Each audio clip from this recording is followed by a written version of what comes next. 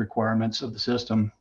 And anyway, this application was assembled with hopes that the state would help fund replacement of that line, and the district would certainly appreciate any funding that could be afforded to mitigate the issue. Are there any questions? Any questions?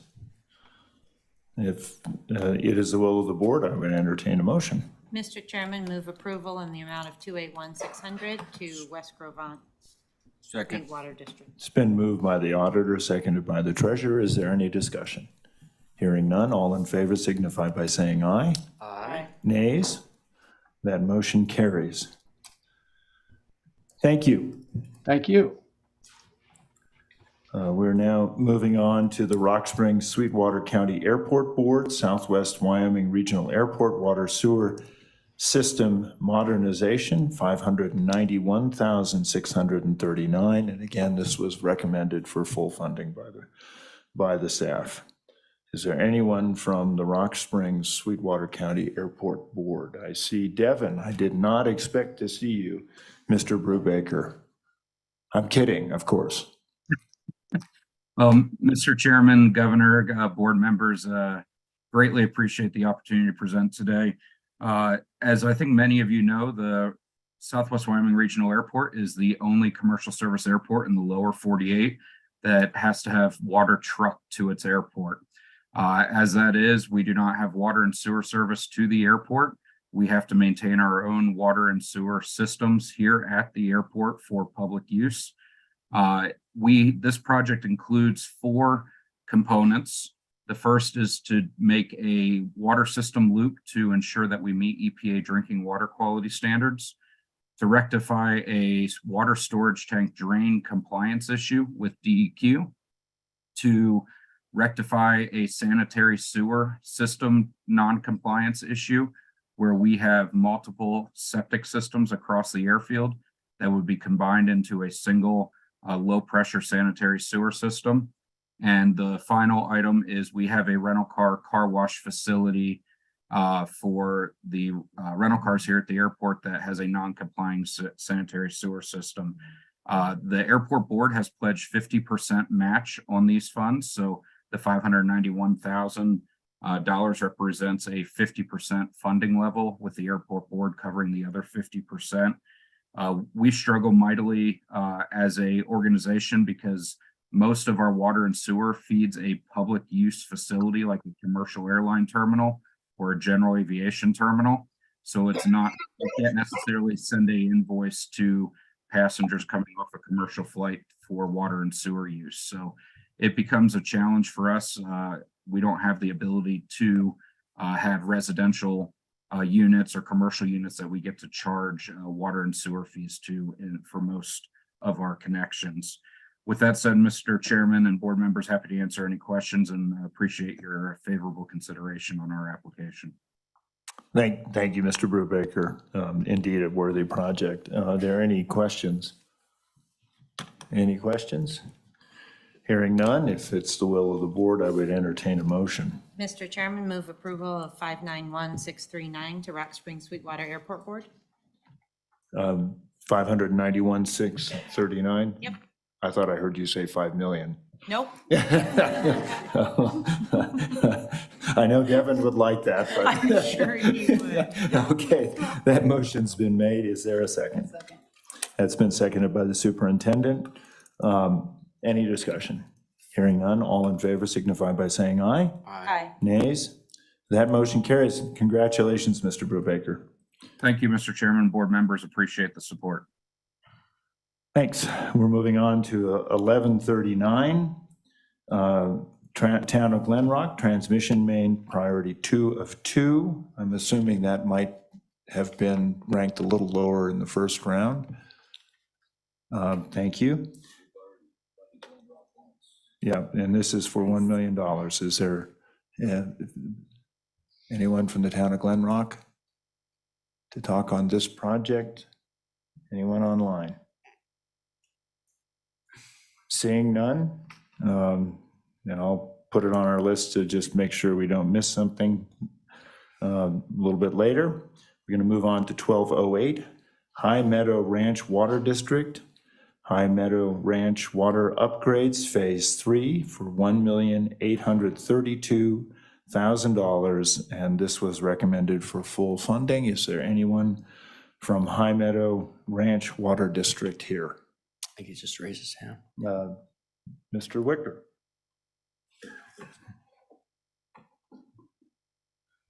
Mr. Wicker, I recognize you. I think you are muted. If should be a way to unmute the Zoom. There you go. There you go. Try. Can you hear me now, Mr. Chairman? Yes, good morning. Good morning. Glenn unfortunately had to be at work. This is Laura. I'm the secretary for High Meadow Ranch Water District. And you had funded us previously for phase 1, phase 2, and the design phase of phase 3. Phase 3 is our final portion of this project. And as you all know, we have disintegrating water lines currently in phase 3 and no fire hydrants. And last year, because we did not have a fire hydrant, we did lose one home already.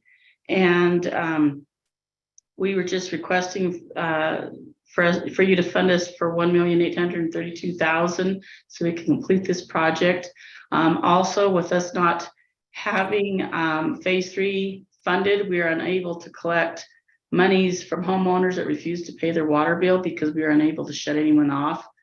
So in the past also, we have returned extra money to you for phase 1 and phase 2. We were very frugal on how we spent our money and would really like to see this project through. Okay, are there any questions for Laurel? Madam Auditor, your light is on. Do you have a question? Mr. Chairman, no, although I would comment that they did make it down here somehow between the roads to inform us about the importance of this project. And so I appreciate that they were in fact here, and I'm assuming the road closures have complicated matters. Yeah. Okay, further questions? Mr. Treasurer. I think I do recall when they're down here that they had fairly high water rates. I don't know if you could tell us what your water rates out there, because I think you've raised them up pretty high already. Yeah, we're right now at $370 a year. The assessments are $79. If we don't get fully funded for $1,832,000, we are going to have to raise the assessments up to $129. Unfortunately, some people here have fixed incomes and they're having a hard time as it is to pay the $79. So I'd really hate to put that burden on those folks that are unable to pay that extra money. Yeah, We also have water, over $60,000 of money that has not been able to be collected from those people that refuse to pay their water bill. So, between the regular water rate and the assessments to pay for the improvements, these guys are over $100 a month. So, Right. Yeah, they've done the extra mile. I feel comfortable with moving ahead with the approval of this, Mr. Chairman. Mr. Treasurer, I think that's okay. I do want to try to keep a kind of a threshold so we can come back, but Mr. Chairman, Madam Superintendent. I would share that I didn't include this in my previous consent list of those not funded previously because it wasn't a town or county. I wasn't familiar with the district. So this has not received prior. So that would fit in there as well and under that threshold if we wanted to. Okay. Mr. Chairman. Mr. Secretary. Mr. Chairman, I think this is an important project, so I'm going to go ahead and move the full funding request for High Meadow Ranch Water District. Okay, Mr. Secretary, I'll take the treasurer as a second, if that's okay with him. Is there any further discussion? All in favor signify by saying aye. Aye. Nays? That motion carries. Congratulations. Thanks. We're moving on to the City of Casper. Thank you so much. Thank you. First and Poplar Street Utility Relocation Project, 1197. $4 million. It was not recommended for full funding or for funding at all. So, City of Casper is, we have Mr. Martin. Mr. Martin, I think you just muted your Now you're unmuted. Recognize you. Yeah, can you hear me, Mr. Chairman? We sure can. Thank you. Good morning, Mr. Chairman, members of the board. I apologize for not being there in person. The city of Casper has received previous ARPA funding, $1 million from the water and sewer program, as well as $2 million from the local government projects program. This project is the first in Poplar Street utility relocation project. YDOT is reconstructing the first and Poplar intersection as well as the bridge over the North Platte River. This requires us to relocate some water and sewer main as well as a sewage lift station. Our original estimate was just over $2 million for this project. YDOT put the project out to bid. The utility portion came in just over $4 million. We're requesting $4 million in funding, but after that, the YDOT rejected the first round of bids. We have done some redesign on the utility portion of the project, so we anticipate we would be able to receive less funding and be okay with this project. Thank you, Mr. Martin. Appreciate that. Any questions for Mr. Martin? Any questions? Okay, we'll come back and address the issue here just a little bit. Going to move on to 1029, Happy Valley Improvement District Water Improvement Project. $4,872,000 requested, and that is the amount that was recommended by the staff. Online, I have Melissa Cranny. Ms. Cranny? Yes. Can you hear me? We can. Okay. Thank you so much for your time and consideration. This project is in South Star Valley, and basically our water system was initially put in the 1960s.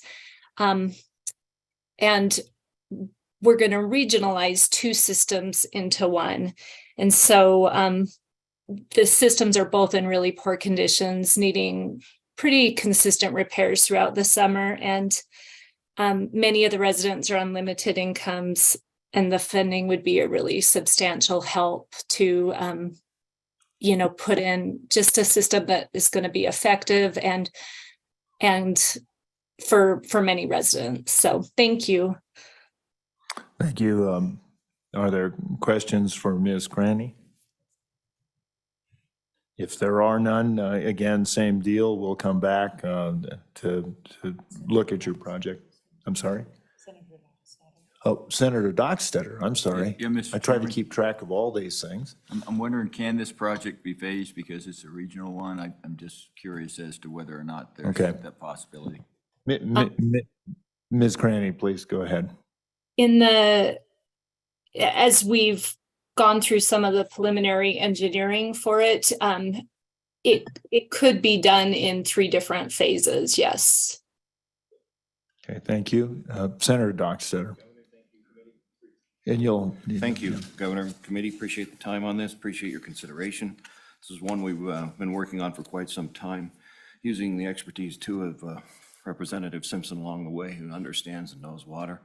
And we've reached a point now where it's we're going to come to you and ask for the help to get this accomplished, and would appreciate your consideration. Thank you. Thank you, Senator. Any questions for the senator? Yeah, Mr. Chairman.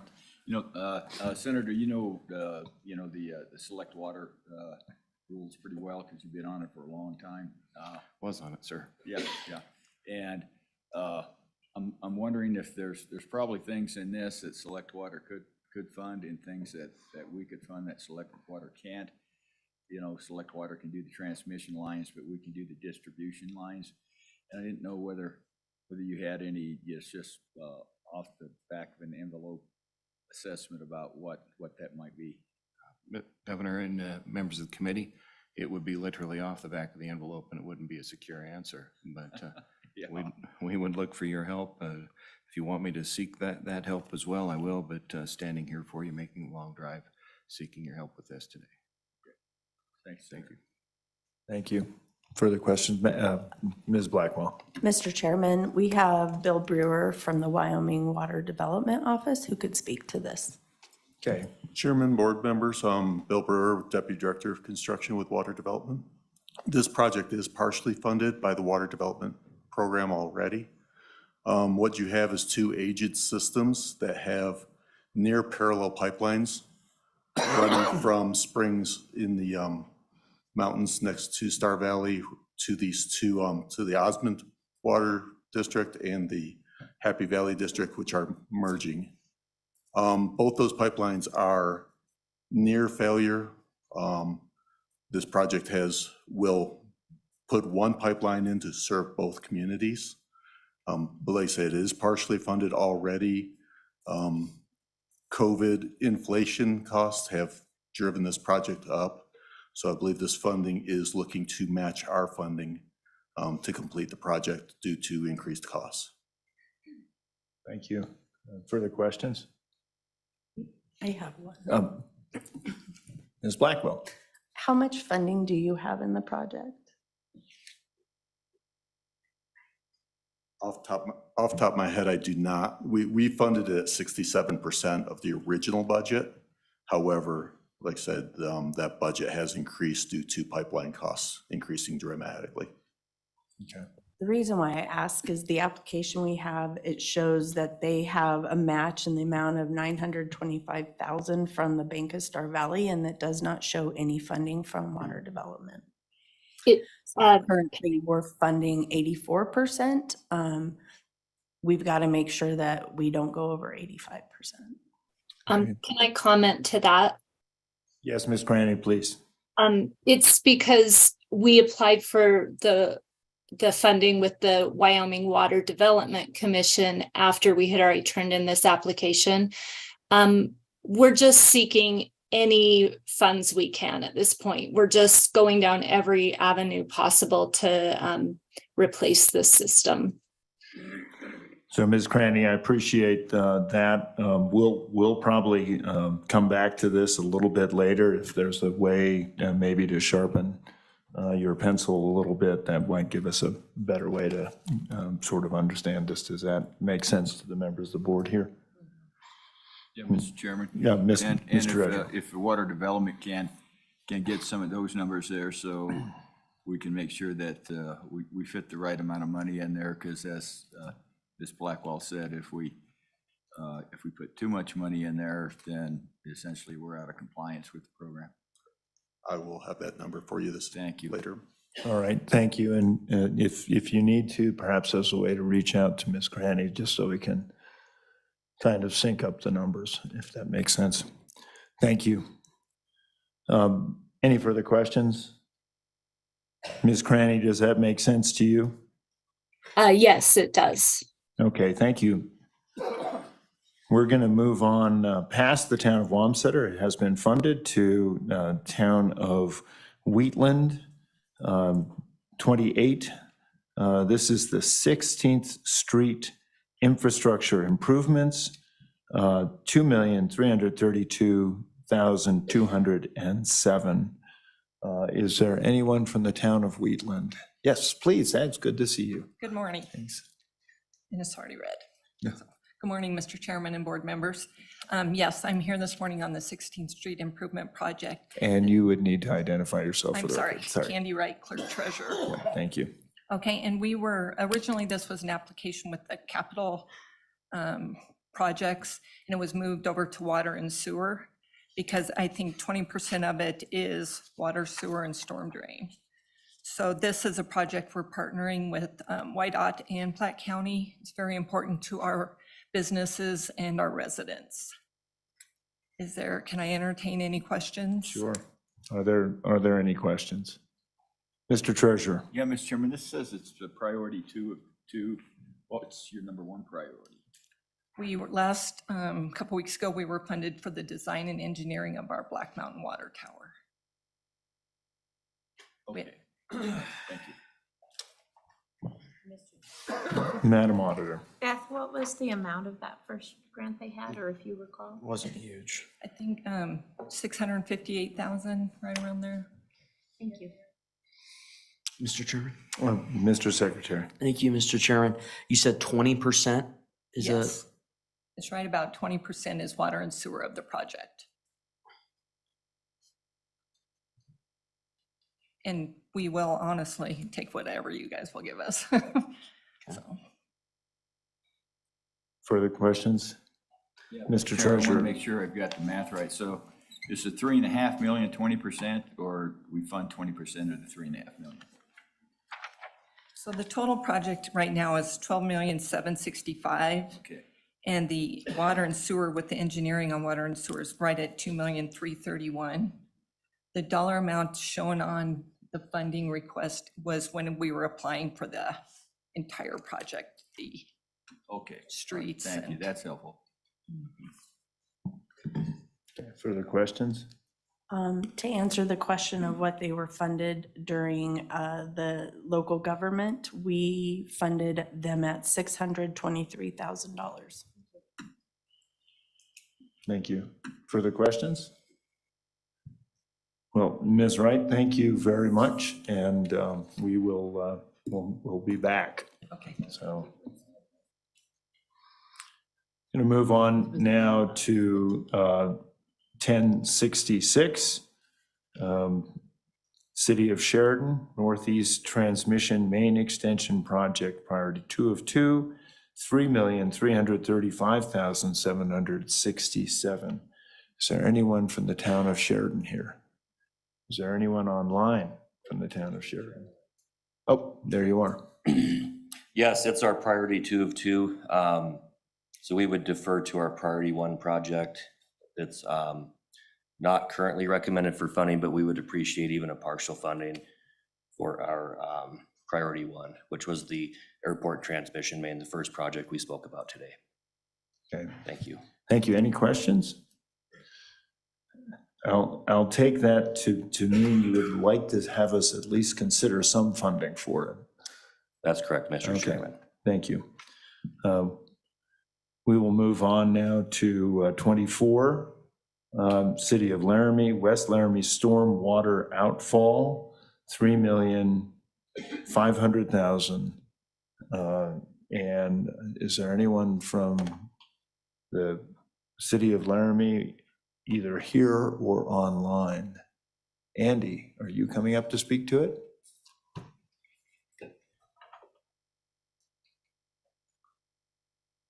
Mr. Chairman, if with your permission, podiums and I don't get along so well. So they're a little taller than I am. Mr. Chairman, I'd like to check to see if Brooks Webb is still on Zoom. If not, I'd be happy to speak to this project for the City of Laramie. Mr. Webb. Yeah, Mr. Chairman, members of the board, kind of similar to what the gentleman from Sheridan just explained. This is our number 2 priority project in this plan. We've actually got this project out to bid right now. We didn't get funding for this in the last ARPA round, but it was important for us to get it going. So we're actually out to bid on this project now. So if there's funding considerations for the City of Laramie, we would appreciate that in our priority 1 project that we spoke about earlier. Okay, thank you. Thank you, Ms. Schuler. Any questions? Any questions? Okay, thank you. We'll come back to that. The good auditor, as she always is, very precise, made the point that we missed project 1190. This is the town of Big Piney leak detection project, $8,000. Is there anyone from the town of Big Piney, either here or online? I think they're dealing with 157% of normal snow, perhaps. What's the pleasure of the board? Mr. Chairman, it's a $8,000 request. I'd go ahead and move the full funding. Been moved and seconded, moved by the secretary. Mr. Chairman. Yes. I do want to point out, they already have 2 projects approved for them. And it may be difficult to get 3 projects under contract and going by the required due dates. Just a thought to keep in mind. Sure. Thank you, Ms. Blackwell. And I think, we had a bit of a discussion about that in terms of commitment, schedule, and timeline, and whether that money reverts. So I appreciate that very, very much. Is there any discussion? Any discussion? All in favor signify by saying aye. Aye. Nays? That motion carries. Thank you, Madam Auditor. Now moving down to the town of Star Valley, Middle Branch Bridge replacement. Didn't we deal with, the Hardman Branch replacement. So this is for $254,220. Madam Mayor, are you on? Madam Mayor, good to recognize you again. And you appear to be muted. There you are. There we go. As with the other bridge, I would like to withdraw this application. Okay. Did I understand you to say take that off again? Yes. Thank you. Yep. Okay, we're going to move on to the City of Evanston, North Grass Valley Lift Station Replacement and Improvement. Priority 1 of 2. Was it a priority 2 of? Yeah. Okay. So it is for $332,371. Is there anyone from the City of Evanston that's here? I see somebody approaching. Nope. Mr. Chairman? Yes. I look at the heat map here, and Evanston hasn't gotten that much money in their county or community. It's well under, the range that we've been approving. I would move that we approve the North Grass Valley Lift Station Replacement and Improvement for $332,371. Been moved by the treasurer. Is there support for the treasurer's motion? Second. It's been seconded by the superintendent. Is there any discussion? Hearing none, all in favor signify by saying aye. Aye. Nays? That motion carries. Mr. Chairman, Madam Auditor. could I have a balance check?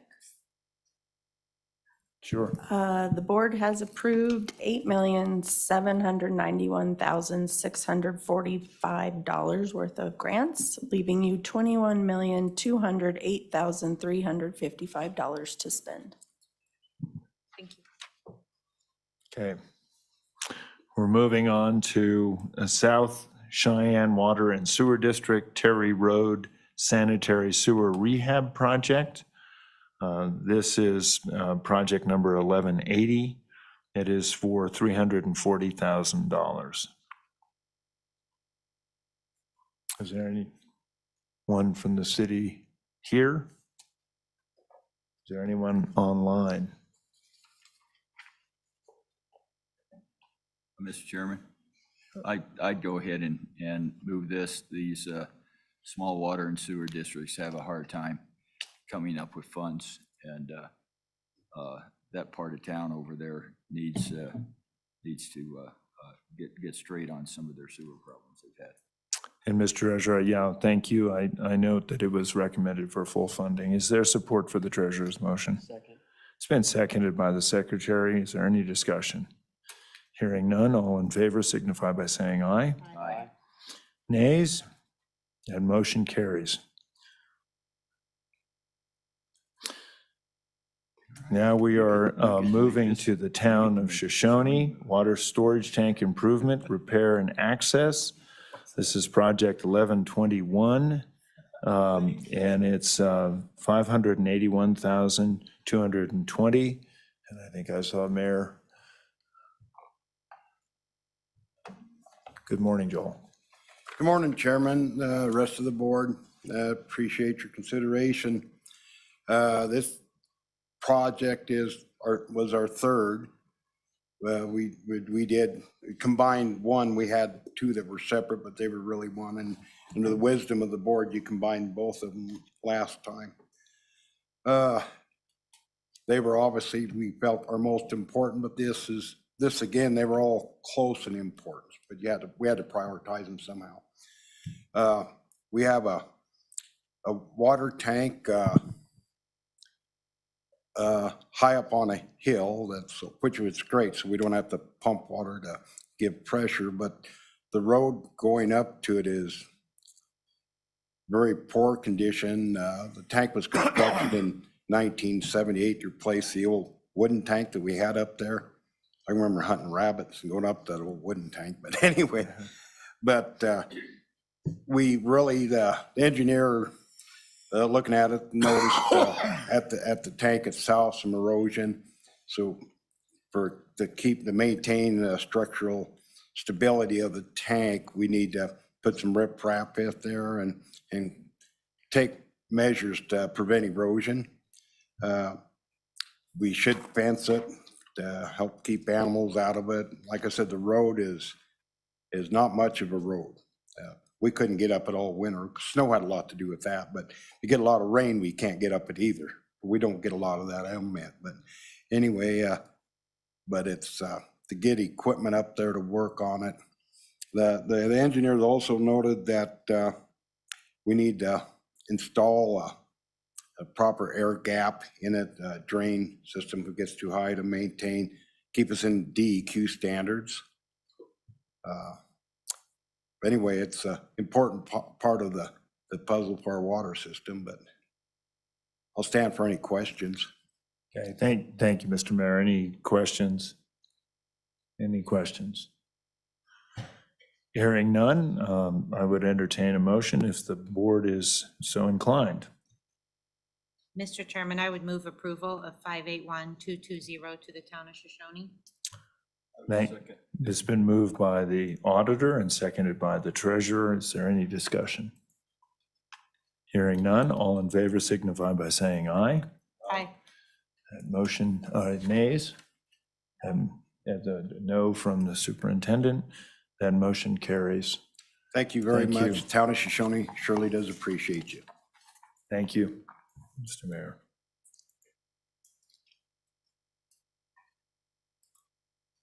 All right, we're now moving on to ARPA number 15, City of Newcastle, 7th Avenue Water and Sewer Line, $724,570.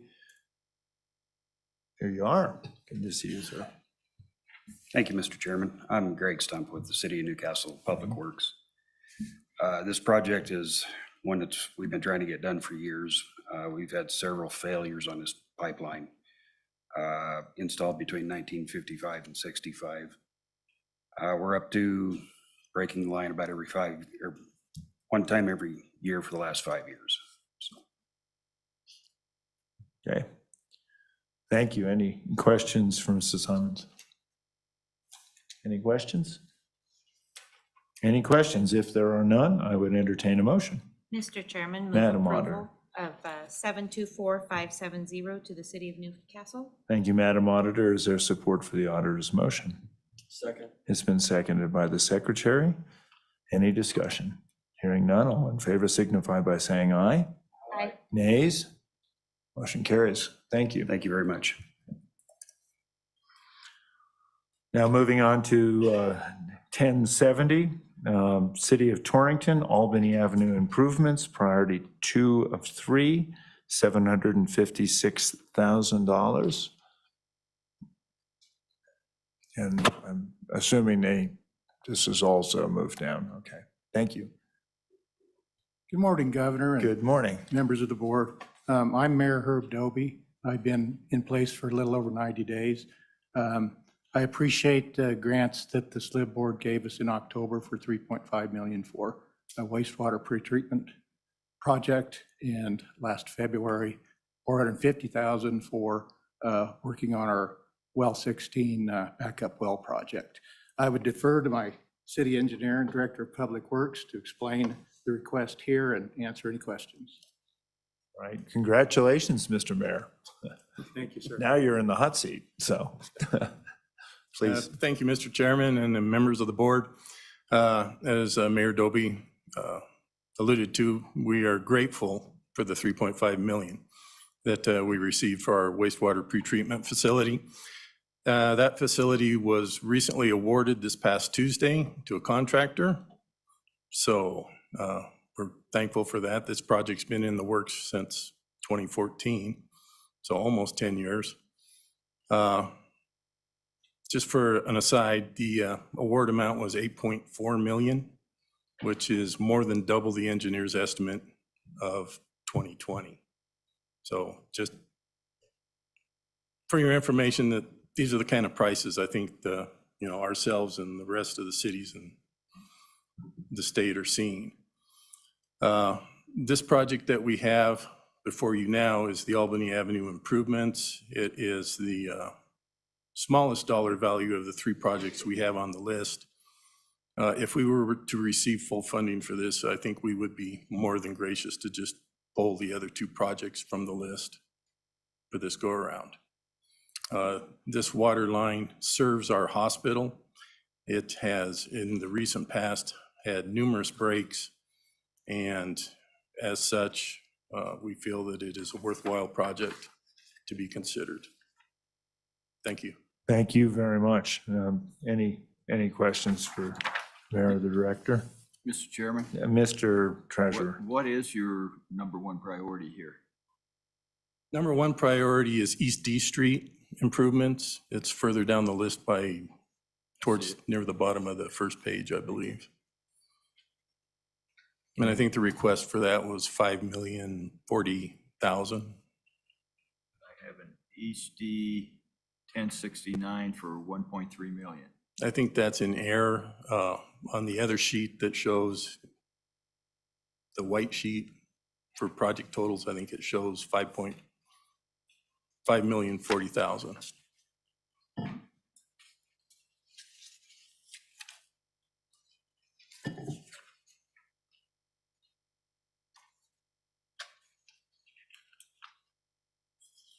Okay. Beth, that's what you have? 5 million? It's 5,040,000 on the sheet that said projects to be considered.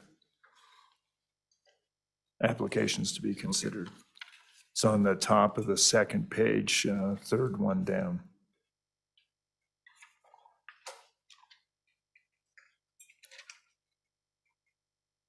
Madam Auditor.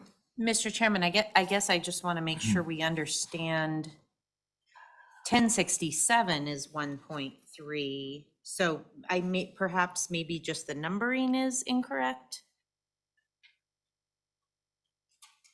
So I'm wondering if on our funding recommendation sheet that East D Street,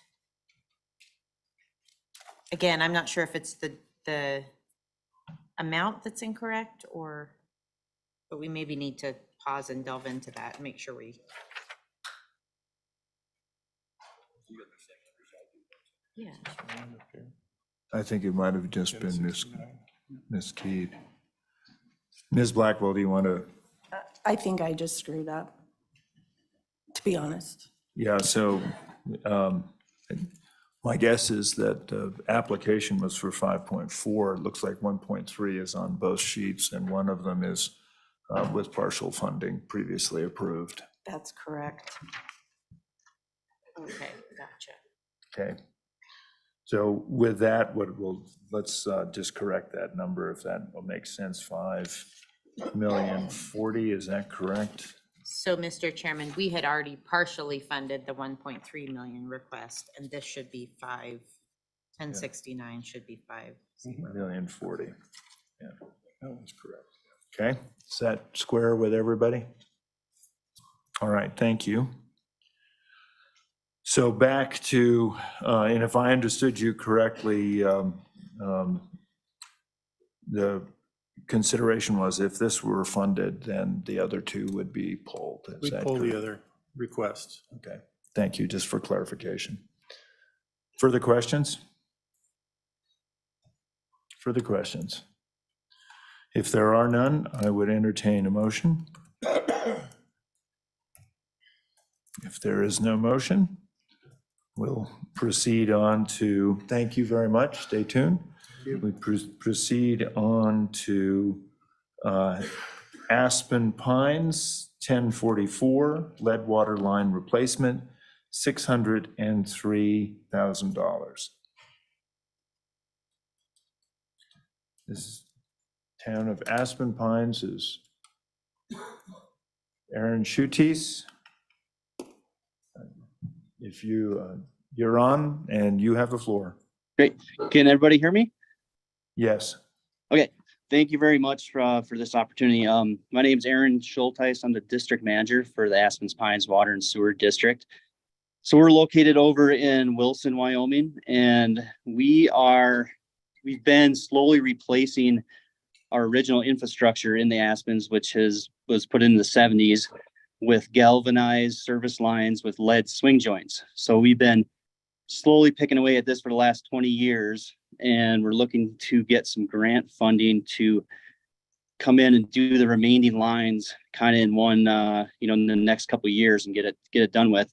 At our current rate, we're doing 3 to 5 lines a year. It'll probably take us, 10 to 20 years to replace this infrastructure at the rate we're going. So that's what we're looking at. So we did just increase our percent match amount from the original application to bring that number down a little bit. So we're looking at that 600,000, and we're looking at matching 300 towards the project. Would I take any questions? Thank you, Mr. Schultes. Are there any questions? Madam Auditor. So, Mr. Chairman, would that change?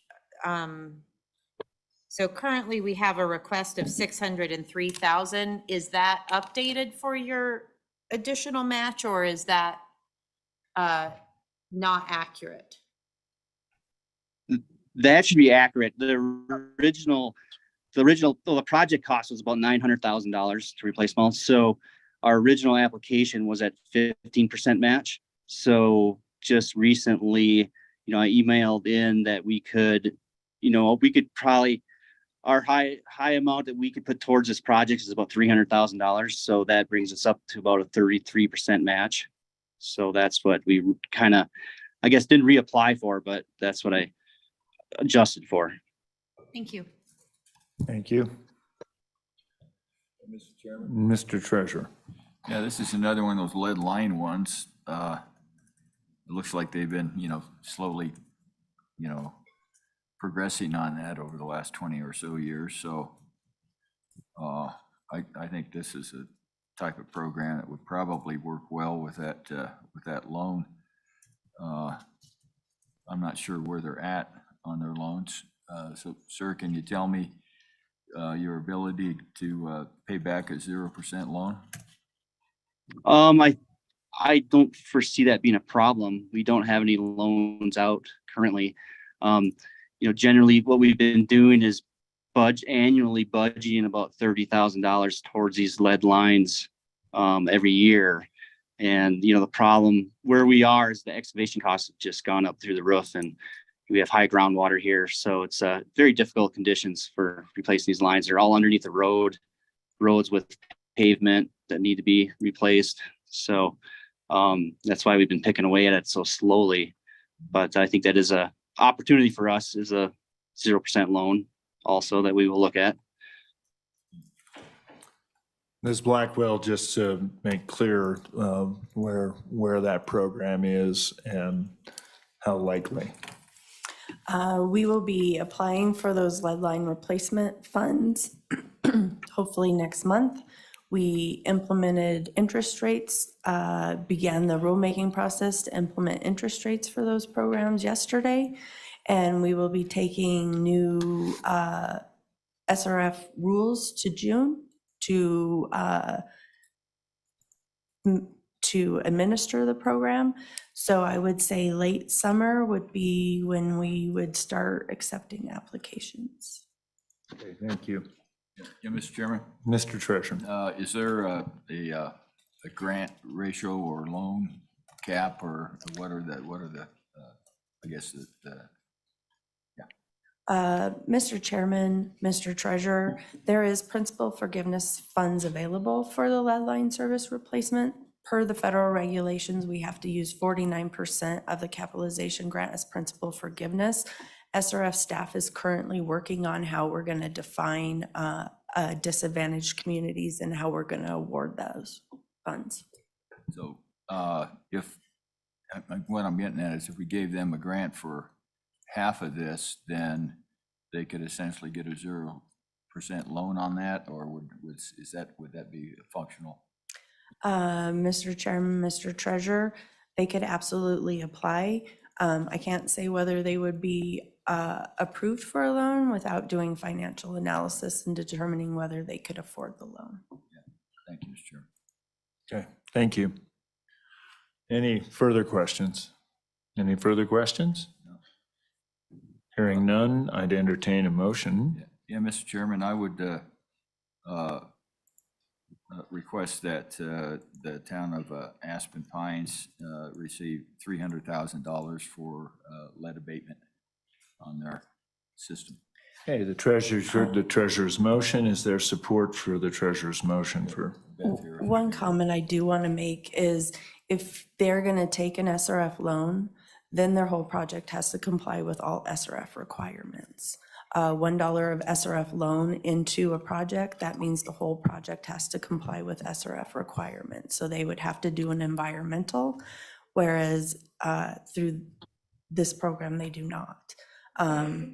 They would have to comply with Davis-Bacon. They would have to comply with American Iron and Steel, as well as Buy America, Build America requirements, which may increase the cost, well, will increase the cost of this program or this project. Mr. Chairman, I thought these ARPA plant loans, basically, everything was under SRF.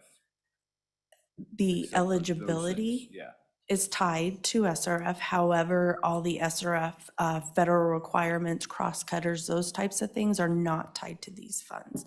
So you have to do Davis-Bacon once your project hits $10 million. There's certain thresholds within ARPA that prevent some of those federal requirements being tied to the ARPA funds. So Davis-Bacon doesn't kick in till $10 million? That is my understanding, yes, sir, with water and sewer projects. Okay. Well, Mr. Chairman, I guess we're under the threshold for most of those. I'll go ahead and reiterate my motion at $300,000 for Aspen Pines. Thank you. Thank you for the clarification on that. Is there support for the treasurer's motion? Second. It's been seconded by the secretary. Is there any further discussion? Hearing none, all in favor signify by saying aye. Aye. Nays? No. No from the auditor. That motion carries. Thank you very much. Thank you. We're moving on now to the city of Buffalo. Main Street Water Main, priority 2 of 2, $798,278. Mr. Hook, it's good to see you again. Thank you, Chairman and Board. My name is Les Hook.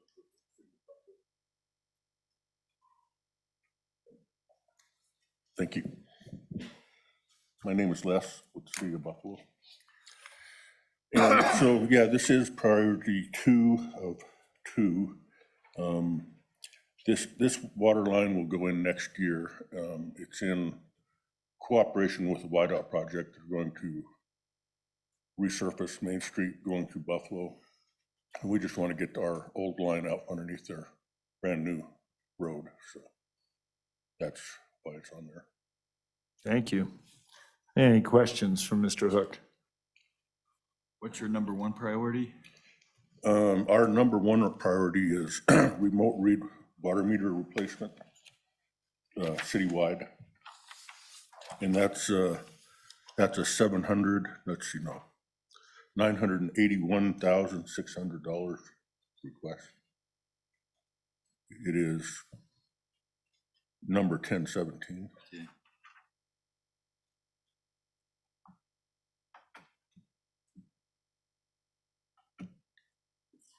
Further questions? Further questions?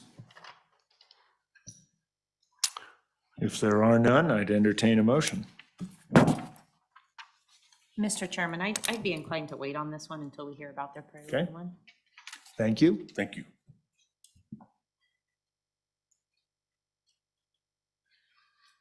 All right, now we're moving on to 1104, City of Cody Tree Streets Waterline Replacement Project, $2,500,000. It has been recommended for full funding. Oh, that one did. Okay, thank you. 1169, Weston County Solid Waste District Regional Landfill, $4,473,365. And this also was recommended for full funding. What's our balance right now? As of right now, you have spent $10,737,435, leaving $19,262,565. 19 million left? Yep. 19.2.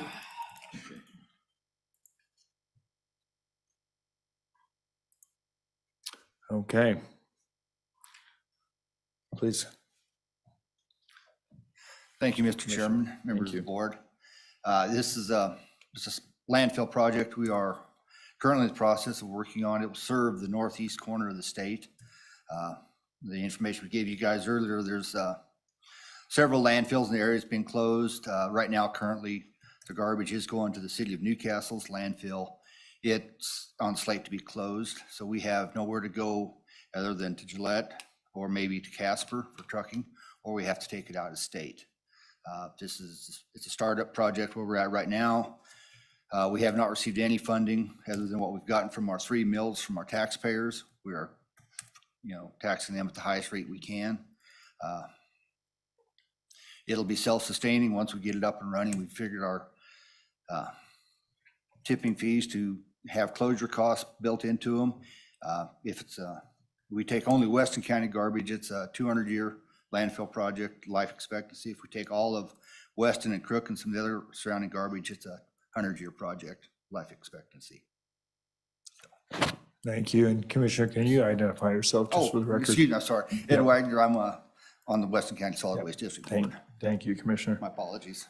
Any questions? Mr. Chairman. Madam Superintendent. Thank you, Mr. Chairman. Would you just share with us approximately how many additional counties will benefit from this project? We will be able to take, it's going to be open to anybody that brings us their garbage within the counties. We already, under the city of Newcastle, they take some of the northern side of, from Lusk, that the Mule Creek Junction, the rest area there being their garbage up. We'll be open to take garbage from all of Sundance up in that area. We need this funding to keep our tipping fees low enough to make it affordable. If we don't get funding, our chances our tipping fees might be too high and we won't get the garbage brought into us.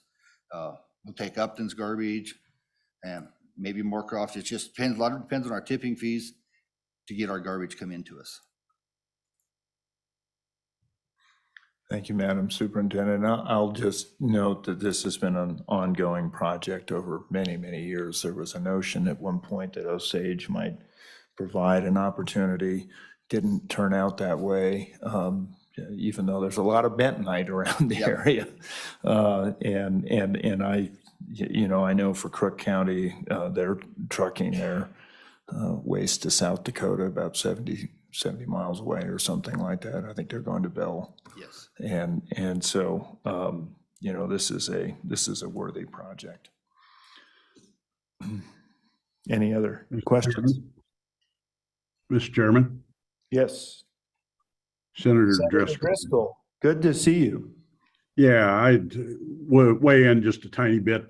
This truly is a regional landfill, and the state's pushed us all towards these, and this is really all we have. We've got Campbell County, and then Weston County is going to pick up for sure the 3-county area, and over time we're likely to lose all our landfills. This is probably for everybody that lives in that area is the best option we've got. And they've taxed themselves and gone to the deal. I think this is one of the better projects that I've seen and extremely worthy. I really would encourage full funding of it.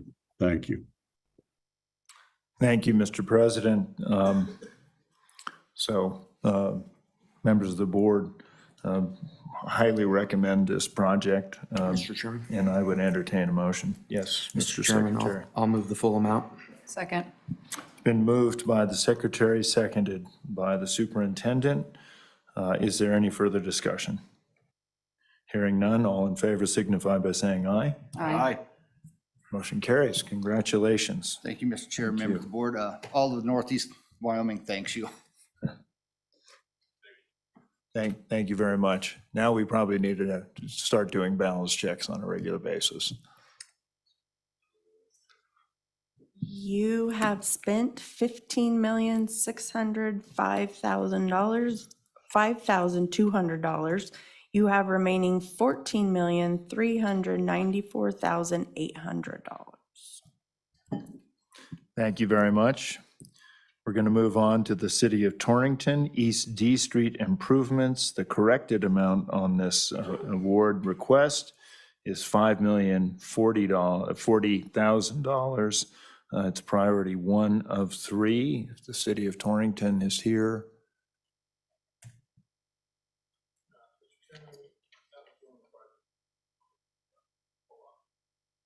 Okay. All right. Do I take that as a preference on your part to pull that off the list, Mr. Director? Yes. Okay. Thank you very much. City of Rock Springs, 11 project 80, ARPA project 1182, water reclamation facility solids handling and odor control project, $5,250,000. It has been recommended for funding at $4,867,765. Is someone from the City of Rock Springs here or online? Paul, I see you online. If you want to identify yourself and address the board. Yes, Mr. Chairman, board members, this is Paul Kausich. I'm the Director of Engineering Operations and Public Services for the City of Rock Springs. Unfortunately, our wastewater treatment facility was constructed downwind of the City of Rock Springs. And we've seen a lot of odor issues. We've received a lot of complaints. We do numerous every year. We've also been warned by the DEQ that if we don't address them, we may be in violation. And the majority of the odors are due to the inability to process our biosolids on a year-round basis due to Wyoming's weather, which of course we've seen a lot of that this year. In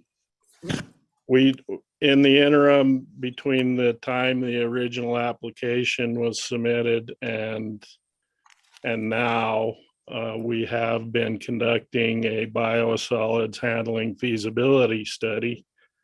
And it recommended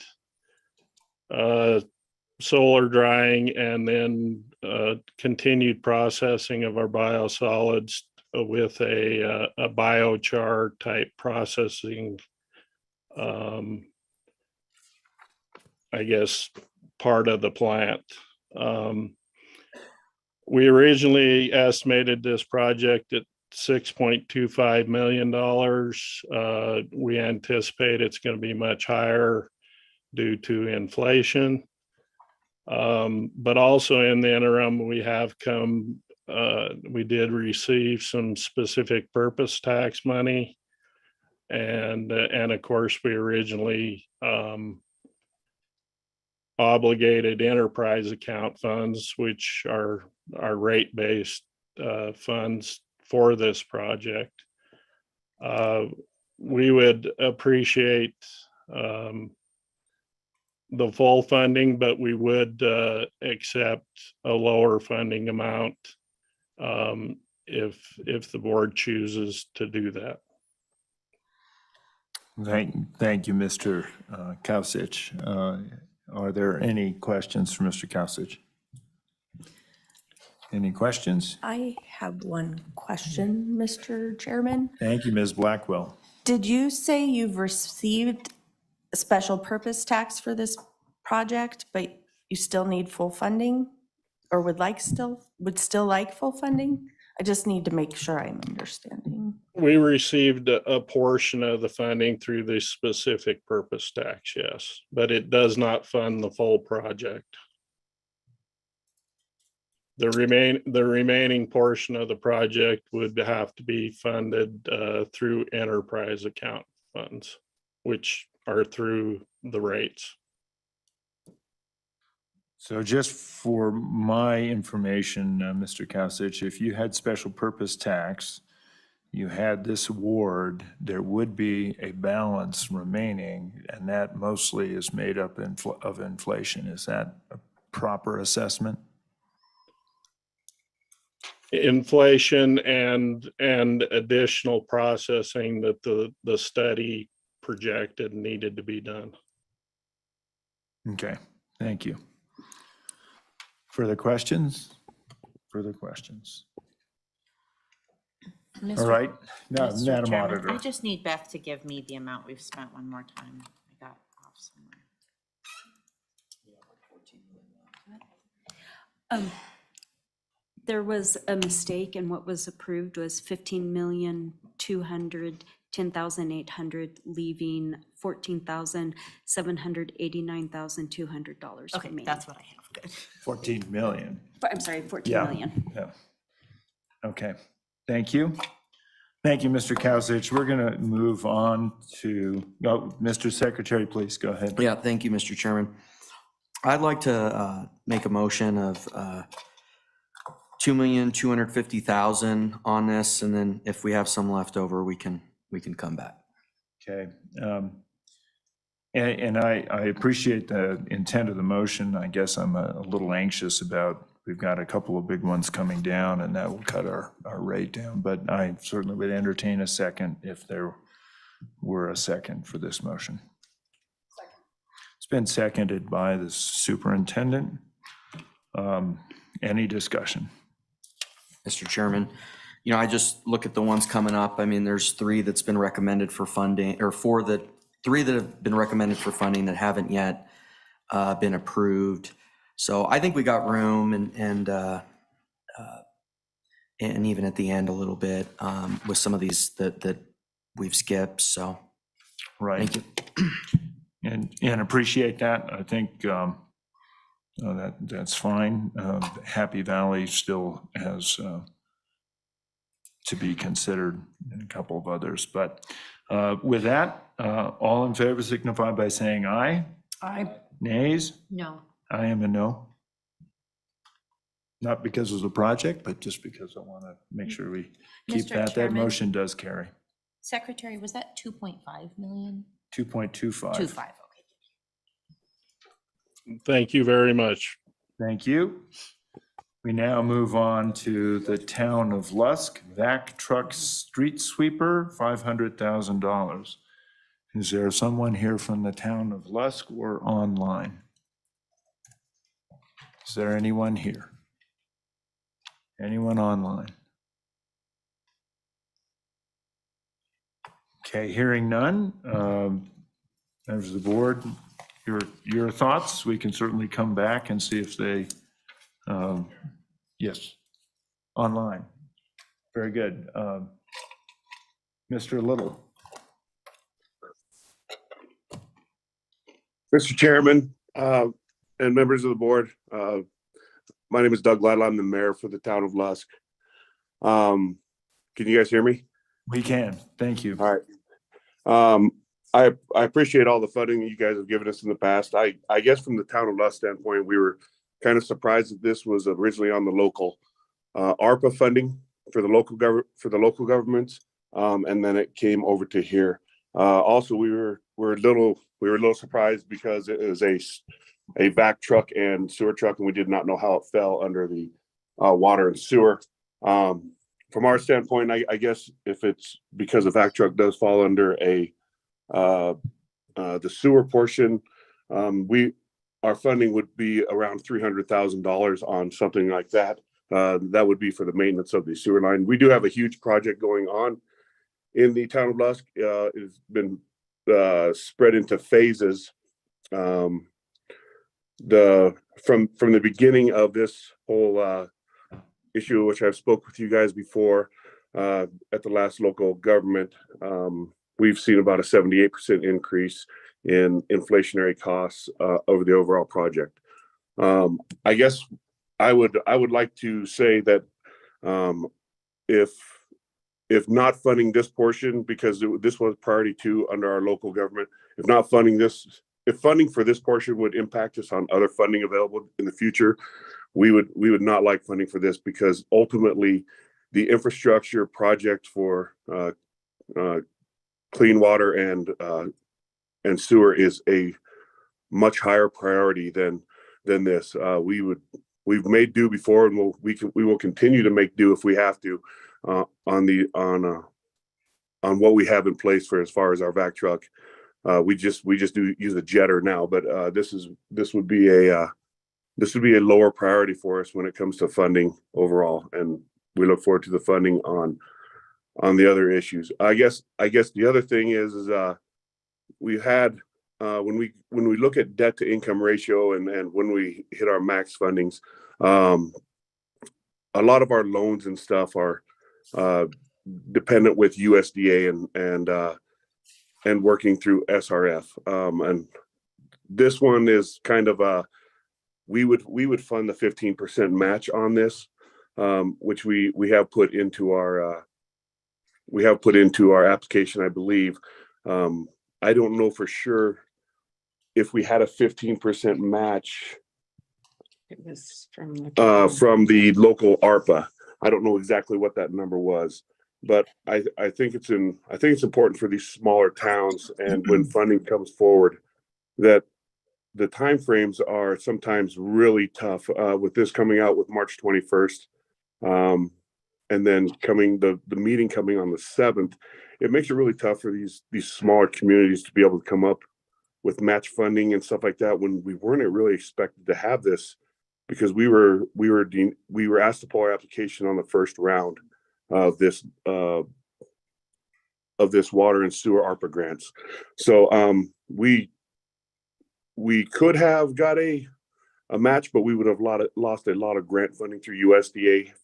We had another $2 million that was in the local government, which was the one in January we came up for, or February we came up for.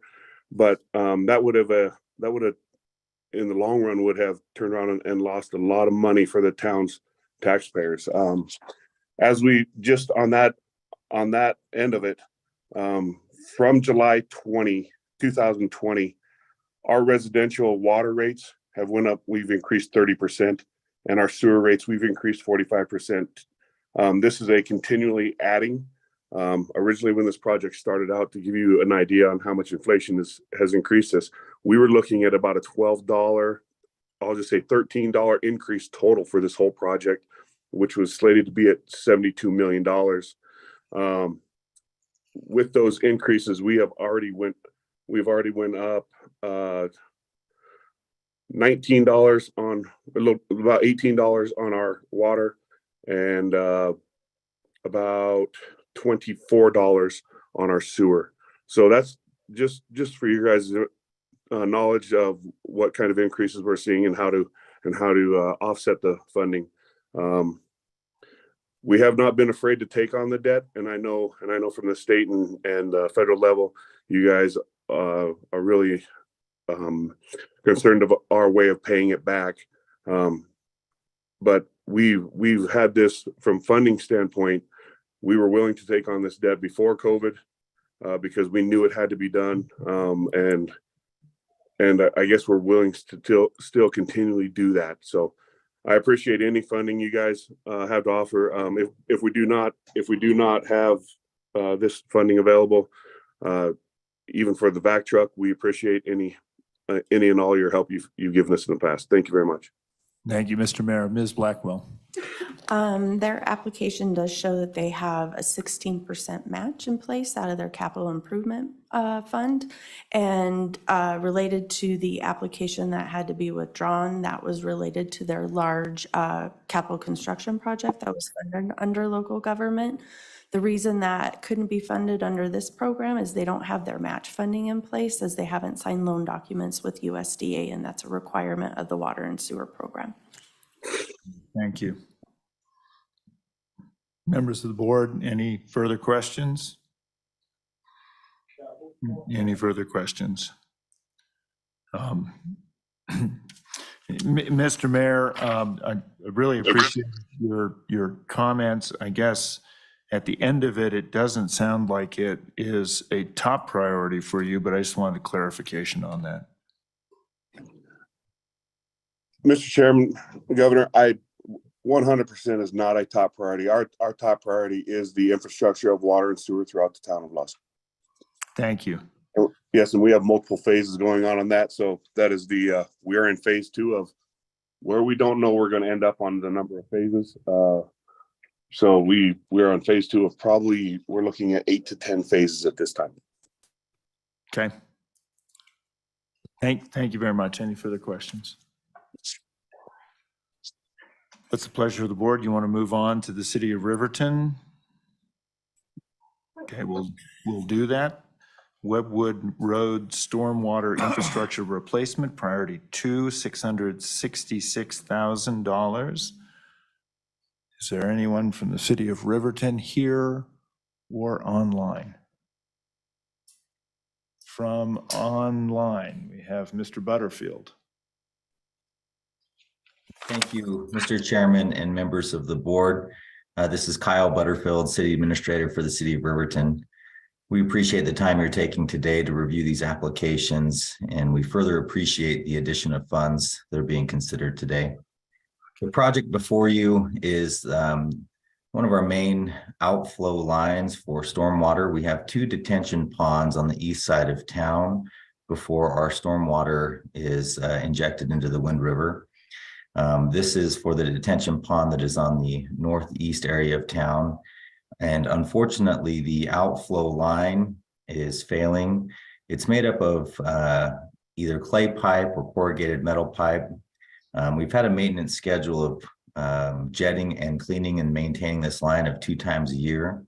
That has become insufficient as we've had joints separate, root infiltration, and some other significant problems with this line. So our crews are continually performing emergency maintenance. And the reason for that is as the detention pond receives a significant amount of drain water, there is threat to flooding to our adjacent residential areas that are near the detention pond. So before you, we appreciate your consideration for this project to replace this outflow line. It is a stormwater project and is tied to our general fund. And again, we appreciate your consideration and the work you're doing today. Thank you. Any questions for Mr. Butterfield? Madam Auditor. What was the number 1 priority? Was that one that we already funded, I assume?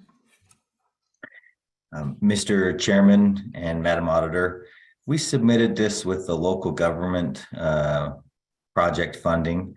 Our first priority under that was an HVA system upgrade. We did submit a project under the water and sewer first round of funding, and that was funded at $2.9 million for a water meter project. Okay, thank you. Okay, thank you. Further questions? Further questions? It's a pleasure of the board. Mr. Chairman? Yes, Madam Auditor. I would move approval in the amount of $666,000 to the City of Riverton. You've heard the auditor's motion. Is there a second? Is there a second? Is there a second? Motion fails for lack of a second. We'll move on to, which doesn't mean it's necessarily off the table. But what I want to say is we'll move on to the water Wright Water and Sewer District Plant Lift Station Wastewater Screening Priority 1 of 2, $777,000. Oh, this one?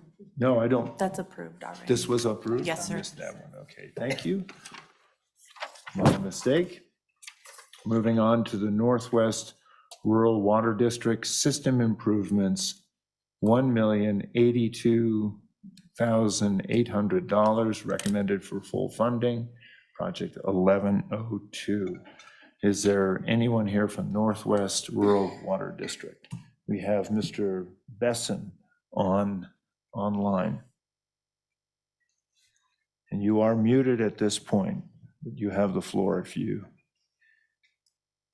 press the space bar or, there you go. How about now? Perfect. All right. I'm with Dow Engineering and I'm representing the Northwest Rural Water District for this project. And can you identify, oh, yeah, I guess you are Mr. Besson, correct? Ross Besson. No, thank you. The project is mainly, there's issues with capacity in the existing system. And they need to upgrade the pump stations and transmission lines and some more storage. They're trying to meet the Department of Environmental Quality's requirements for, demand of storage capacity, average demand of storage capacity, et cetera. One of the reasons they're in this is during the COVID, it seemed like there's a big influx of people moving into the rural areas. And, they weren't planning that many people at this time, and they think it's gonna continue on. We appreciate you guys considering this application, and if there's any questions, let me know. Thank you, Mr. Besson. Are there any questions from Mr. Besson? Any questions? All right, thank you very much. We'll come back. We're going to move on to project 1211, Green River Rock Springs, Southwest County, or Sweetwater County, sorry, Joint Powers Water Board standby generator from Sweetwater County, Mr. Seppi. Thank you, Governor Gordon and members of the Slib Board. Again, my name is Brian Seppi. I'm the General Manager for the Joint Powers Board. This project here is for a backup generator power system for our high service pump station at the water treatment plant. So currently, if there's an extended power supply from the regional provider, our plant's generator can only provide enough power for us to treat the water and store it in our clear well. We do not have the capability of pumping. Those are higher voltage, higher current, requiring significant backup power. So obviously this is an important project to the Joint Powers Board because it benefits all the board's customers, the two cities, Green River and Rock Springs, as well as several districts, about 39,000 folks in all. Nationally, we've seen where extended power outages have caused water systems to essentially fail, especially during severe weather or whatnot. And after seeing what Rollins has gone through, we all know what happens when water supply runs low. We've included this project in our intended use plan, and we've completed an engineering design report, so we're confident in its scope. Any amount of funding would assist this project as we pursue the loan. So obviously any amount here would assist that debt service, which would apply to all of our customers within the rates. So with that, Mr. Chairman, I'd stand for any questions, and I thank you for your time. Thank you, Mr. Zeppi. Any questions? Any questions? All right, thank you. Stay tuned. We're moving on to the City of Lander, project number 1108, 2023 headwork structure for sewer lagoons, priority 2 of 2, $3,300,000. It's the city of Lander. Here they are. Mr. Mayor, good to see you, Monty. How are you doing? Doing well. Thank you, guys. Appreciate it. Monty Richardson, City of Lander, Mayor. Hey, Paul. Regine Strabee-Clausen, Assistant Mayor, also here. I just want to thank you, Chair, and board members for entertaining what we got coming up. Where I guess we're twice on the list here, right? The first one and second one, the next two. So we'll go ahead and open it for questions. And Assistant Mayor. Thank you, Mr. Chair, members of the board. This headwork structure is been going on. It's a multi-phase project. It is number 3 on the clean water intended use plan. We are hoping that if this is not funded today, that we could go ahead and get some low interest or forgiveness on the SRF program. So we would defer this to our next project on the list, which is priority 1. Okay, thank you. Any questions on this matter before we move on to item number 44? Questions? Hearing none. Again, City of Lander, 2023 Lincoln Street Improvements Project, $5,312,500,000. Thank you again, Chair. This is actually kind of a misnomer. It is a Lincoln Street utility improvement. So it's Lincoln Street and it's under Lincoln Street, but it does not have Lincoln Street cost in it for repair of the street. This is our first priority for the City of Lander. And we are currently, like everyone else, we're currently having a lot of water breaks on our project as ground thaws. But we have sewer lines here that have been scoped that are no longer exist. They were put in the 60s, and they are portions of it that no longer exist. So we appreciate your recommendation for full funding on this, and we would stand for any questions. Thank you. Are there any questions? Any, Mr. Secretary?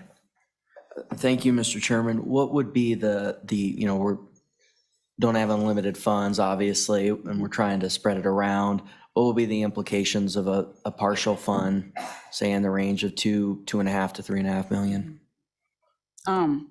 As always, we do have the opportunity to have a 1% capital tax in our county. So that's what we're paying for the street portion with. Any reduction of this funding for the water and sewer portion would have to come out of our enterprise funds. We have very diligently kept up with our water and sewer payments. We are suggesting a 7% raise in water this year and a 5% raise in sewer. And our current minimum for water and sewer together is about $55, $56 a month. So we do keep our enterprise fund up to date. We have a water master plan currently on the books that the city's about to adopt. And again, that's assuming we get additional, or it's requesting that we get additional increases above that. Thank you. Representative Larson, good to see you. Thank you, Governor, and members of the board. I'd just like to, as you guys consider this broad range, one of the things that you consistently have to contemplate is what measures as the municipalities or these local utilities taken to cover their ongoing costs up to this point. And I would just really like to make mention of this administration and the City of Lander's effort to make sure that their water and sewer rates are appropriate. And then they've been maintaining, they've relined the significant number of the city sewer lines to date without additional funding. They've gone to their maximum debt on their infrastructure, maintaining their repayment of that loan. And so I just really feel that they've been trying to take care of their own the best they can. Lincoln Street also happens to be the truck route. If you have to go off around Main Street, you have to go down Lincoln Street. That's just one block off to the right as you go down through there. So I guess my point here is that would just really commend the mayor and this administration and this engineer for doing the best they can and really taking responsibility for their utility infrastructure in the community. Thank you. Thank you, Representative. Right here. Oh, yeah, That's me. Hey, sorry. I just wanted to mention too, that these projects are all designed and ready to go. So this project can go out right away and we can get started on it. But as Assistant Mayor said, the lines are deteriorated. There's no bottoms in some of the sewer lines, so they have to be fixed. So as to cut it, I'm kind of concerned that we could do the whole project. And Mr. Mayor, just for my edification, you recently had a pretty major street rebuild and project. Is that near completion, or is that, and I guess I'm getting at what mobilization and what challenges there might be. And which one was that? Well, just the one coming into town there. Oh, just coming into town? Yeah. I think they just, the highway department just did it. Okay. So they paid for that. But Okay. we didn't do any infrastructure underneath. Okay. All But right. this one is, they're back in the 30s. So, like she said, we got a lot of freeze up problem. We're finding out on Lincoln Street, we have water mains froze up that are only 3-4 foot deep. They need to be deeper. And they don't make those parts anymore. They're searching right now for stuff to oddball sized pipe they put in to get it fixed. So we're having problems finding parts for that street also. So All right. Thank you very much. thank you. Further Mr. Chairman. questions? Madam Superintendent. Mr. Chairman, I would move to fund City of Lander in the amount of $5,312,500. Okay, just, and Madam Superintendent, I appreciate that. I just know that we are treating things a little bit differently towards the end than we were at the beginning, so I just want to be aware of what that does to our balance. I have the same concern on balances. I want to see if we can't fund all of the number one priorities that we have left remaining at some level, and I'm not sure where we're at. And I don't want to discourage a second here, but I do want to just know where we are. And Mr. Chairman, I'm happy to withdraw that motion if that's relevant. I make this one simply because it is their first, City of Lander has not received prior water and sewer funding, and it was fully recommended by staff. And in my totals, those full recommendations would still add up to our 30 million.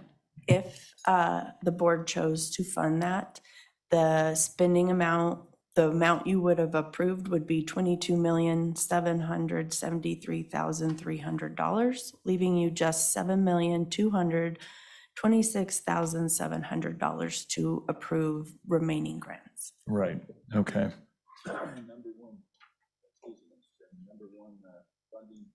Funding priorities that are still left on the board, how far under 7 million is that? Or how far over 7 million, I mean? Well, and I'd simply note that, for instance, Happy Valley is 5 million. Yeah. So.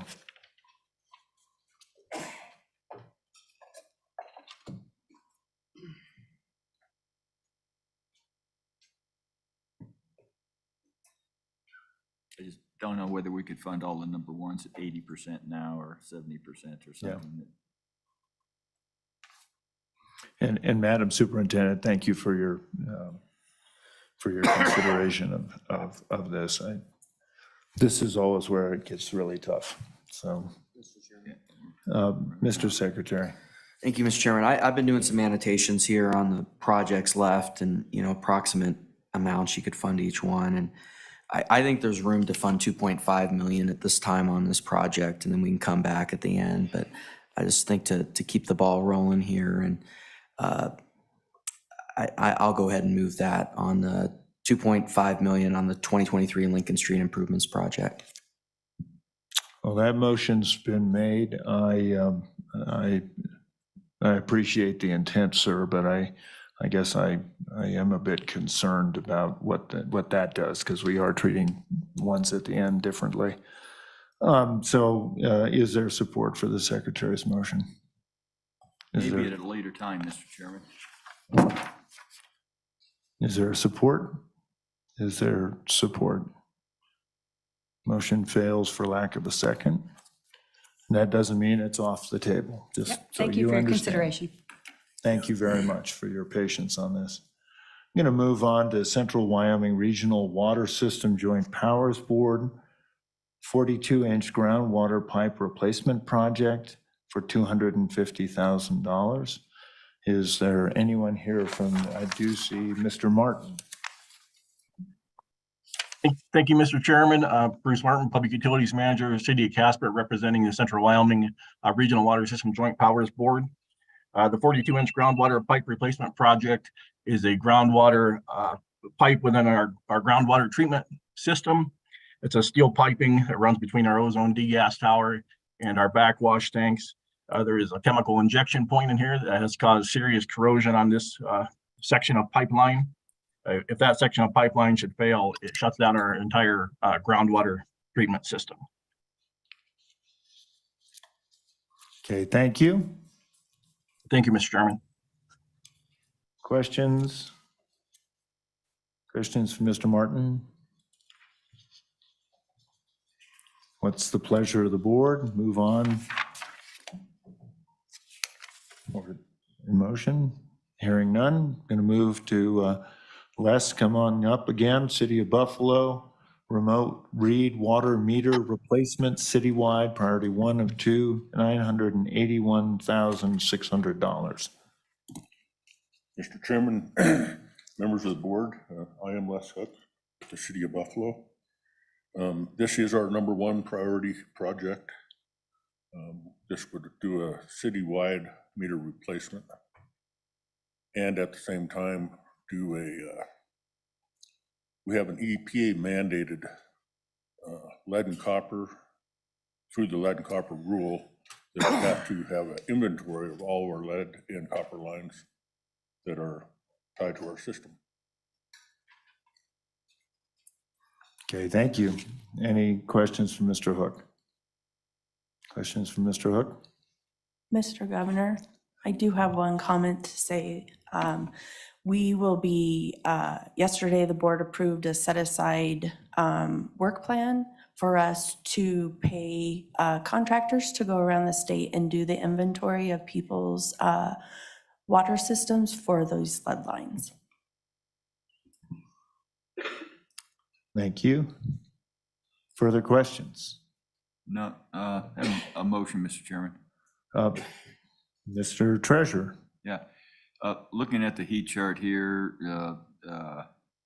Johnson County is at the low end of what we have put forward in grants. I think it'd be reasonable to approve this one in the amount of, I'll say even $900,000, Mr. Chairman.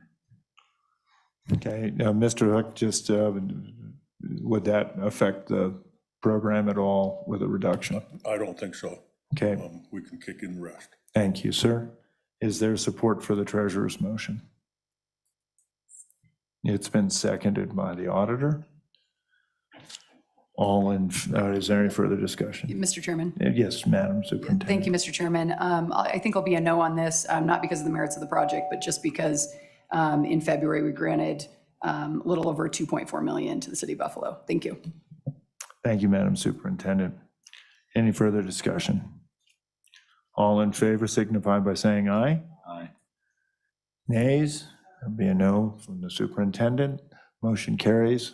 Thank you. Thank you, board.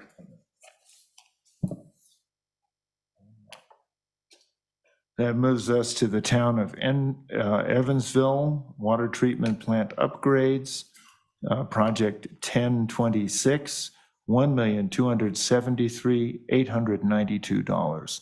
Town of Evansville, are they here or online? Mr. Chairman, this is another one of those projects that their first priority was already funded. So this was their second priority. That's why there's no priority order on it. Okay. And I'm not seeing anyone from the town of Evansville. We'll come back to this. Moving on to 1201 Central Wyoming Regional. Oh, we do. Okay, sorry. Ms. Underwood and Mr. Martin. Ms. Underwood. Can you hear me? We can. Okay, I apologize for that. I would just like to thank you, Mr. Chairman and board members. Thank you for taking the time and consideration of the town of Evansville's application. Evansville is asking for funding in the amount of $1,273,892 to replace the original water filter trains that were built in 1978 when the water treatment plant was constructed. And the town of Evansville would appreciate the funding so as we can continue to provide clean drinking water for our residents. Thank you. Any questions of Ms. Underwood? Any questions? Well, thank you very much. We will be back shortly on several of these projects, and yours will be one of those. Thank you for your consideration and support. Thank you. We're going to move on to Central Wyoming Regional Water System Joint Powers Board, filter valve replacement project, $500,000. Is anyone here from, do have Mr. Martin? Thank you, Mr. Chairman.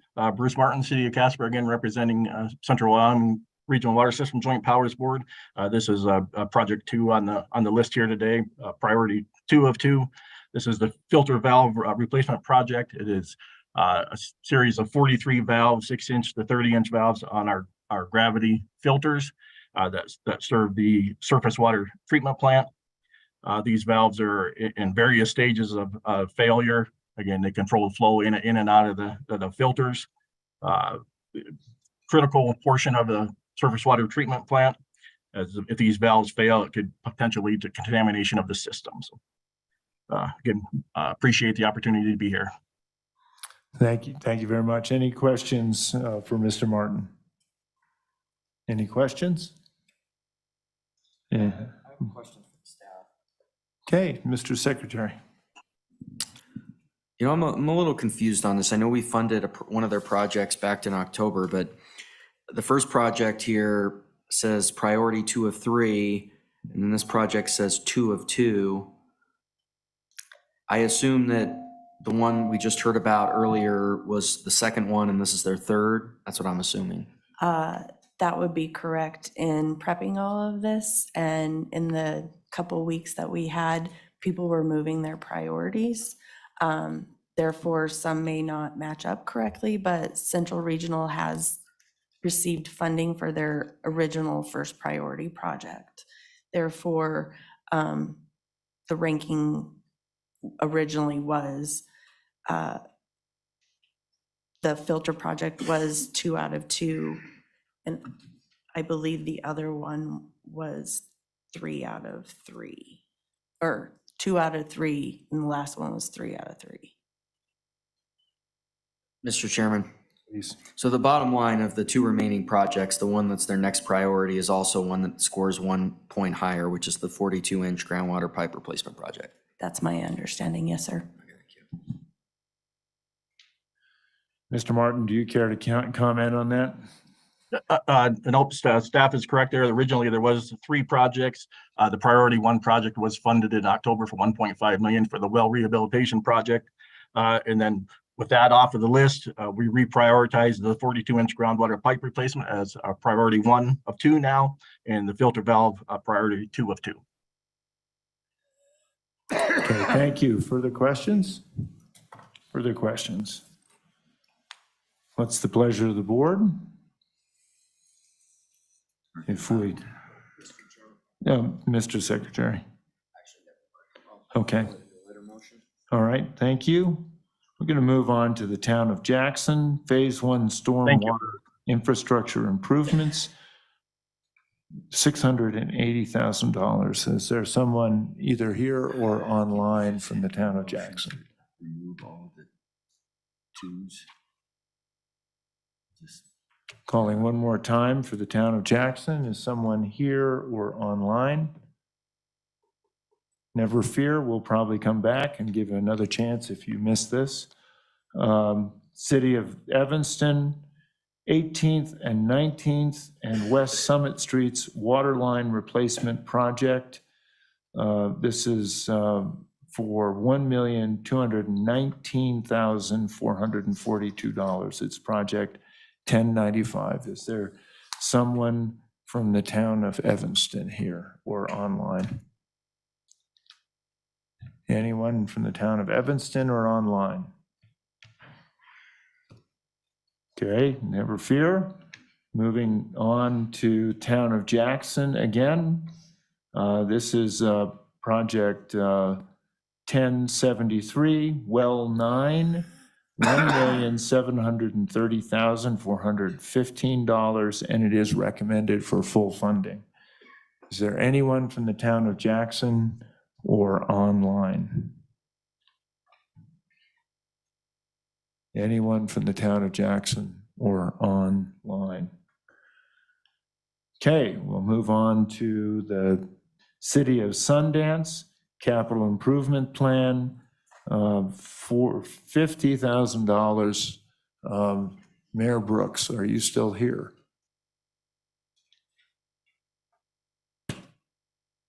Mayor Brooks is not here. Is there anyone online who would like to address on the City of Sundance Capital Improvement Plan? Okay, hearing none, we have Wright Water and Sewer District Medical Drive Sewer Project, $882,000. Is there someone here from there? We are. You know, you keep going and eventually somebody's going to show up. Thank you, Chairman, Board. Justin Robb, Councilman for the town of Wright. First of all, I'd like to explain, this is a town of Wright project, not a Wright Water and Sewer District. It got lumped in together, so. Okay. And it's for continued development of our town. As of right now, we have 2 houses on the market for sale, and we can't really get any developer to come in and develop the land. So we're hoping to put some infrastructure in the ground to kind of spur that development on. Yeah, Houses for Humanity came down looking for lots to build, and we just don't have anything available at this time. Thank you, Councilman. Ms. Blackwell, is there any color on how this money should be used that you'd like to provide? The reason it is under the Wright Water and Sewer District is my understanding is when the project's complete, it will be turned over to the district to manage and operate. Okay. My understanding could be wrong, but that is my understanding, and that's why we put it under the Water and Sewer District, as ultimately that will be the owner of the system. And can this money be used to basically add new infrastructure? If they can prove that they have the growth, which they can. Okay. As long as it's reasonable and they're not trying to provide infrastructure to 500 lots, it's, a reasonable amount and they can prove the demands there, we can work with them and make sure we're all good. Fantastic. Further questions? Further questions? All right. What's the pleasure of the board? Keep moving down through the agenda. We'll do that. Stay here. Stay tuned. City of Rollins, repair replacement of Rollins water and service delivery system. This is for $7,446,000. Is anyone here from the City of Rollins? City of Rollins? Anyone online? Okay, I'm going to move on. We did fund Town of Cowley, at least that's my notation, so I'm going to move on to Town of Cowley again. 1075 AC line replacement. This is for $1,538,450. Is there anyone from the Town of Cowley here? Anyone online? All right. Mr. Chairman. We do have Mr. Brooks was on momentarily, but who is A couple of people raised their hands. If you raised your hand, please raise it again so we can. So, all right, Mr. Brooks, Mr. Banks, I'm sorry. Mr. Banks, the floor is yours. If you hit your space bar, you would be unmuted. There you are. We good? Yes, you are. Okay. Thank you, Mr. Governor Board. We appreciate the funding for our number one priority. At this point, we are grateful to get that, and we would probably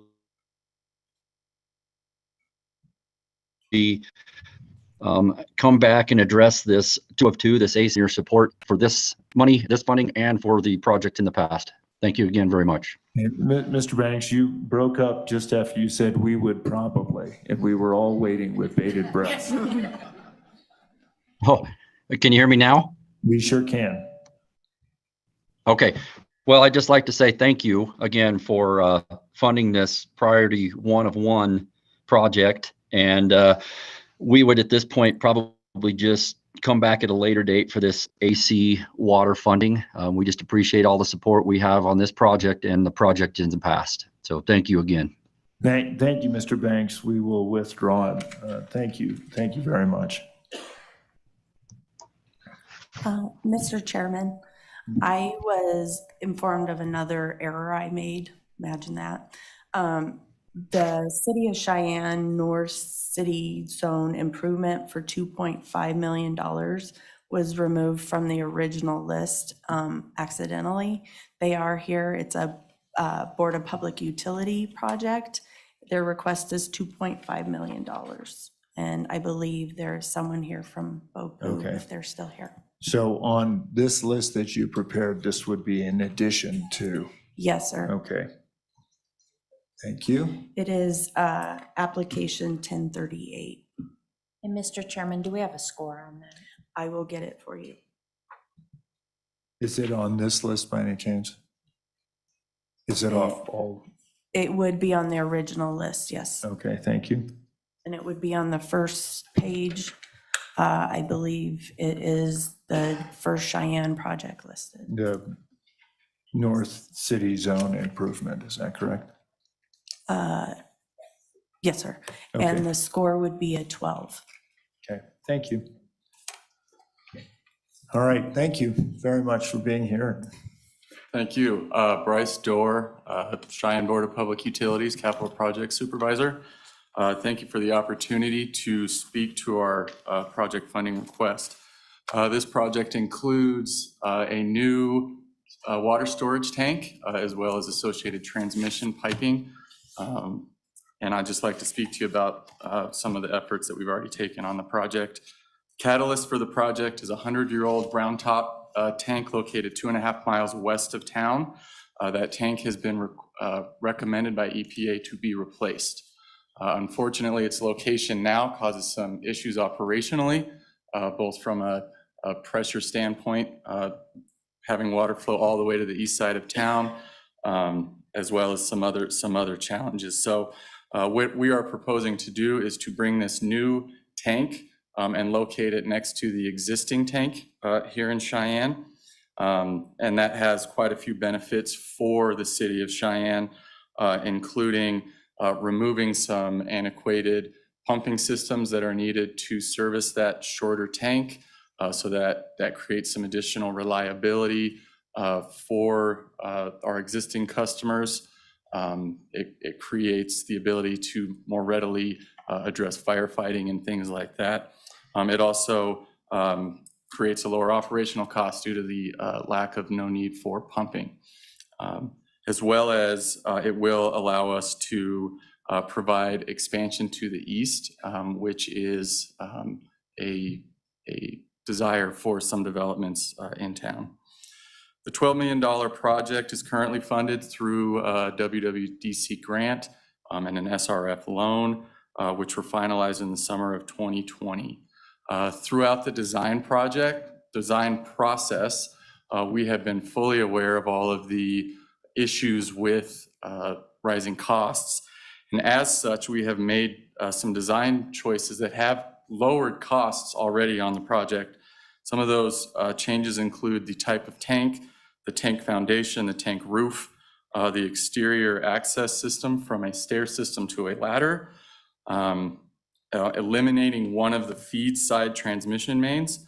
And additionally, we have set up this project to be bid with two separate plan sets. So essentially, one contractor would not sit above the other and cause a markup on that. Because essentially, we'd have a tank project and a transmission main project that would reduce some markup costs on the project. Altogether, these changes have proactively saved the project an estimated $2.9 million already. So at this point, the tank plan set has been bid. We received bids on that work.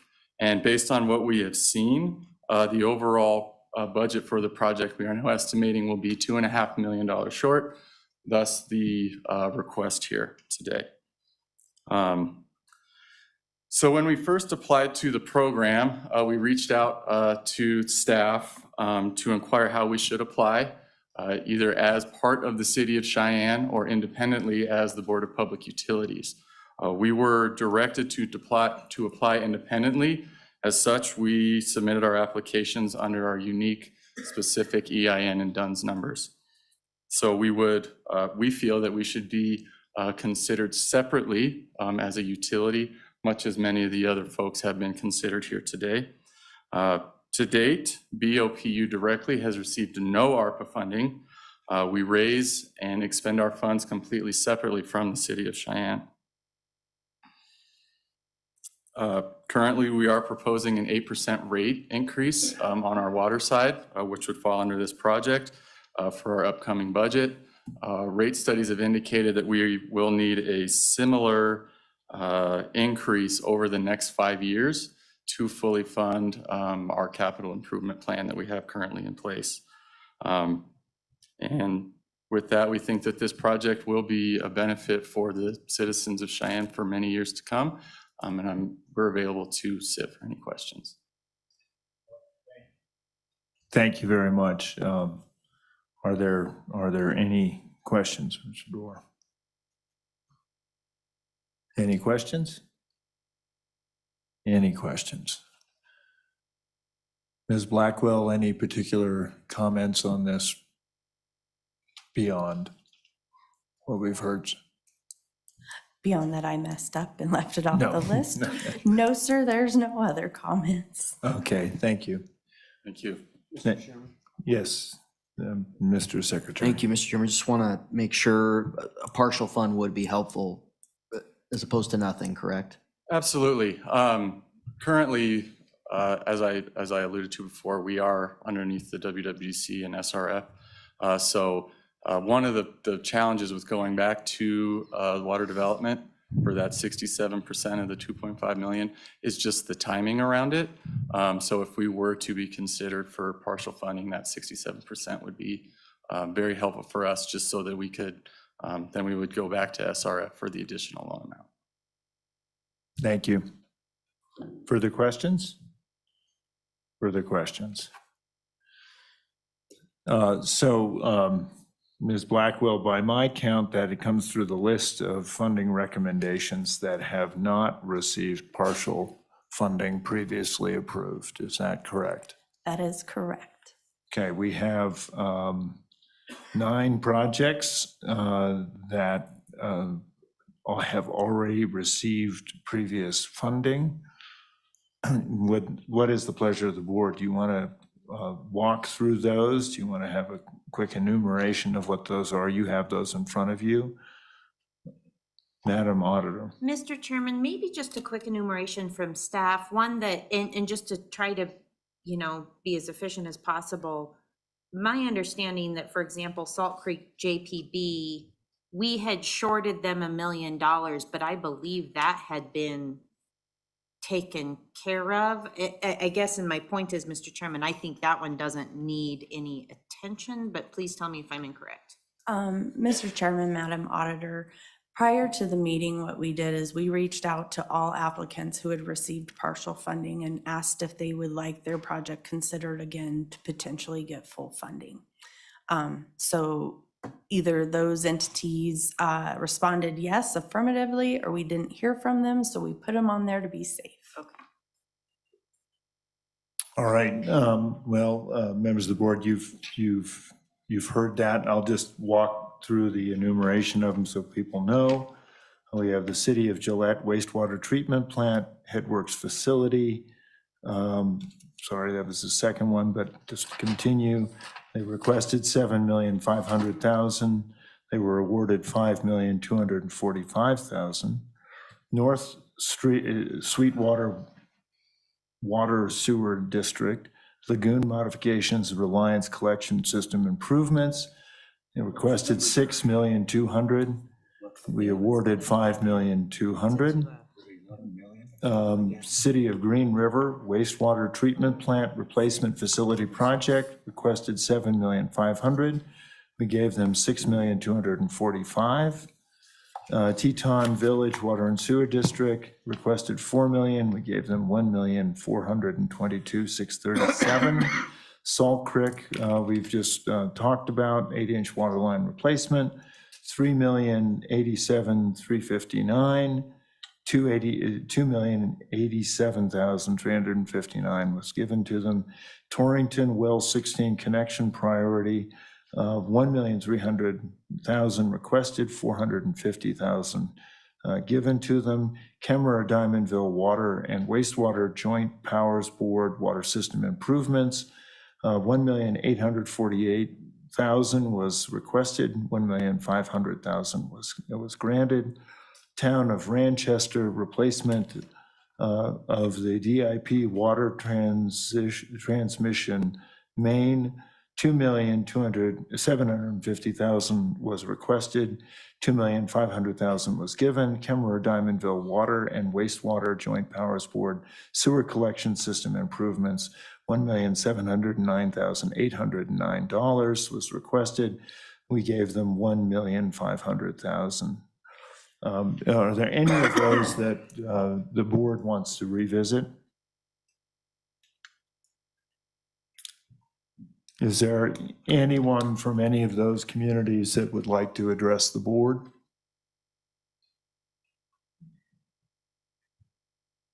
Please, thank you. And we have 2 online as well, so. Good morning, Mr. Chairman, members of the board. I'm Mark Westensco, City of Green River Public Works Director. Just wanted to thank you. With the amount granted previously, we were able to go out to bid for our treatment plant replacement project. We currently have those bids in hand. And as you may recall yesterday, we also had a loan increase in front of on the SRF program, a $10 million loan increase, and we thank you for that approval. We are optimistic that we will be able to award soon, and we just want to pass along those thanks and a special appreciation to the SRF staff, for the loan staff. They've been very helpful for us. Thank you, sir. Any questions? Hearing none. Mr. Clark, Peter, good to see your hand raised, and I also have Mr. McClannon, but Mr. Clark, you're up next. Thank you very much, Mr. Chair and the board. We were quite surprised that we came up again for maybe consideration. We're ready to move forward with the amount that we have received. I think based on the conversations I've been listening to, it probably could go other places. We have enough reserves to do it. It'd be nice not to cut into our reserves, but we're ready to go through with that. And we do appreciate, the town of Ranchester appreciates the support that you've given us. So thank you very much for your consideration. Thanks, Peter. Any questions for Mr. Clark? Okay, thank you, sir. Mr. McClannon. Mr. Chairman, members of the board, can you hear me? Yes, we can. Great. My name is Brett McLaren. I'm the superintendent for the Kemmerer Diamondville Joint Powers Board. And I just wanted to address the board and let you know that we appreciate the 3 million for the total that you have given us. I know a lot of the other cities and towns around here need the funds. And at this point, instead of us trying to get the additional $557,000, I just wanted to let the board know that not only is Terra Power coming into town, but now we have 7 additional companies that are looking at coming into town. 291 LLC, a developer is coming in, or looking at developing, and Canyon Road Holdings. And I'm sure Senator Dockstader and Commissioner Kent Conley are aware of others, but just wanted to keep us in front of you and let you know we appreciate all that you've done. And as far as the additional funding, we can forego that and move on from there. Thank you, Mr. McLaren. Is there anyone else that would like to address the board, either here or online? Really appreciate all the requests we've had and all the comments that we've had. Members of the board, I just want to kind of walk down through the list, make sure my counting is correct of the ones we want to come back to. What I'm going to recommend with your approval is that we look at these this list that I'll try to go through, make sure we have correct on this, that we take a bit of a moment just to get our thoughts collected, and then we come back and kind of walk through them. So what I have is the city of Laramie, wellhead building upgrades. Did we do the airport transmission? We did. We did not. We did not. Airport water transmission main. We have the city of Gillette. Did we handle that one?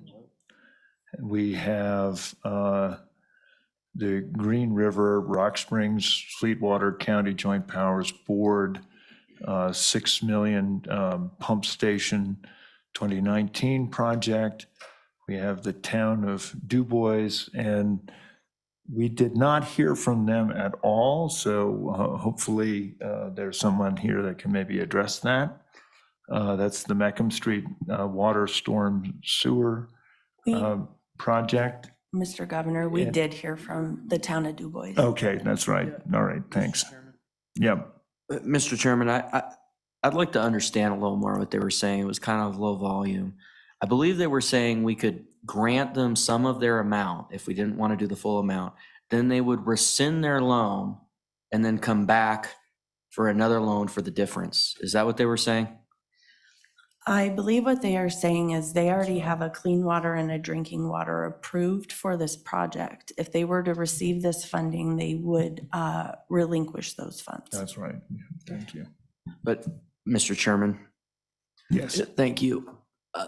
If we did a partial fund, could they relinquish those funds and then come back for the difference? We would work with them so that they would only relinquish the amount off of those loans that they needed to, so we wouldn't have to start the underwriting process and they wouldn't have to apply again. Okay, thank you. Yeah.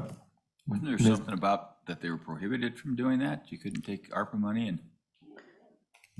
You can't take ARPA money to pay off an SRF loan. You can't use it as principal forgiveness, as they were saying. You can use ARPA funds to be a match to SRF funds.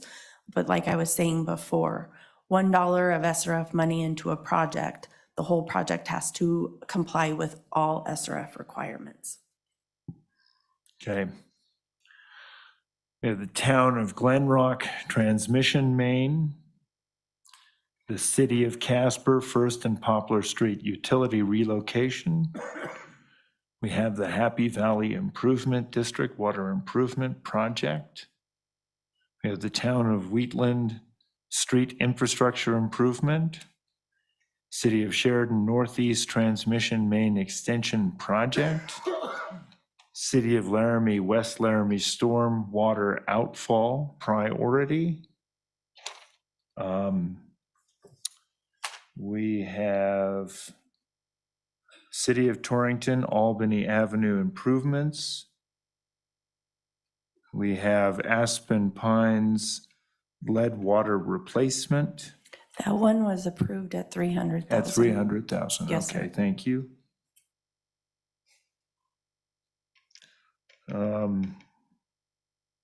We have the City of Riverton Webwood Road Stormwater Infrastructure Replacement.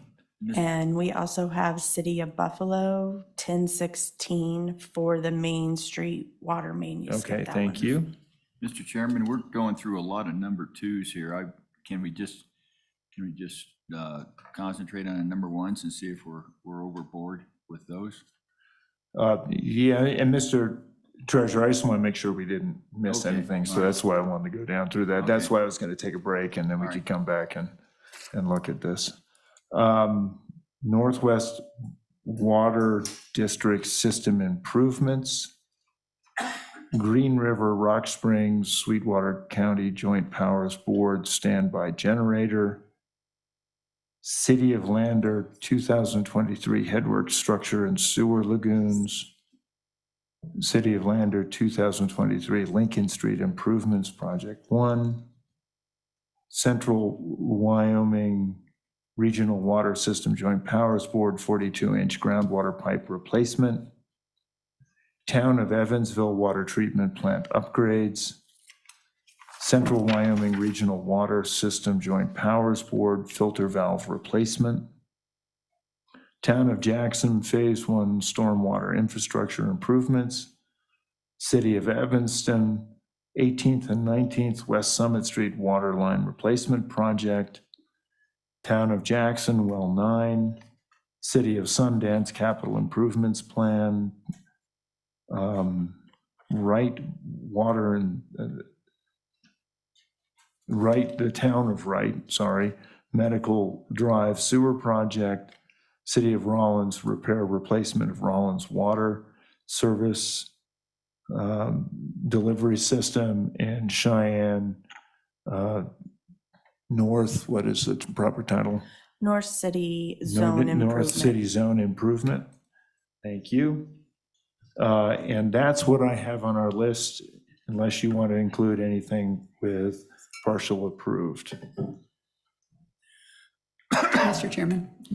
Madam Superintendent. Thank you, Mr. Chairman. Nothing from the previously approved, just something to consider as well after if we're to take a quick break. I count 6 of those projects you went through that have not received any water and sewer funding. And so I don't know if we want to tackle those first or if we go straight through, but that might be a place to start. Thank you. Sure. So members of the board, if it makes sense to you, let's just kind of get our heads around this for a moment. Let's take a little bit of a break and ponder it. It is now 10 of 11. I'm going to recommend we take about a 20-minute break without objection, if that's okay. And then we can come back and deal with what we can. I do know that the secretary may have a request, but want to just kind of consider how we do this. Madam Auditor. Mr. Chairman, we have eliminated the town of West truck. Is that one been, we're considering that expense? I think Yeah. that one needs to be included on the list. Okay, yeah, the town of I'm sorry, I missed that on my list. Yeah, thank you. That was the reason why I wanted to do this, so thank you. Mr. Chairman, Madam Director. with your indulgence, before we break, as you all know, today is Bonnie Smith's last day as the Executive Director for OSLI.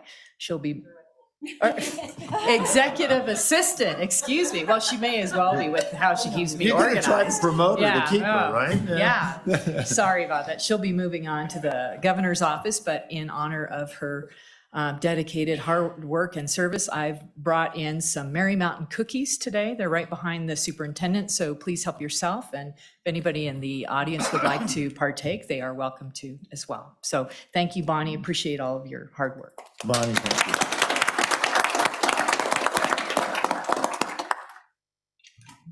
Very good. Well, you can congratulate Bonnie in person, and we'll just take about a 20-minute break to walk through this. Thanks.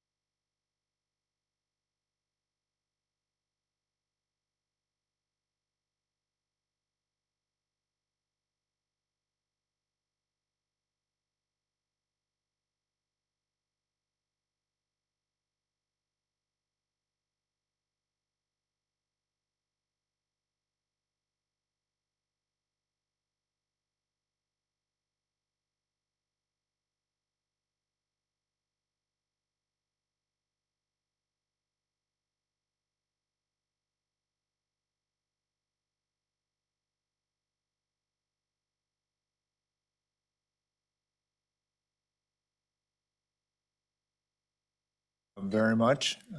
We're going to come back to order and having, I hope people have made good use of break time, and perhaps there's a way to work through this. I don't know if there's any particular motions to be made at first. I think we have, and maybe you can give us what our total is right now, so we start this off the right way. Perfect. So far today, you've approved $18,360,800 in grants, leaving you $11,639,200 to award.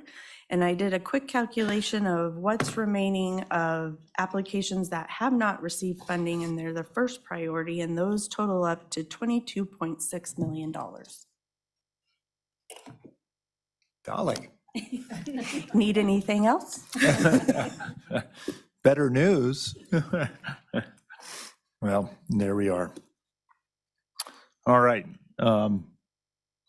Members of the board, I know everybody's been working on a couple of options. I would entertain your suggestions on how we might proceed. So, Madam Auditor, I'll recognize you first. Mr. Chairman, knowing that we have quite a large amount of our population left here, I think I would like to try to make a motion to not fund some of the second priorities on our list that I think, based on testimony of the applicants and our thoughts, and that's simply to, gosh, I don't want to use the word declutter because all of these are good projects, but to sort of narrow down the ones we have left, if that would be acceptable. Without objection, I think that's probably fine. Is there any objection to the auditor's approach? No, Mr. Chairman, just that some of those were seconds and they moved them to first because they pulled the first off, just so as long as we get that straightened out when we're doing that. Sure.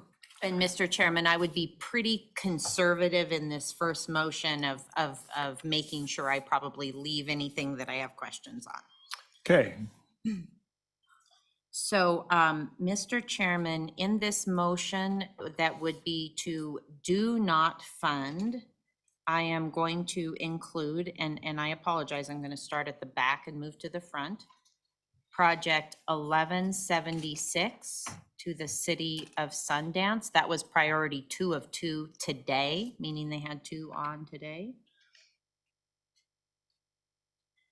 Project 1095, city of Evanston. They also have 2 projects before us today, and that is their second priority. Project 1076, town of Jackson. That is their second priority before us today.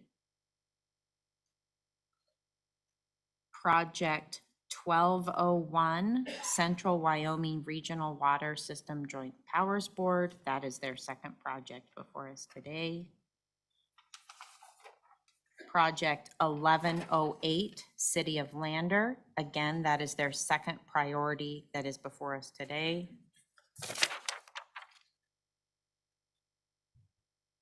And moving to the first page, Project 1016, City of Buffalo. That is their second priority before us today.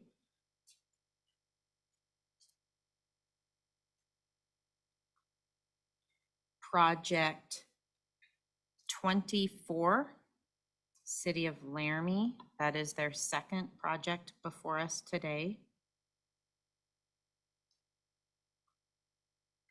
Project 1066, City of Sheridan. That's their second priority project before us today.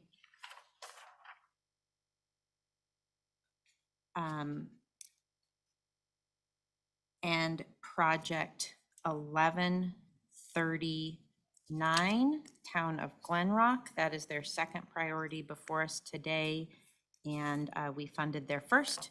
Mr. Chairman, again, those projects are 1176, 1095, 1076, 1201, 1108, 1016, 24, 1066, and 1139.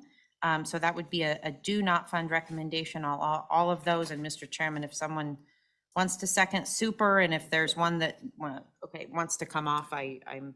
So you're making that motion as a consent list, or are you making it a motion of all do not fund? Well, I guess, yeah, whatever's best. Maybe move the consent list first. Yeah, okay. Motion is made. Is there a second for that? It is seconded by the treasurer. Any discussion? Any discussion? Hearing none. All in favor of the consent list? You've heard it enumerated: 1176, 1095, 1076, 1201, 1108, 1016, 24, 1066, and 1139. Any discussion? All in favor signify by saying aye. Aye. Nays? We have a consent list. I'd entertain a motion to do not fund. Mr. Chairman, I would move funding of 0 on the aforementioned consent list. And it's been seconded by the treasurer, is that correct? Yeah. Any discussion? Hearing none, all in favor signify by saying aye. Aye. Nays? Abstentions? That motion carries. Those, they're all meritorious projects. It's just, unfortunately, Beth doesn't have enough money for us. It's all your fault. Okay. All right. What next? Mr. Chairman. Madam Superintendent. Thank you, Mr. Chairman. I would like to discuss again the Happy Valley Improvement District and potentially, if there's still proponents of the project in attendance, inquire with them if their project would still be able to move forward if we were to make a motion of $3 million. I do have an update on that application. I've gotten the information from Water Development, and the amount that they would need for this project is down from the amount they're requesting to $4,556,000. Okay. So about 300 and change less. Okay. All right. Are there,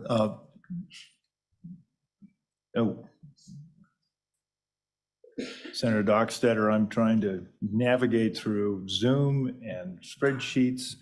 So we have you here in the audience, and we have Ms.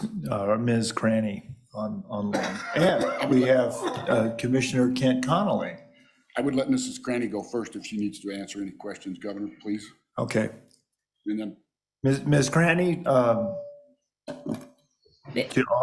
handing off to you for just a little bit. Go ahead. Okay.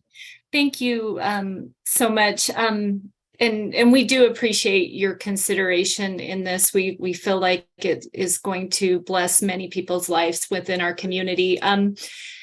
You know, when we went through initially in October, we received a higher ranking on this project because it did regionalize 2 systems, which fits the state's initiative for regionalizing water systems. And one other point I would like to speak to was just that, give me 1 second, just that, yeah, we didn't seek the funding through the Wyoming Water Development Commission until we had received that no in October, and it was sought just for the preliminary process of it, just the planning process. And what questions do you guys have about the project?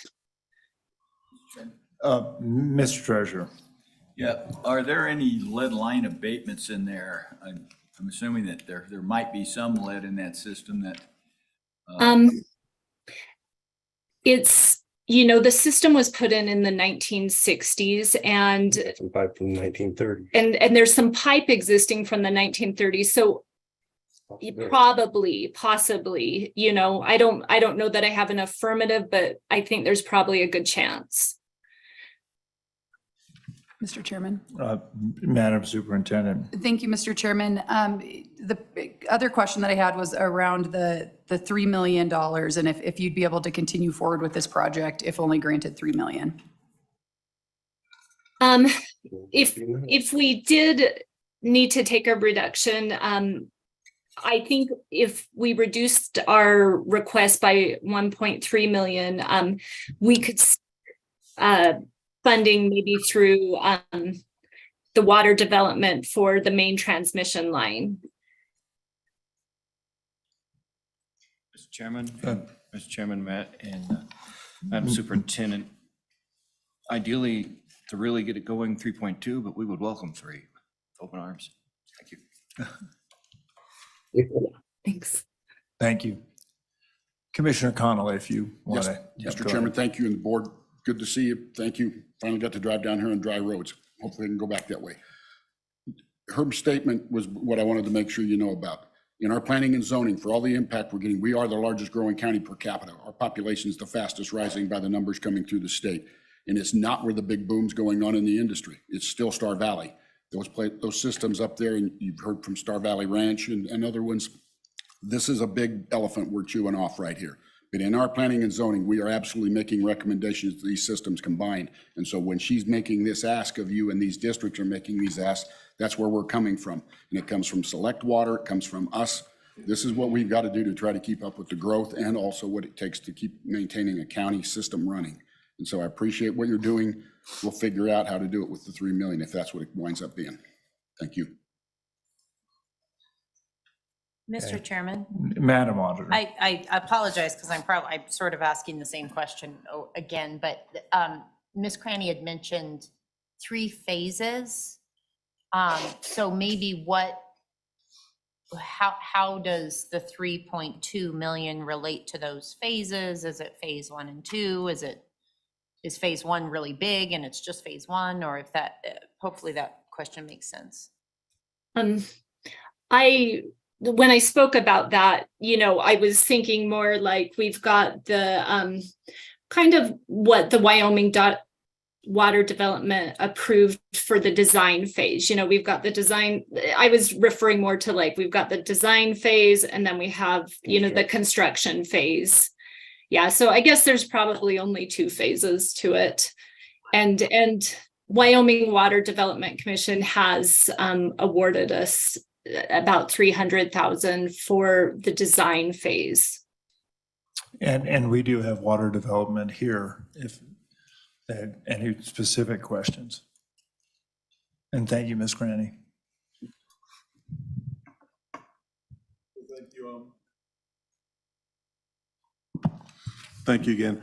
Like I said, this is a water development project. We determined it is a good project.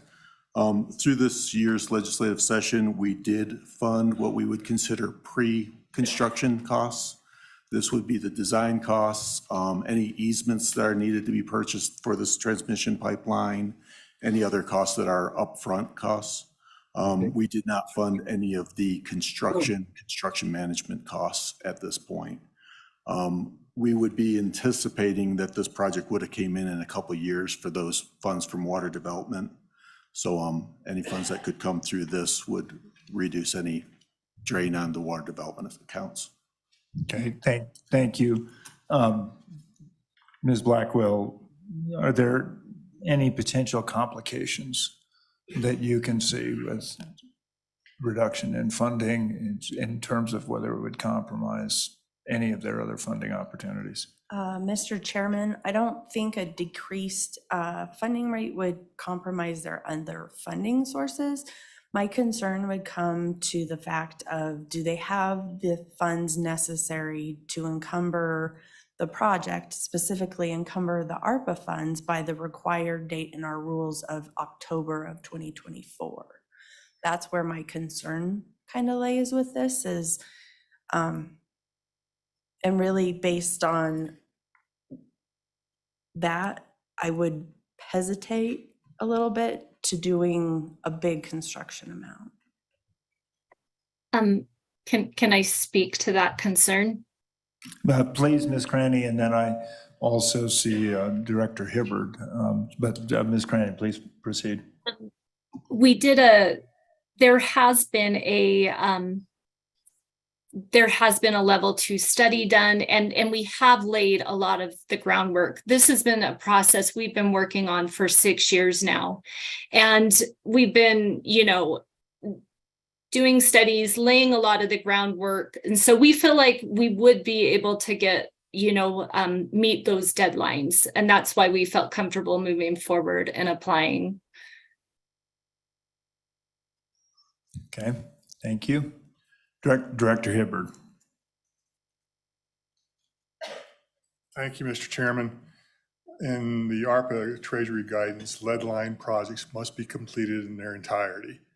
Whether it's a partial funding from ARPA and other sources, you still have to complete it in its entirety. Okay, thank you, Director Hibbard. Mr. Treasurer. Water Development said that they expected this organization to come in 2 years after the study was done. So did I hear that right? It's going to take you 2 years to do the study?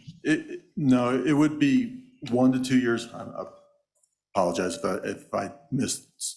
But basically, we funded the design side, and then once they reached a certain point within the design, they would come back in for their construction funds.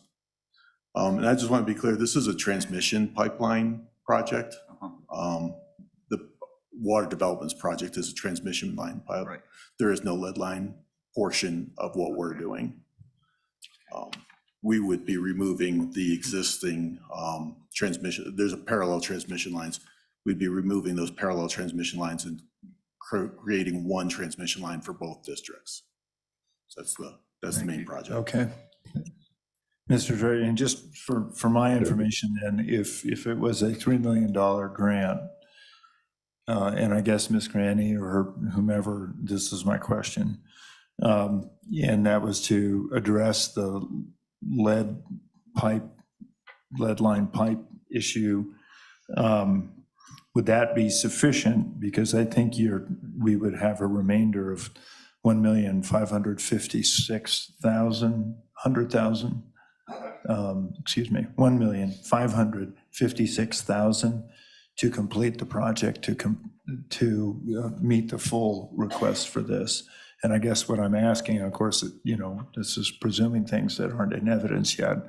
Is that something that the Water Development would then be able to complete? Or am I getting too?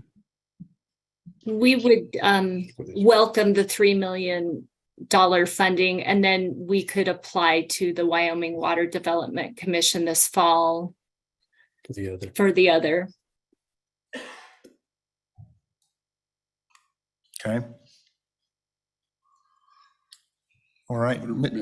May I, please? Yes, please, Commissioner. Well, and as we go to these districts and we want them to consolidate, we are very much upfront in the fact that they're going to have to raise their rates and how they do it, and they're doing it.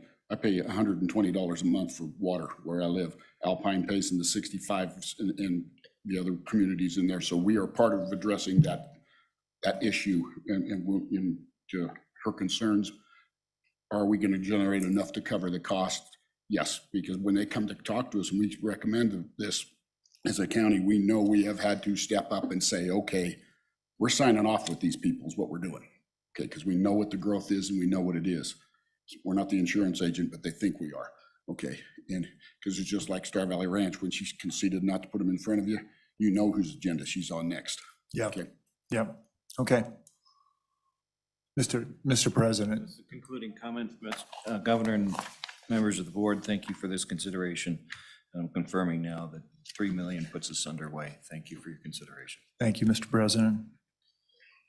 Superintendent. Mr. Chairman, I would make a motion that we approve Happy Valley Improvement District, their water improvement project at the amount of $3 million. Second. It's been moved by the superintendent, seconded by the secretary. Any discussion? Hearing none, all in favor signify by saying aye. Aye. Nays? That motion carries. Mr. Chairman. Mr. Secretary. Thank you, Mr. Chairman. Would, in a similar way, like to bring up the city of Lander to consider the 2023 Lincoln Street Improvements Project and would like to consider a partial fund of 2.5 million on that and some of the implications on that. Very good. Regine Strube-Fossen, City of Lander. Thank you for that consideration. As you guys know, Lander has 10 shelf-ready projects for our water and sewer improvements. We have kept up on our water and sewer rates, and what a lesser funding will do is just put out some additional projects in the future. We're happy to accept a lesser amount of 2.5 million. Very appreciative of your generosity on that. Thanks. Questions? Well, Mr. Chairman, and also appreciative of the team effort. We're all in this together, and so would move 2.5 million for the 2023 Lincoln Street Improvement Project. It's been moved and seconded. Is there any discussion? All in favor signify by saying aye. Aye. Nays? Congratulations and thanks. Thank you. Would you like a balance check? Sure. You have $6,139,200 remaining to be spent. Okay. Mr. Chairman. Mr. Secretary. Would like to now bring back up the Northwest Rural Water District application and move full funding of $1,082,800. It's been moved by the secretary, seconded by the superintendent. Do we have anyone online? Okay. Very good. Mr. Besson, sorry. Hello, I appreciate you guys considering this project. It's a worthwhile project for the rural community there by between Powell, Cody, south of there, and just enjoy your consideration. Thank you. Okay. Further discussion? Hearing none. All in favor signify by saying aye. Aye. Nays? Motion carries. Okay. Next matter. Mr. Chairman. Madam Superintendent. Thank you, Mr. Chairman. Would like to just inquire if Cheyenne's Board of Public Utilities is still present, and what a potential reduction in funding, how that would incrementally impact their project.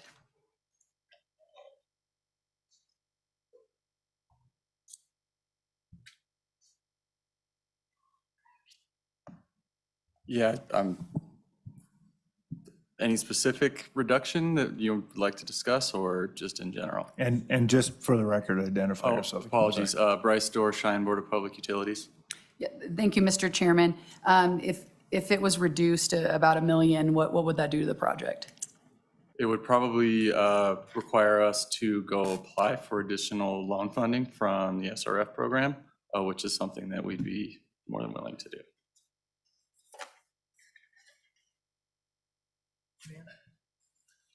I'm going to jump in real quick. Frank Strong with the Cheyenne Board of Public Utilities. I'm the engineering manager. Currently, we do have resolutions in place to apply for 33% of the 2.5 million. So if it was reduced to the 1.675, we would allow us to move forward smoother than starting the process all over again. Mr. Chairman? Madam Superintendent. Can you repeat that number, what that was, when I maybe have the total wrong? Yes. So 1,675,000. Thank you.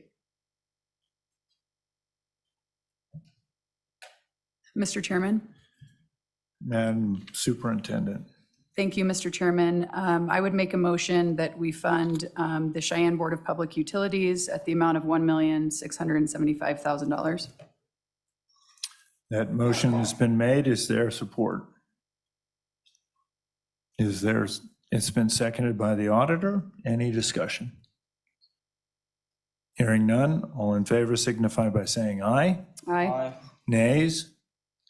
Motion carries. Congratulations. Thank you.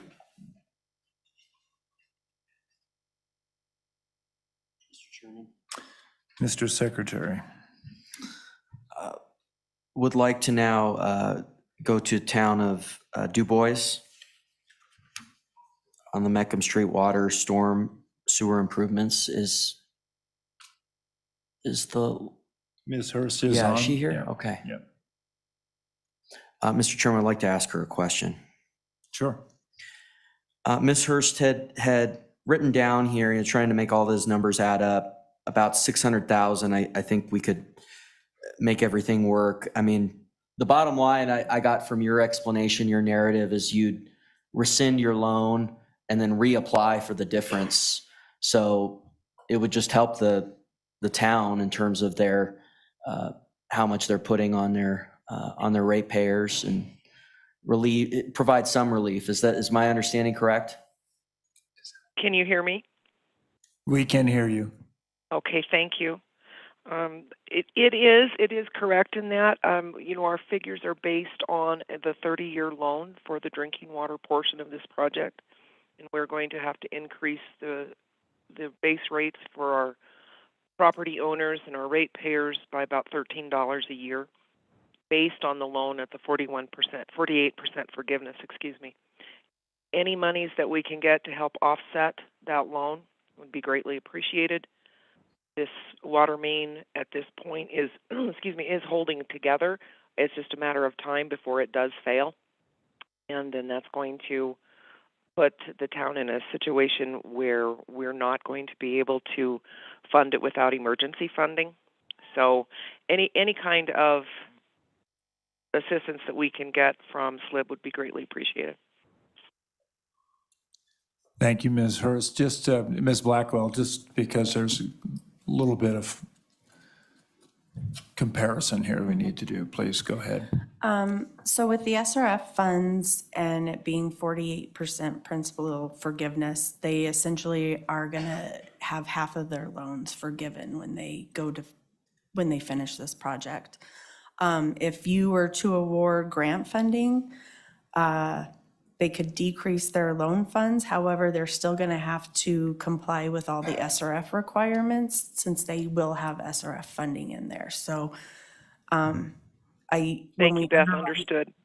When we underwrite loans, we evaluate their ability to repay those loans, and we would not recommend approval of those loans unless we were sure that they could be paid back. Part of the loan documents require that entities raise their rates to ensure that they're still being able to support their system through the enterprise fund and service their debt. So through our application process, we do a 20-year or 30-year projection on what the infrastructure or the system will need. And based on those projections, all systems probably need to be increasing their rates every year. It's not an isolated thing to small systems. Thank you, Ms. Blackwell. Thank you.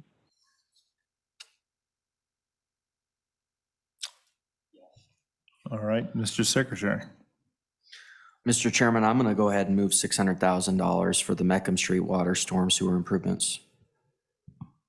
A motion's been made by the Secretary. Is there support for the Secretary's motion? Second. It's been seconded by the Superintendent. Is there any further discussion? Yes, ma'am. Mr. Chairman, I very much support the project, but I'm going to be a no on this motion. Just we knowing where this money comes from and what this money costs us in the long term, you know, we're certainly need to stretch it, and knowing this project is completely squared away and already funded with a really good loan that is half forgiven, and their rates are I understand they have to raise their rates, and that's problematic for all Wyoming residents, but their rates are lower than other areas in Fremont County, and so this is what I'm going to be a no on. Thank you, ma'am. Auditor. Other comments, other discussions? Any other comment? Hearing none, all in favor signify by saying aye. Nays? No. I will be a no on that as well. Thank you. Sorry, it's a great project. Mr. Chairman. Madam Superintendent. Thank you, Mr. Chairman. I was just wondering, as we move forward, if staff could provide, I'm still struggling a little bit with the right, the ARPA number 1049, and whether or not that is in fact Town of Wright or the Wright Water and Sewer District, just knowing that we do differentiate between entities and want to make sure funding goes all around. Matt, or Mr. Chairman, Madam Superintendent, with that one, the reason why staff put it under this district is at the end of the project, that will be owned by the district.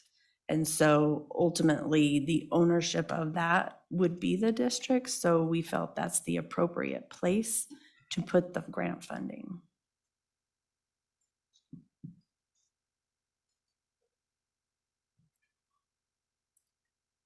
Madam Superintendent, while you're considering, it's been brought to my attention, and with many apologies, it is hard when we have Zoom and everything else. My understanding is that the town of Jackson may be online.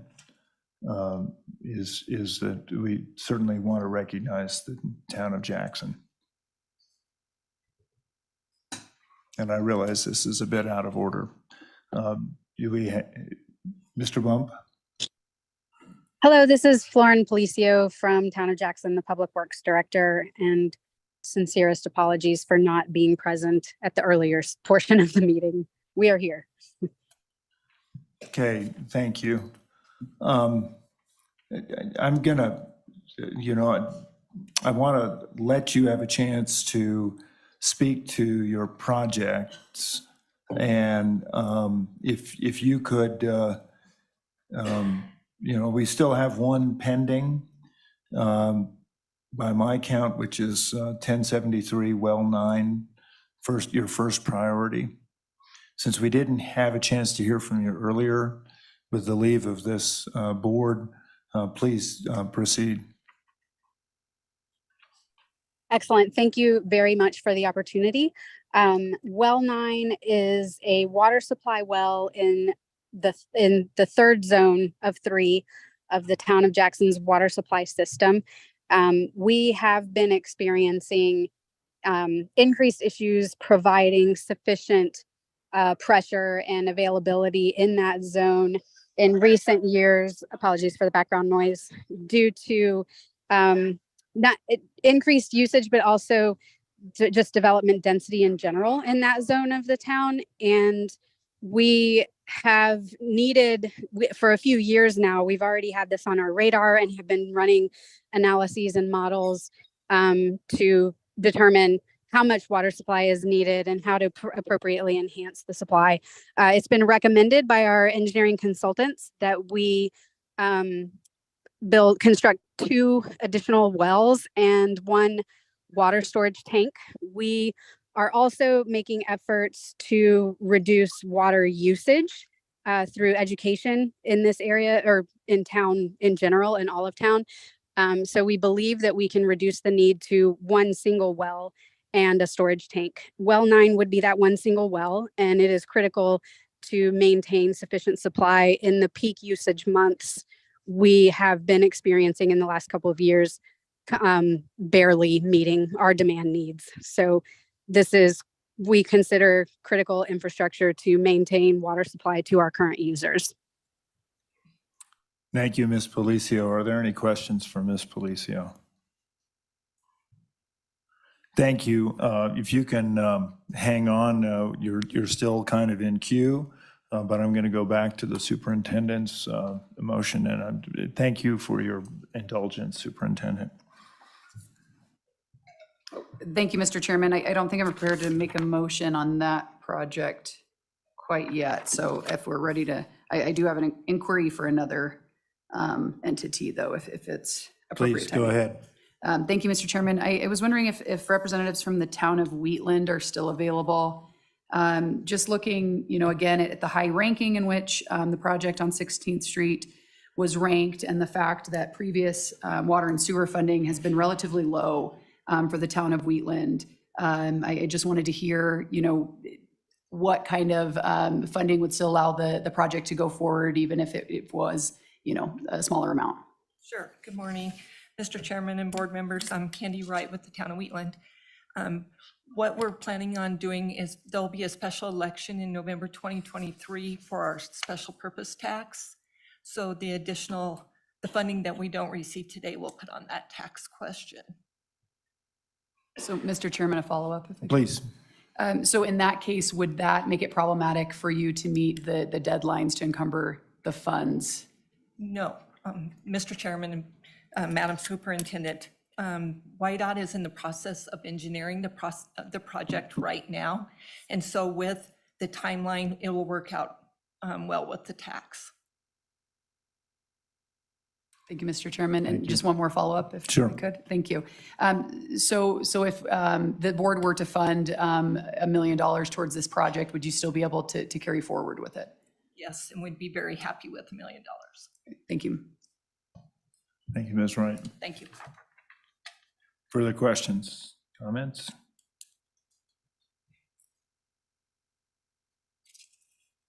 Mr. Chairman. Madam Superintendent. Thank you. I would make a motion to fund the town of Wheatland for their 16th Street infrastructure, the amount of $1 million. It's been moved by the superintendent, seconded by the secretary. Is there any further discussion for the town of Wheatland? Funded at $1 million. Hearing none, all in favor signify by saying aye. Aye. Nays? That motion carries.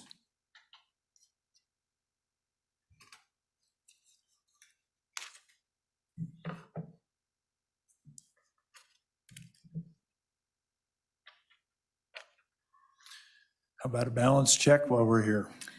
You have remaining to award $2,381,400. Okay.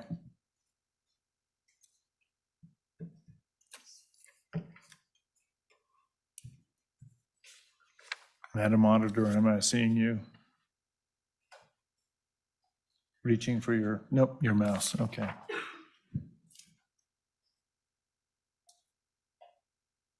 Mr. Chairman, Beth, that was 2,381,400.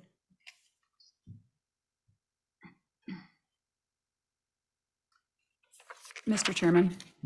Madam Superintendent. Thank you, Mr. Chairman. I would actually like to now make a motion regarding the Wright Water and Sewer District project in the amount of $882,000. Okay. Do I have the incorrect number?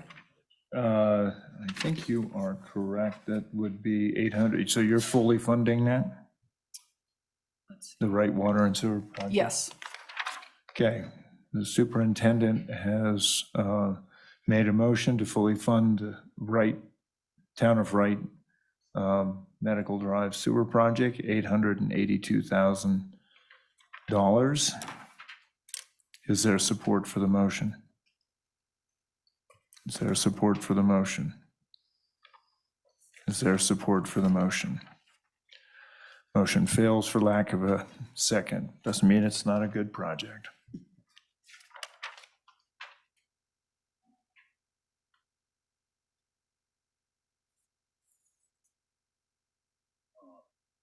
Staff? Mr. Treasurer. Are we down to the, I guess it's the ones that are one of two, but last time they were two of three? Or we got any one of ones left? Mr. Chairman, Mr. Treasurer, per my records, we still have 1031 City of Sheridan, which would have been a reprioritized. City of Laramie for 1194, that one would also be reprioritized. The Green River Rock Springs Sweetwater County Joint Powers Board 1213, that one is one of, I believe that one is originally a first priority I skipped over Gillette. That one hasn't been talked about, but that one, they've received funding. Let me keep going down my list. City of Casper, First and Popular, that's not a first priority. City of Torrington, their Albany Avenue is not first priority. And then you have Town of Less for their back truck, which is their second priority, but it would be their first in this program. City of Riverton. And then the second one for Green River, Rock Springs, Sweetwater County Joint Powers Board. And then another one for Central Wyoming Regional Water System Joint Powers Board. That one is been reprioritized. And then Evansville would have been a reprioritized as well. We haven't done anything with Rollins, though. I mean, that's been just kind of an ongoing request because their Correct. project is so big. Correct, and you still have Jackson, their And well has- 9, Has Jackson received any funding? not through this program, not any ARPA funding Okay. so far. 2.381.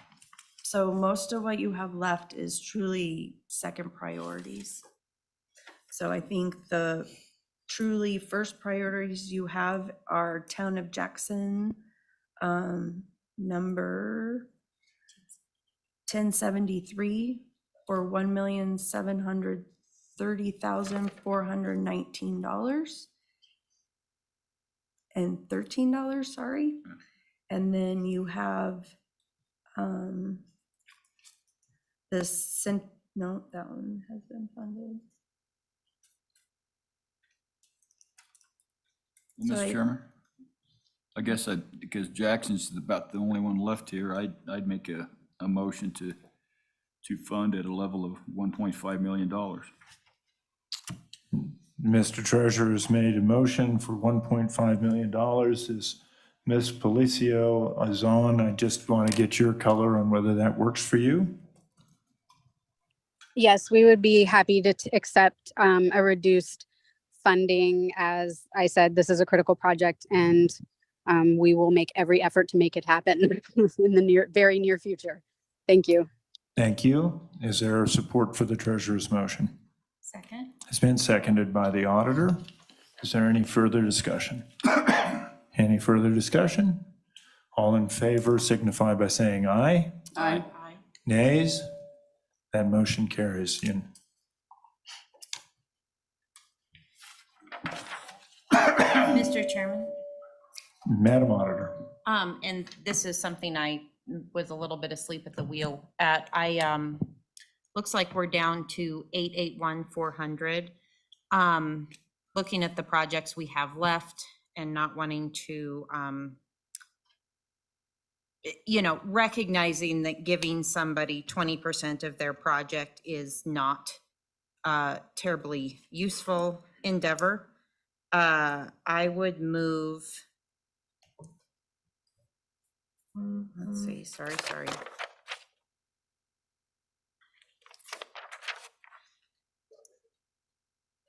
I would, sorry, Mr. Chairman, I'm a little behind here.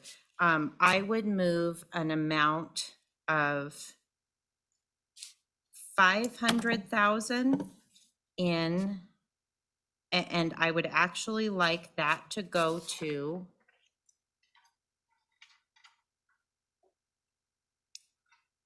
number 44, City of Lander. The good secretary made that motion, and I was hoping to get them a little bit closer to 3 million. They took, we gave them less than 50% of their ask, which was, I think, the most we've cut one by. And so that would leave a balance of 381,400, and that I would put to Riverton. And Mr. Chairman, that was real messy, so if you want me to repeat that, I'd be happy to. I think it would be good. I think it would be good to repeat that, and then we'll. Which Riverton project is that? Okay, sorry, I'll just start over. So, Okay. Mr. Chairman, my motion would be of the 881,400 that we have left, 500,000 and amending, bumping up City of Lander, Project 44, a little bit more. That would get them to 3 million of their 5.3 need. And the balance, 381,400 to Webwood Road in Riverton. That motion's been made and seconded. Is there Mr. any? Chairman, can we split the motion? Yeah. I think you can. Thank you. So we'll take, which number is Webwood?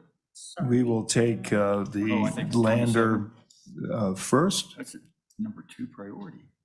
So we will take the Lander Project 44, 2023 Lincoln Street Improvement Project for 500.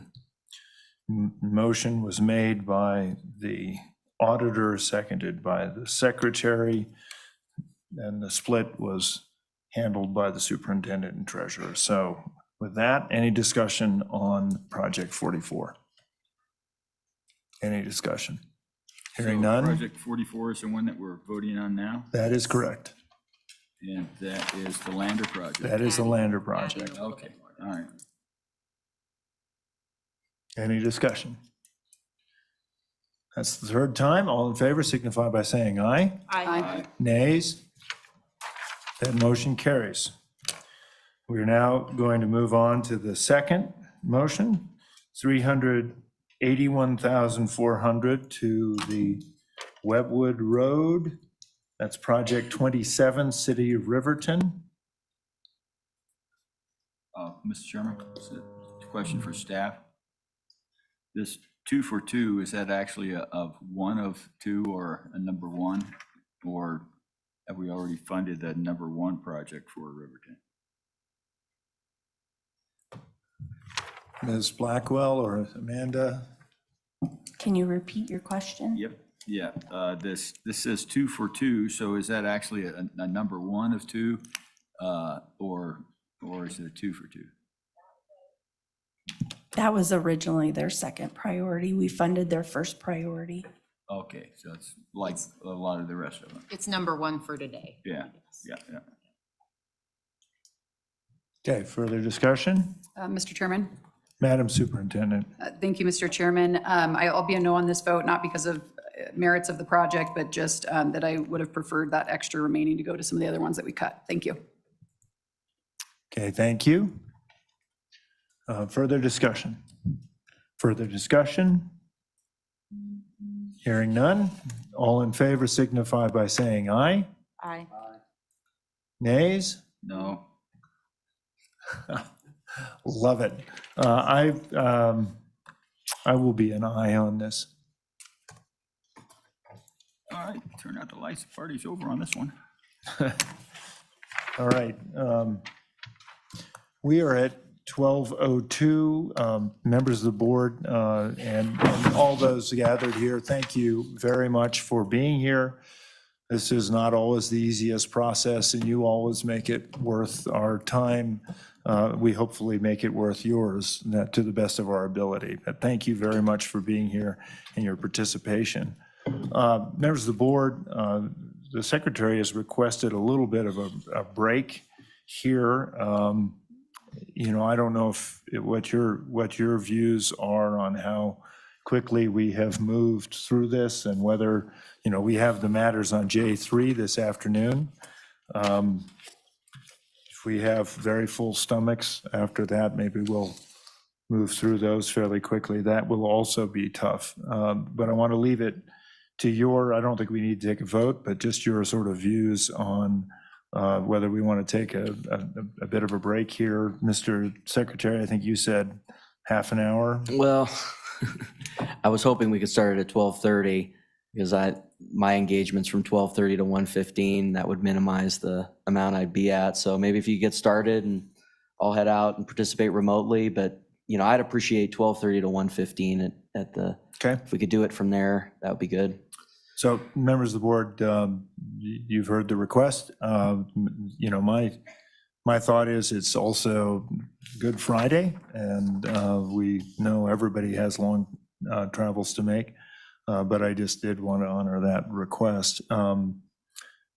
What's your pleasure? Do you want to take a moment or two, sort our materials, and come back and deal with HHS as far as we can? Does that make sense, Madam Auditor?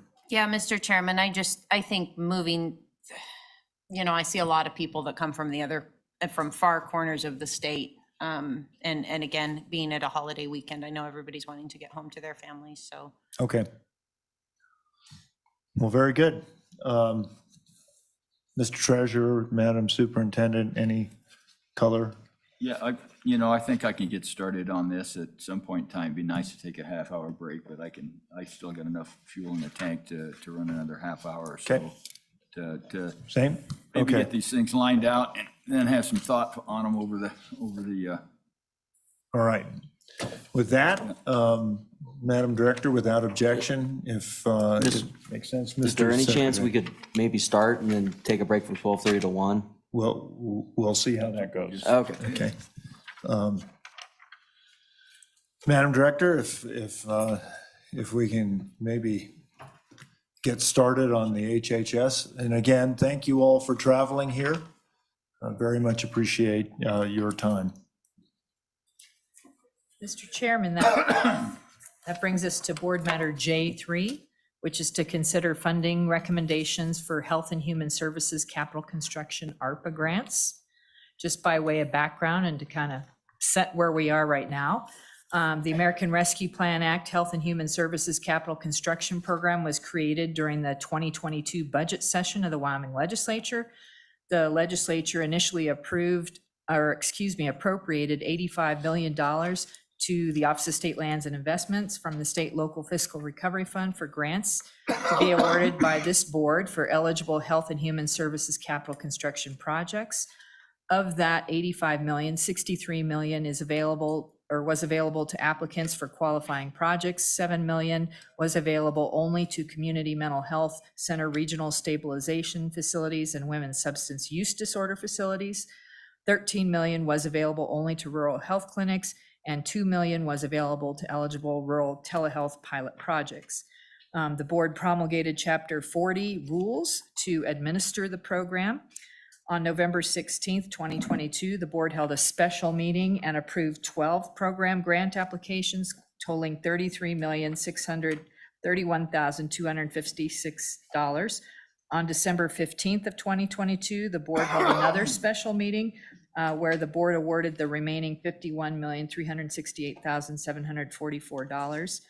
In the 2023 general session for the legislature, an additional 40 million was supplemented to the program for a total now of $125 million for the full program. However, $15 million of the 2023 increase is specifically limited to projects approved in 2022 by the board for inflation-related costs, which can't exceed $5 million per award, leaving $25 million available to the board to award to applicants for qualifying projects. That's what the board will be doing today, is considering projects for the $25 million. The board's consideration of applications is limited to those that were submitted on or before January 23rd of 2023. Mr. Chairman, just as sort of a housekeeping matter, if the board would like to consider a couple of the applications that are on the list, they were previously tabled, so the board would need to take those off the table. Those are applications 1234, 1235, 1241, 1228, 1142, 1242, and 1244. And then just as just to note that we will not be dealing today with the 15 million for the inflationary costs. That will be coming a little bit later this spring or summer as we are able to get our process down. All those numbers on the top here? The numbers for the tabled matters? Is that what Yeah. if you look down in the director's recommendation on the board matter, it's right in there. I can read them off to you again if you would like. Yeah, no, Chairman. it's right a month. Hold on just a Oh, second. so once you have a Madam, Y, Madam we're not Superintendent. gonna do those? Thank you, Mr. Chairman. Director, can you repeat what the process is? So these were tabled previously. Can you just review that again? Thank you. That is correct. So Go ahead. Mr. Chair. Oh, I see. Mr. Chairman, Those are Madam ones that we- Superintendent, yes, we looked at, but we previously didn't do during anything. one of those two meetings, the right, board wanted to consider funding for those projects. They anticipated that some additional funding would be coming to this program during the legislative session this year in 2023. And so rather than not provide funding, they just wanted to make sure that they were held over and tabled those matters. So those are listed on the director's recommendation, or I can articulate them again if you would like. And then technically a motion has to be made, and we can do all of them or individually, but a motion has to be made, seconded, and voted on to remove them from the table. I got a little question here. You've got full funding on something that's ranked at 4. I'm curious as to why that bubbled up to the top when it's ranked at the bottom. And Mr. Treasurer, which one are you referring to, and if it's one of the tabled matters? 10093. What entity would that be? That would Memorial Hospital, Converse County, protection of patients and staff from I know that we gave a lot of money to Converse County in the Corona deal, but it's ranked a 4 and it's got full funding. I don't know where the disconnect is. Mr. Chairman, I can speak to that. Mr. Treasurer, the reason it's recommended for full funding is based on our analysis of the risk associated with that project. And so lower risk projects, regardless of their ranking, because ranking didn't come into as much of a play in the HHS funding decisions, that's why it's recommended for full funding. So ranking is irrelative then. It's advisory to the board, how funds were awarded at the prior HHS meetings. It truly did not matter. Mr. Chairman?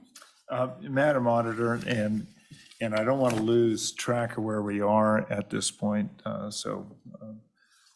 my only thought is we have this matter about the tabled items. Which is That's what you're doing. I was going to address. Okay, God love you. Mr. Chairman, I would move to untable items 1234, 1235, 1241, 1228, 1142, 1242, 1244. Okay, it's been moved and seconded. All in favor of the motion is made by the auditor and seconded by the superintendent, signify by saying aye. Aye. Aye. Thank you. I'm assuming that is the secretary online. Yep, that's me. Thank you very much. That motion carries. Those are now properly before the board. Mr. Chairman. Madam Superintendent. Thank you, Mr. Chairman. I did work through this list and identified those few that have received no previous funding within the HHS grant and have a very low risk of audit issues. And so at the pleasure of the board would bring a consent list with those 6 projects. Please feel free. Okay. Going through the list, the first is ARPA number 1234, Johnson County Hospital District for $737,800. The second is 1127, Southwest Counseling Service for $935,646. The third is 1235, Johnson County Hospital District, $869,000. Next is 1241, Powell Hospital District for $630,294. 1228, Central Wyoming Hospice for $752,000. And the last one is 1093, Memorial Hospital of Converse County, $1,311,593. And again, those have all not received funding and have been demonstrated by staff to have very low risk. Thank you. Okay, so Madam Superintendent, those numbers are again 1234, 1127, 1235, 1241, 1228, and 1093. Are you proposing that as a consent list? Yes, I'll make that motion to propose as a consent list. Okay, that motion is made. Is there a second? Second. Okay, been made and seconded. Is there any discussion? Mr. Chairman, just maybe one little clarification. I do, and I'm fine with it and I support the consent list. I do think that some of these applicants have received prior ARPA funding. I just want to, maybe not large amounts, but I know that Southwest Counseling Service, I think has received some, and I'm, anyway, which again, just With, making that. Mr. Chairman, Madam Superintendent. staff, is it within HHS, have they, or just in general? Okay, so that may have just been ones that were not partially funded then, the project. I'll clarify that. That's probably more accurate. Is that, okay, thank you.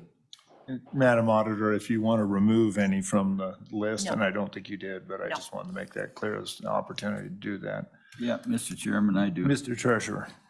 Let's take 1041, Housing Authority of the City of Casper, and 93, Memorial Hospital of Converse County.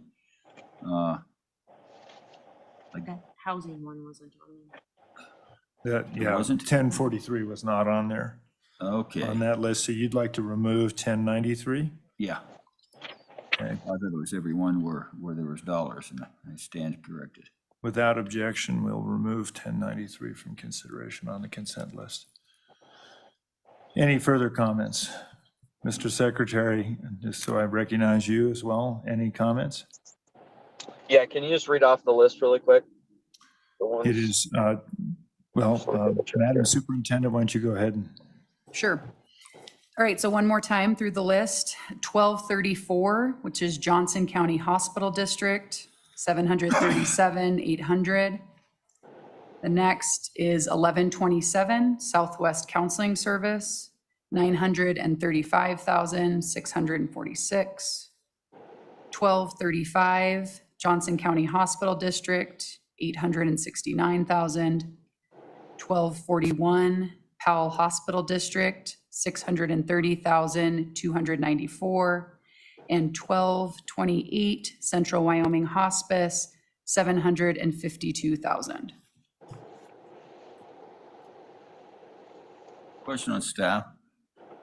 So were any of these, I guess, number one or number two priorities? We've got two Johnson County Hospital ones here.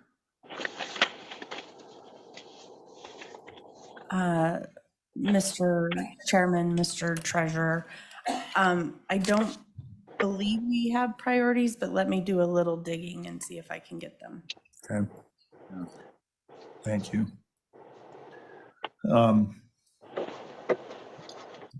Mr. Secretary, is that list okay with you? Yeah. Okay. Yep. All right. Is there any further discussion? Any further discussion? All right, I'll entertain a motion. I think we need to vote on the list. I thought we had voted on this. Okay, the list that needs to be voted on, that list will be 1234, 1127, 1235, 1241, 1228, the list that the superintendent just read. All in favor of the consent list signify by saying aye. Aye. Aye. Nays? Okay, we have a consent list. Chairman, I would move Directors Rec, which happened, they are all due fund on. Motion's been made. Is there a second? Second. It's been seconded by the superintendent. Any discussion? Hearing none, all in favor signify by saying aye. Aye. Nays? That motion carries. Next.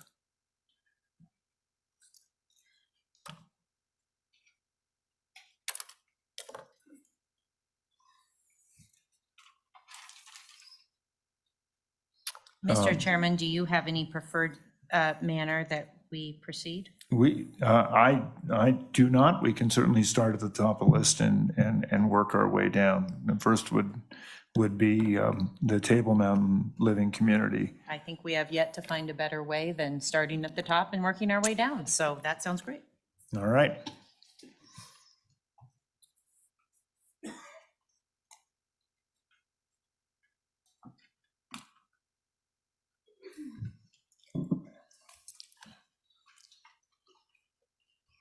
Mr. Chair, members of the board, thank you again for hearing from us multiple times today. Regine Strube-Fossen, City of Lander, I have Mayor Richardson with me, and then Housing Authority Board Member Tracy Rue. As you'll recall, our original request was for 7.5 million. That was through a capital improvement project, and by recommendation of the staff of the state, it was moved over into this category for Health and Human Services. Today, we are requesting $5,640,000, which is about 30% of our total cost of the project, and about less than 40% of our construction portion of that project. So the project did realize $2,640,000 of direct construction increased cost due to handling best practices after the COVID pandemic. Those costs increase the facility square footage. The Housing Authority Board and their designer was very diligent about accommodating post-pandemic best practices, such as smaller staff to patient ratios and single occupancy rooms, larger congregate areas and meeting spaces, extended outdoor spaces, HVAC and material upgrades. That's $2,640,000 of direct cost increases due to the pandemic. We also are very aware in Fremont County that the long-term health issues caused by the pandemic are disproportionately impacting our Native American citizens. Our primary market area includes much of the Wind River Indian Reservation. The reservation right now has 1 in 3 people over 70 already have cognitive impairment, Alzheimer's disease, and so that's a national stat from the Alzheimer's of the state.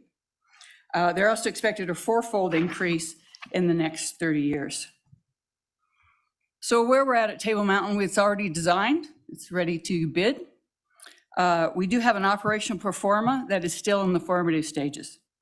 That operational pro forma is going to build in the opportunity for payment plans for Medicare, Indian Health Service payment plans, Medicaid, and sliding scale payments, as well as self-pay plans, strictly because of the clientele that we have in our primary market area. We need to be cognitive of all those payment plans. So we're committed to meeting all of the post-pandemic memory care and assisted living needs for all of our residents in Fremont County. So with that, I'm going to turn it over to Tracy Rue. Thank you, and good afternoon, Mr. Chair and the board. I'll keep my comments brief for the sake of time, but like Regine said, from 2020 to current, construction costs have exceeded $5 million for COVID-related as well as inflationary aspects. This makes this project not financially feasible unless we come up with $5 million or as close to that as we possibly can. I express my strong support for not only this healthcare initiative, but others in Fremont County, increasing access to quality, affordable healthcare. So I will give it back to Regine or the mayor. I just have one more thing to add to that. We're talking about our pay and our pro forma. The sweet spot for this project is to only have to finance or go into debt for about half of the construction cost. So that lets us have a payer mix where we can have a broader payer mix rather than have a self-pay mix. If we have to finance or go into debt for over half of this project cost, it gets pretty tight, and we want to make sure that we're able to provide these services for Fremont County. Thank you.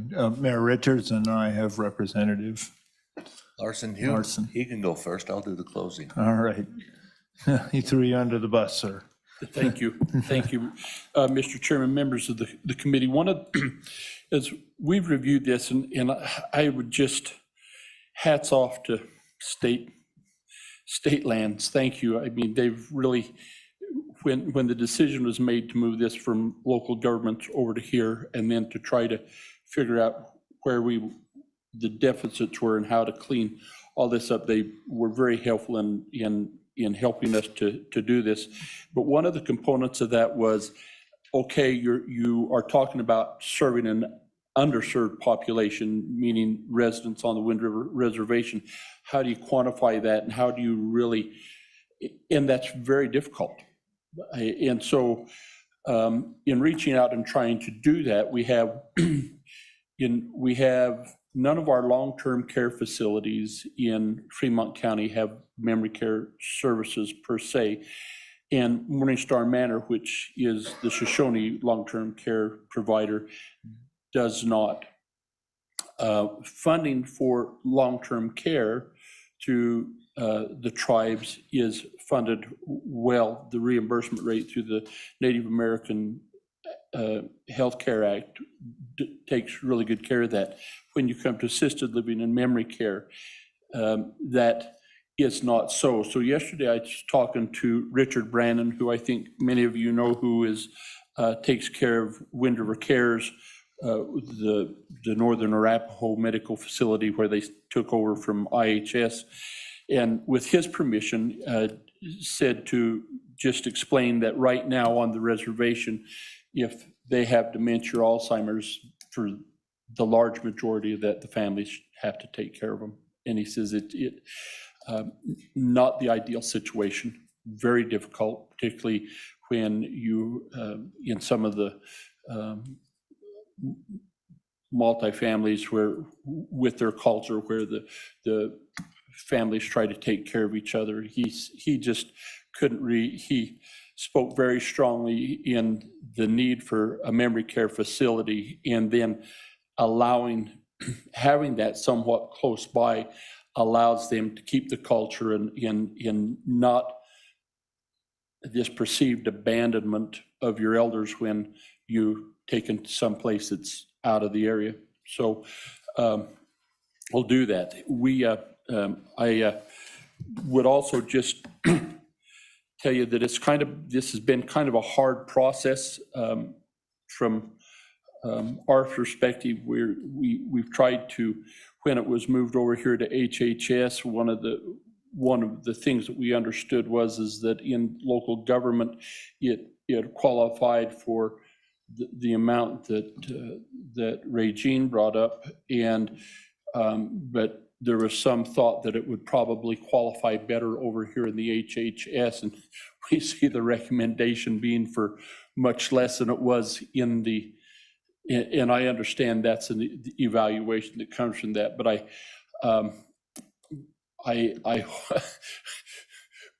but it's kind of been a difficult ball on this side to keep track of and keep on the court. I would just, again, express appreciation to this administration, to Mr. Rue, and for all of those to try to work with state lands and making sure that this application was appropriate and did meet the expectations of what the board needs to do, and hope that you'd take that into consideration as you deliberate this facility. Thank you.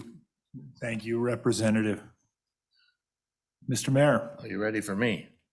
I guess. I speak from the heart on this. I'm very passionate about mental health and suicide prevention and what we can do to help our elderly. This is a passion of mine that, you know, after dealing with families and stuff, we've had to send out of state for health care when they could have stayed home. They have now passed away. I mean, we've had to send people clear to Colorado for mental health and clear up into Idaho, and these are family members that consider family, and we've lost quite a few, but when they get shipped out, I think it helps being around family, and you can't get there. This is a need that we need, not just in Fremont County, but in the state of Wyoming.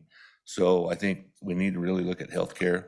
The elderly, us older guys are getting there. We're the last of the baby boomers. And I think that we need to have, options for us also as we get older. So like I said, just speaking from the heart, I think this is very well needed in our state of Wyoming, not just for Fremont County alone, but for everybody. So all about healthcare and taking care of people that have worked here their whole lives and be able to stay and live where they need to live. So, but I do want to thank all of you guys very much for all your hard work and everything you've done. I know the stress I go under. I can only imagine the stress you guys are under. So I'm sitting with Beth. I'm watching her out here. So like I said, this lady's here doing a great job. So just want to thank you guys very much. I do appreciate it. If you're ever in Lander, stop by and we'll have lunch. Very good. Madam Superintendent. Thank you, Mr. Chairman. I just had a quick question. I know that, that you had mentioned the sliding scale. So there is no income limit. But can you tell us a little bit about that sliding income scale? I mean, speaking for myself, I know, what an incredible project this is, but just trying to make sure that we are making decisions that are based upon the boundaries of the program. Do you want to cover that? Do you mean the sliding scale for indigent or Medicaid patients? Excuse me. Thank you, Mr. Chairman. Just in general, that you had mentioned a sliding scale. And so I was just wondering if you could just tell me about that in general, what you have plans for. Yeah, obviously it hasn't, that's an operational issue that has not been decided upon until the project goes forward. But yes, so a sliding scale based on income and obviously your payer mix, Medicaid, Medicare. Any follow-up? Madam Auditor, I did have a question for you. And I guess one of the concerns I have, knowing the history, which Fremont County Lander specifically, I think you were the first community to have hospitalized COVID patients. And I think the reservation certainly had a very large percentage of its population affected. Are there design components to how you're looking at this that can help mitigate that kind of pandemic in not only now, but also in the future? Yes, separation. So the facility went from 32,000 to 35,000, increasing the size of common areas like dining room, the outdoor space. Also taking this from dual occupancy and the memory care side to a single occupancy, increasing the HVAC filtration systems, and above all of that, training of the staff, the clinical staff. And that cost is probably higher than the recommendation of just the HVAC. Much higher, 2.6 plus. Yeah, okay. Well, thank you for that. Mr. Chair, if I may. Mr. Chair, if I may. Oh, go ahead. I just wanted to clarify, I have a list here from the designer group that shows exactly what we did. And we did add memory care units. We increased the square footage of the dining area. We expanded the memory care area for separation. We expanded our congregate areas like our dining room and also our exterior memory garden. We did do all the HVAC upgrades, which I suspect is what was recommended. And then we did have to redo our market analysis simply because when we did our analysis in 2016, a pandemic had never been thought of. So we had to get all new data because the demographics changed so much through COVID. So all of those things are designed to handle the next pandemic, should we have one. Okay, and thank you. Please, Representative. Thank you, Governor. And if I may, to Superintendent Dagenfelder's question there a little bit on the sliding scale and stuff, and what they really looked at is similar to what the Department of Health is really looking at on long-term care, is just in the ongoing operations and maintenance, the ability to take care of that has to include self-pay, insurance, Medicare, which has a higher reimbursement rate than Medicaid. And what we're seeing throughout the state in all our long-term care facilities is if there's, and that's why the Bonnie Blue Jacket up in the Bighorn Basin shut down, is because the hospital that bought them took all their Medicare patients and are moving them up into the hospital setting. That left that facility depending solely on Medicaid and what the ability they had to self-pay, and it just didn't pencil out. And so being able to have all of those upper mixes allows you to have that lower mix, so somebody that's more indigent type can come into the facility, and the facility can still operate in a profit type or cover the costs of doing that. And then, Governor, to your point, we've seen, if you looked at the design of this, it reflects much of what you've seen in the Life Resource Center, and making sure that we had that separation, single occupancy, so that, because when you confine them, then they're not able to move, and then it becomes almost an institutional setting where they can't go out and have a least restrictive environment. This modified plan allows for that, allowing this population that are challenged to live in the least restrictive environment, and allowed the freedom to the fullest potential of what they're capable of doing. Representative, can I just follow up a little bit on that too? It's going to go off a bit on a tangent, but please indulge me. You know, Lander and Riverton both have a lot of, I guess, visitation by tribal members, both the Shoshone and the Arapaho.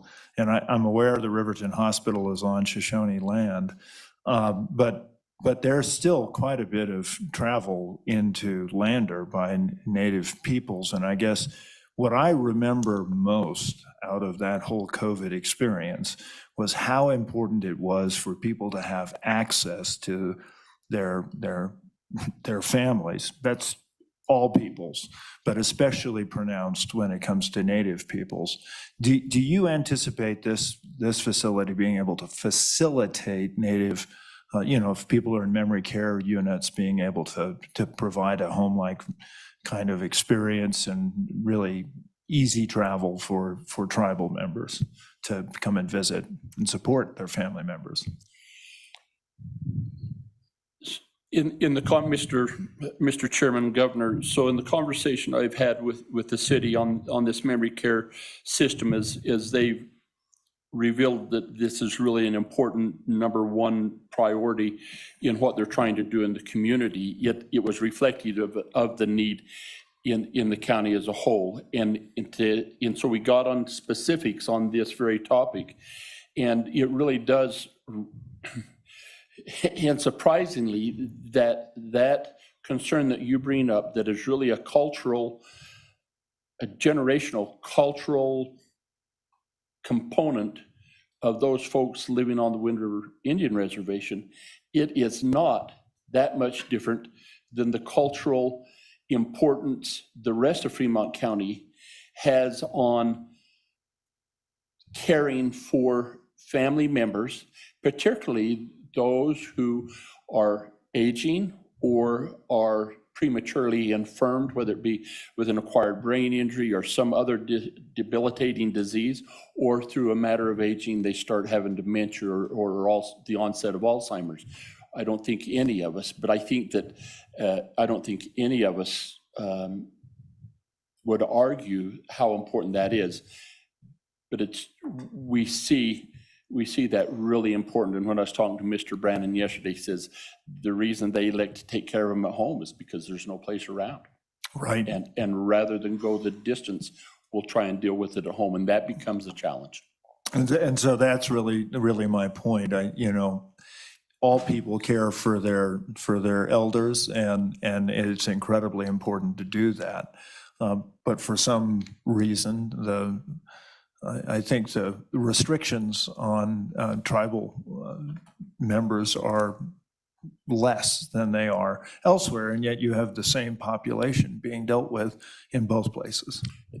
Mr. Chairman, and if I may, you made the point that Lander is not on the reservation. But we've got people here that can throw a rock and hit the reservation. I mean, it's like Riverton, Lander they're our community. Yep. Mr. Chairman. Madam Superintendent. Thank you, Mr. Chairman. Another question regarding the total funding. Would you be able to continue and complete the project if, say, you're only funded around the $2.5 million mark? Mr. Chair, Madam.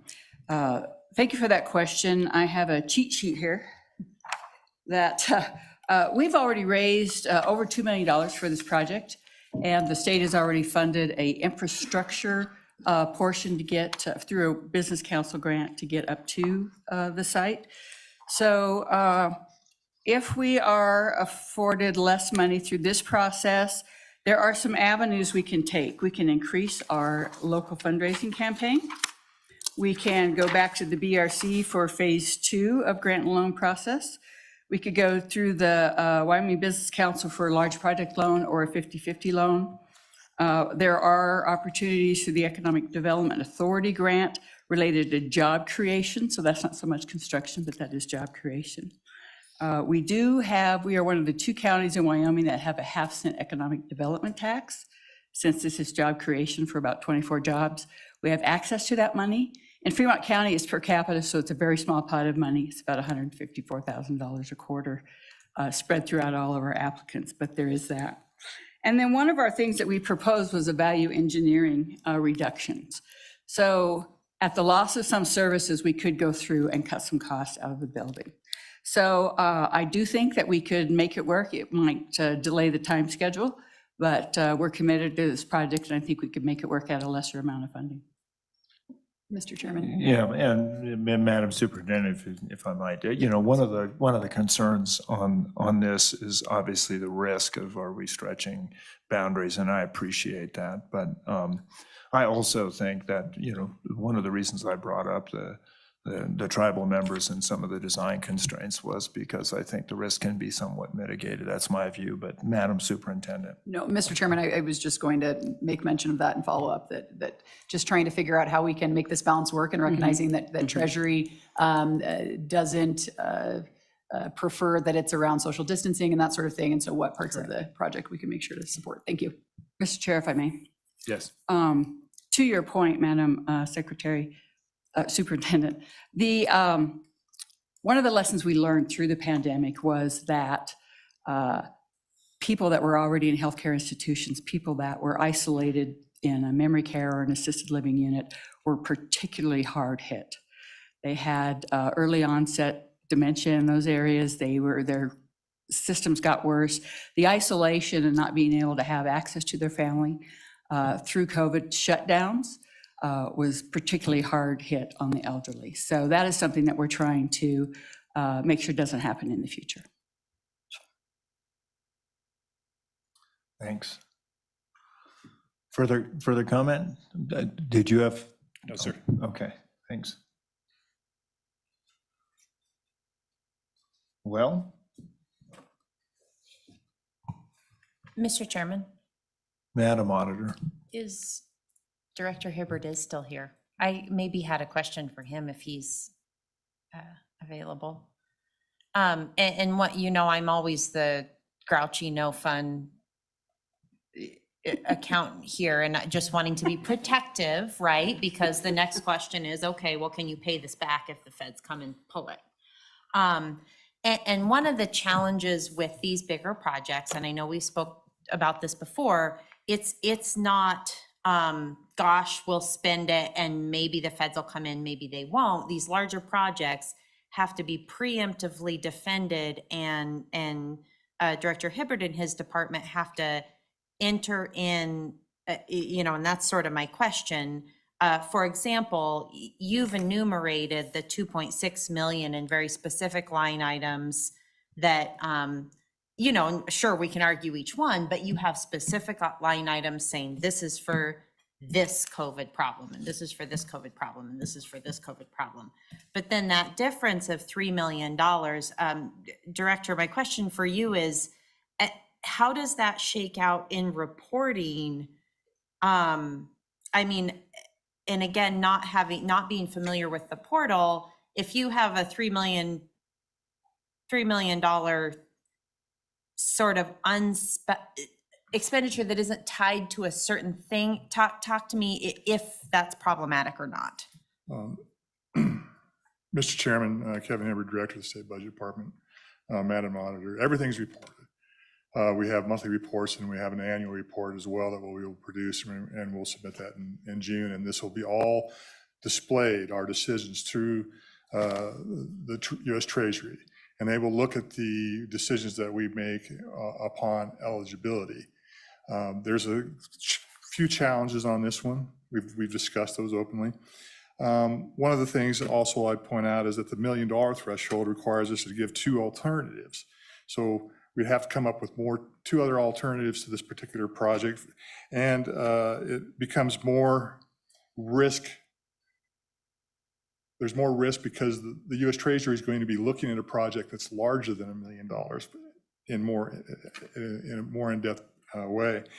And then naturally, this one's not over 10 million, but we do go to 10 million. So all those things are there, and Buy America and the Davis-Bacons, and certainly a higher level of risk at the $10 million threshold. But my point is that we have a very good system developed here in Wyoming with the OST and their ability to do all applications in our portal. And we think that we are actually leading the nation in our ability to manage this with the U.S. Treasury. However, everything is going to be clear to them. And if we take a risk and that risk is pushed back from the U.S. Treasury, we're going to work on that risk with them.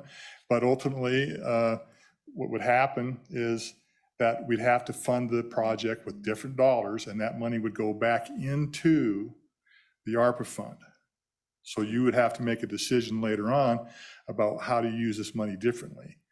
And we want to make sure that we address that in the upcoming session to make sure that we're timely that for those things that do happen, that we expect to happen, and have that flexibility with the legislature so that we can act easily on October of next year, or excuse me, actually it'd be December 31st of 2024.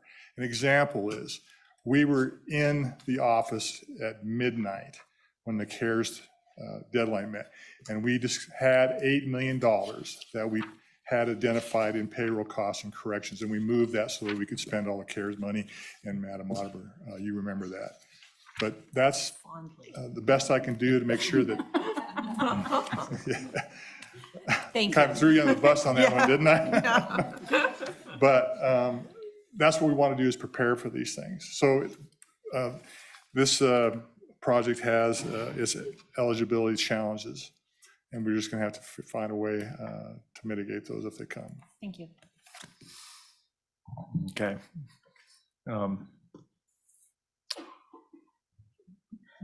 I do not know if the treasurer is planning to return. I'll note that I think we're in that time that the secretary was out. And I note that just for the record. You know, it strikes me that if we took a page from your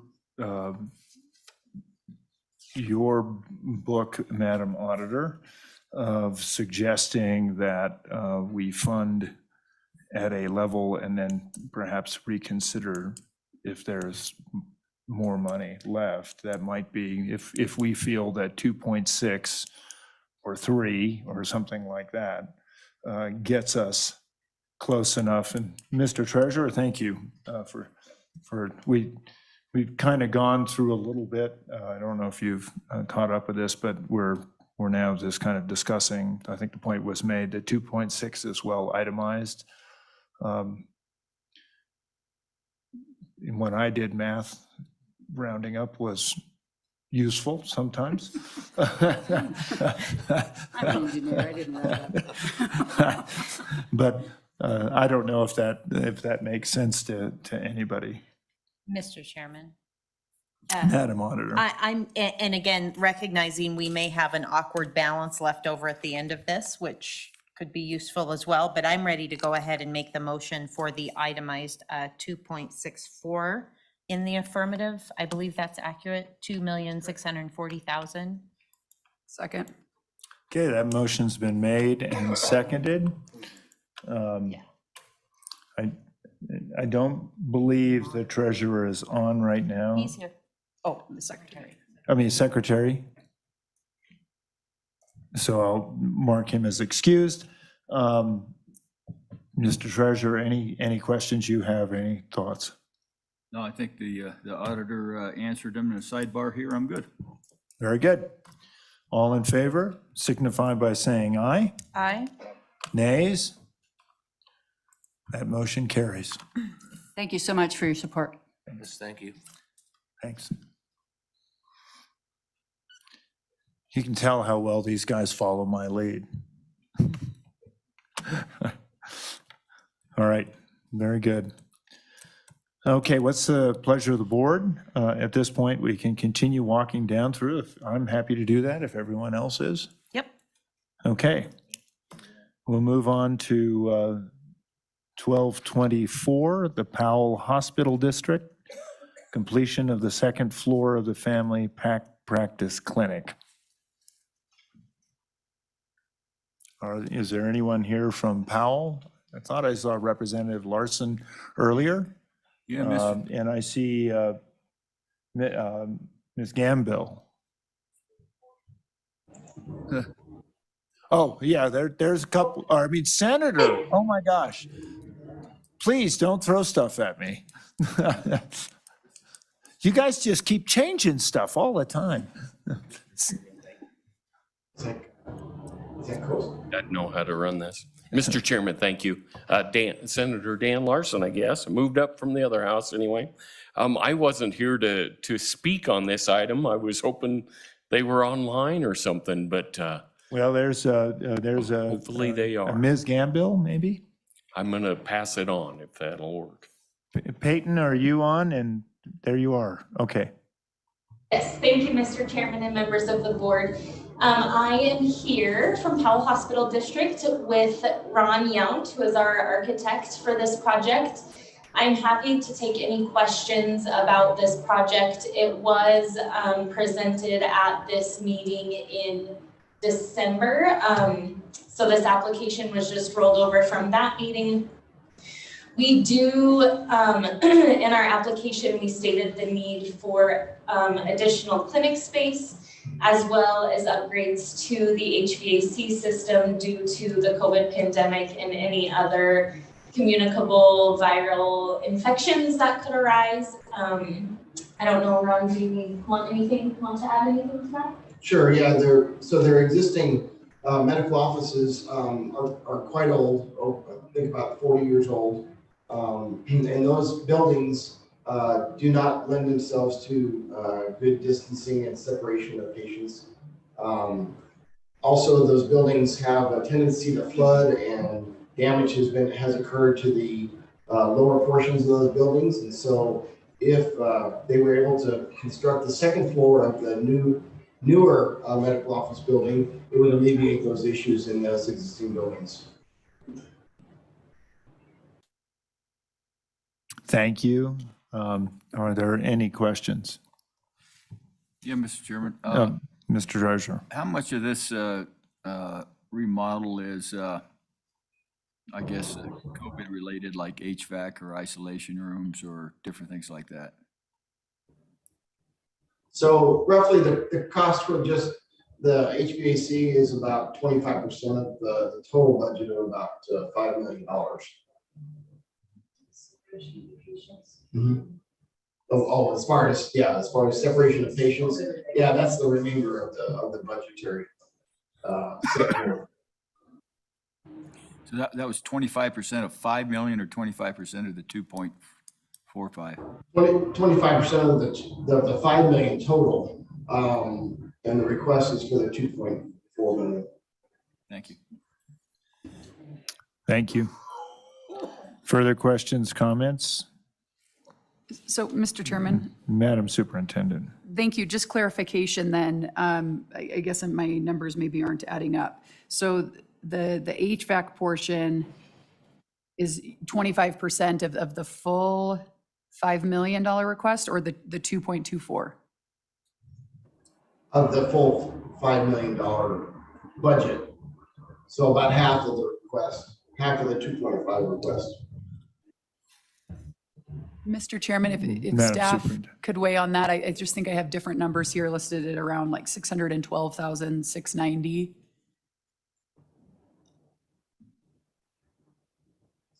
That would be for the HVAC portion of the loan, not including the electrical upgrades that are part of that as well. Okay, thank you. Mhm.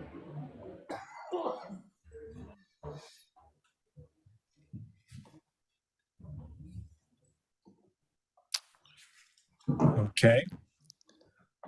Further questions, further comments? What is the pleasure of the board? Mr. Chairman, I'd like to put a pin in this one and come back. Okay, we will come back to this. We're moving on to 1231, Hot Springs County Hospital District, Hot Springs Thermopolis Clinic remodel and expansion, $1,500,000. Good to see you, sir. Thanks. Good afternoon. My name is Scott Alwyn. I'm the CEO. Here we go.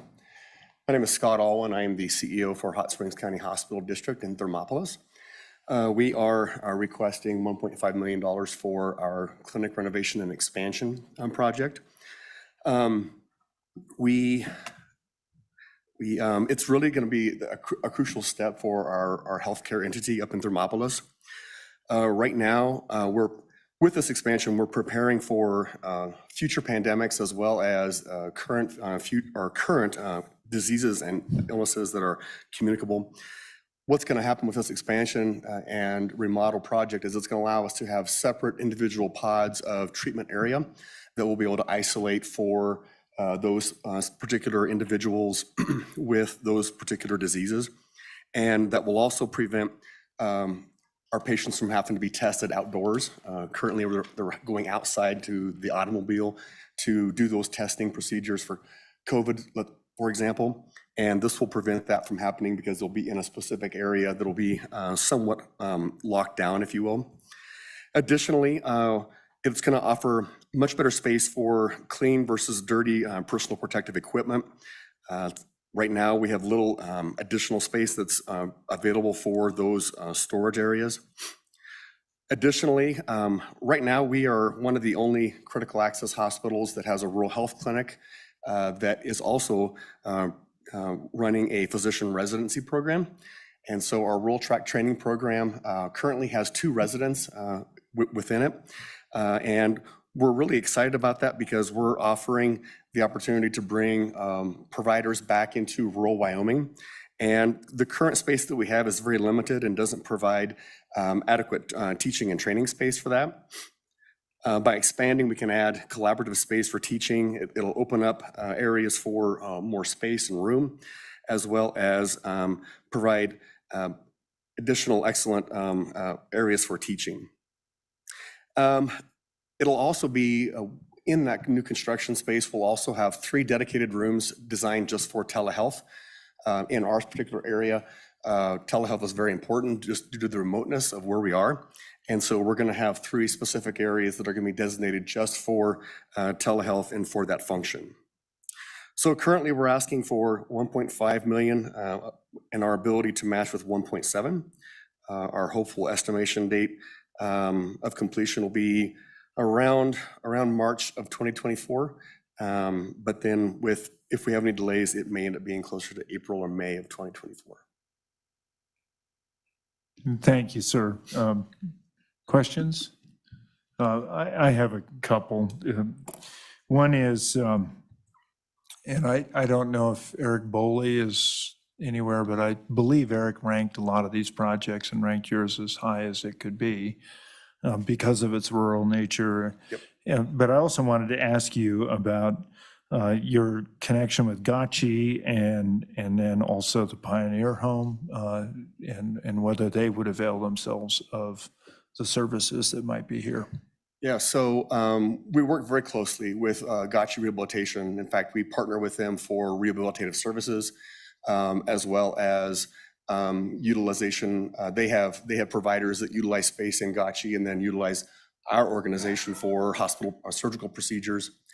The Pioneer Home, we work very closely with them, and we provide, we're the primary care providers for those individuals. So a huge benefit to that population as well. Thank you. Ms. Treasurer. Is there any part of this funding stream that you would feel uncomfortable with accepting because it just has nothing to do with COVID whatsoever? Could you say that again? Is there any part of this funding stream that you would feel uncomfortable with accepting because it has nothing to do with COVID whatsoever? Well, I think there's a fairly large portion of it that's COVID related, just looking at the design of the building and the layout. And then not only that, but the surface areas that we are designing to be able to be more sanitary, to be cleaned. And so I think there's a large portion of that is COVID related. Yeah, I usually ask people which part of it is related to COVID, and that's a harder question, I think, to just saying which ones that are not, you know? And so if you come up with the numbers, let us know. Okay. Well, thank you. And then I'd also, I note that the reservation is also into Hot Springs County, and I don't know what your patient load is, but I know, Arapahoe Ranch is on that side and others. So do you have native populations there as well that you treat? That's correct. Okay, Yep. Thank you. All right, is this another, go ahead, Madam. Mr. Chairman, given that Hot Springs County has there's been not one ARPA dollar from the state going to Hot Springs County, probably because the roads were closed the entire winter and they couldn't get their application down here.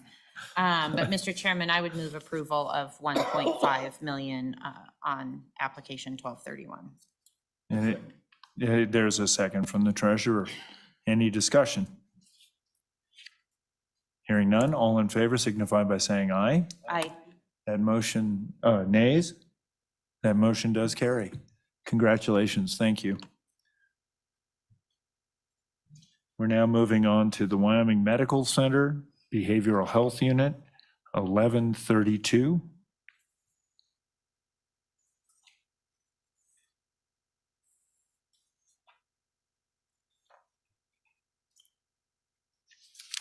Good to see you, sir.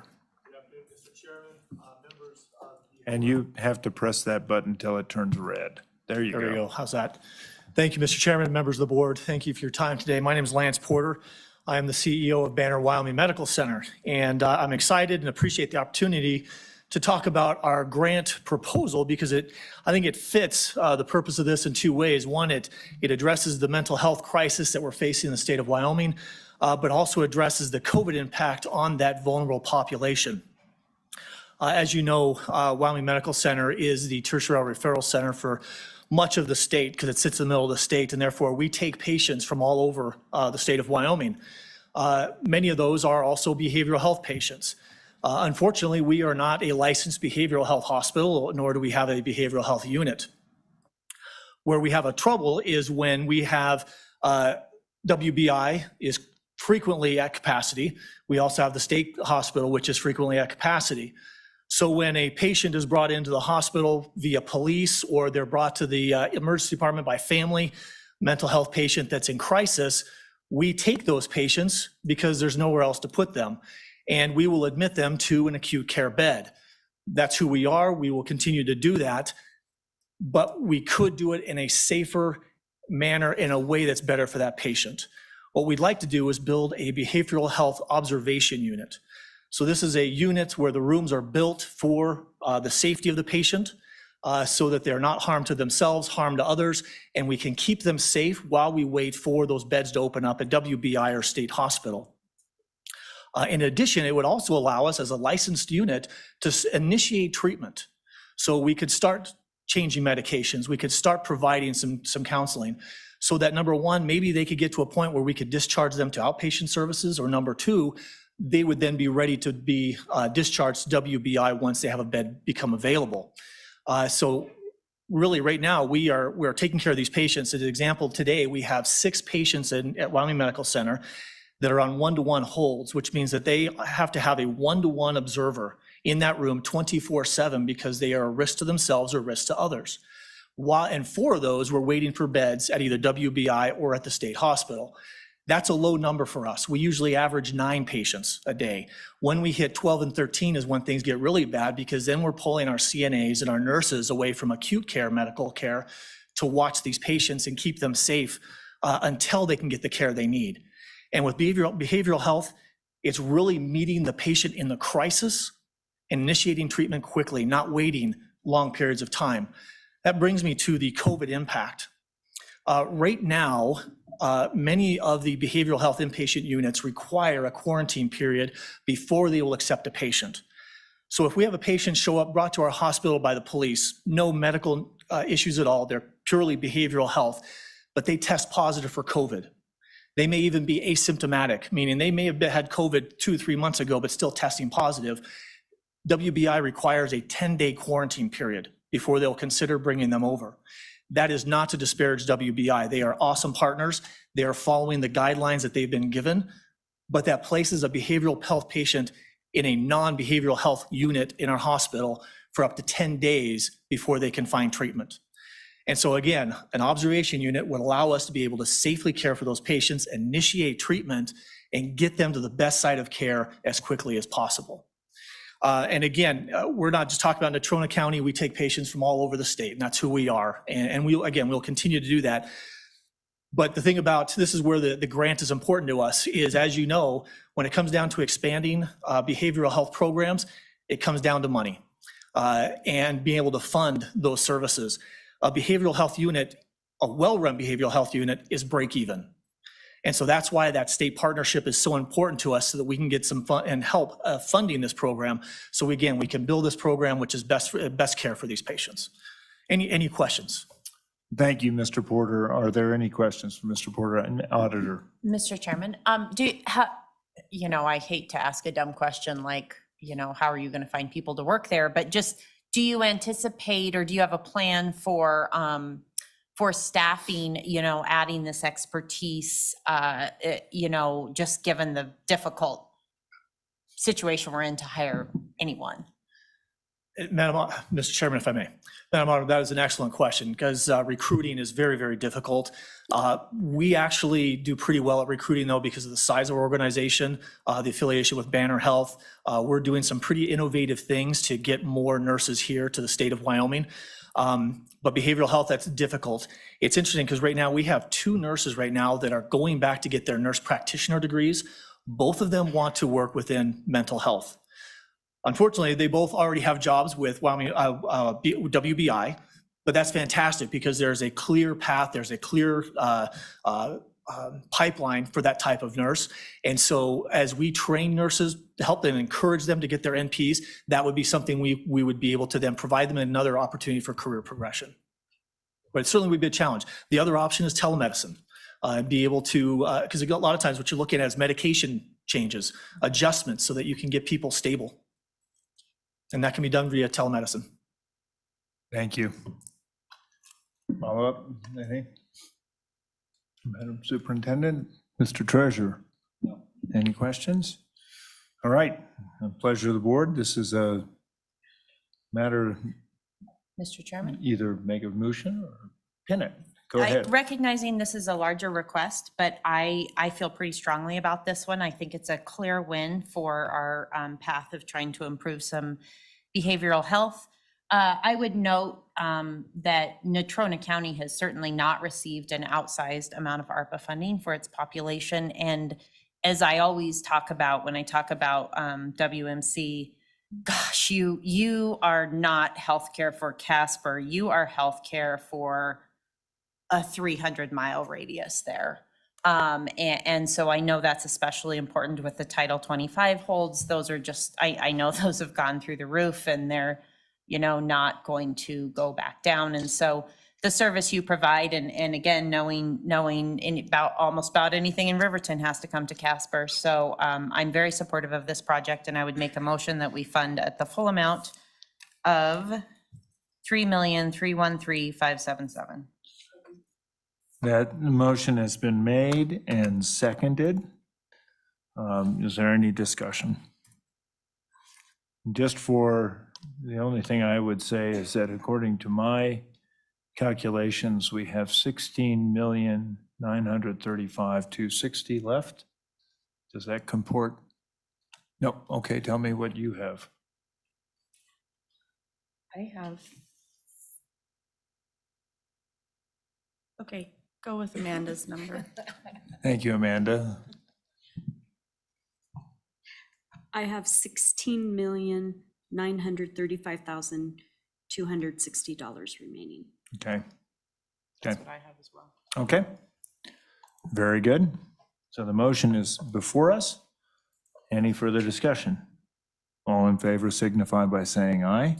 Aye. Nays? And I will be a nay on that, not because I don't like the project, but thank you. Thank you very much for your support. All right.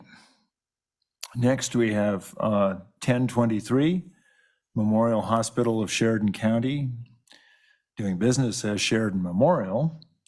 HVAC completion for 20 additional private multi-use reverse isolation beds, $1,004,928. This has been recommended for full funding. Let me get my Zoom going again. We have Eric Nelson. I'll recognize you first, and then Niall Morgan.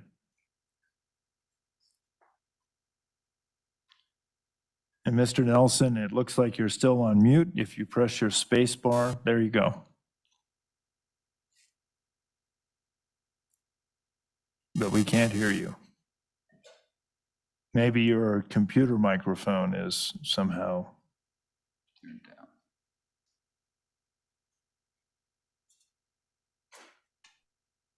Mr. Morgan, maybe you could address, it looks like you are online. Yes, can you hear me, Mr. Chairman? We can, yes. Okay.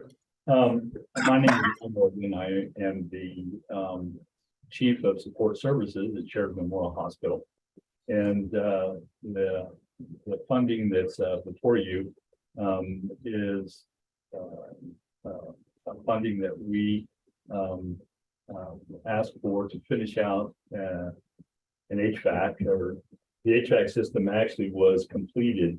We received funding in the first round of ARPA grants to build out 20 reverse isolation beds for long-term care patients, rehab patients on the second, third floor, repurposed space in our hospital. A very real problem we had during COVID was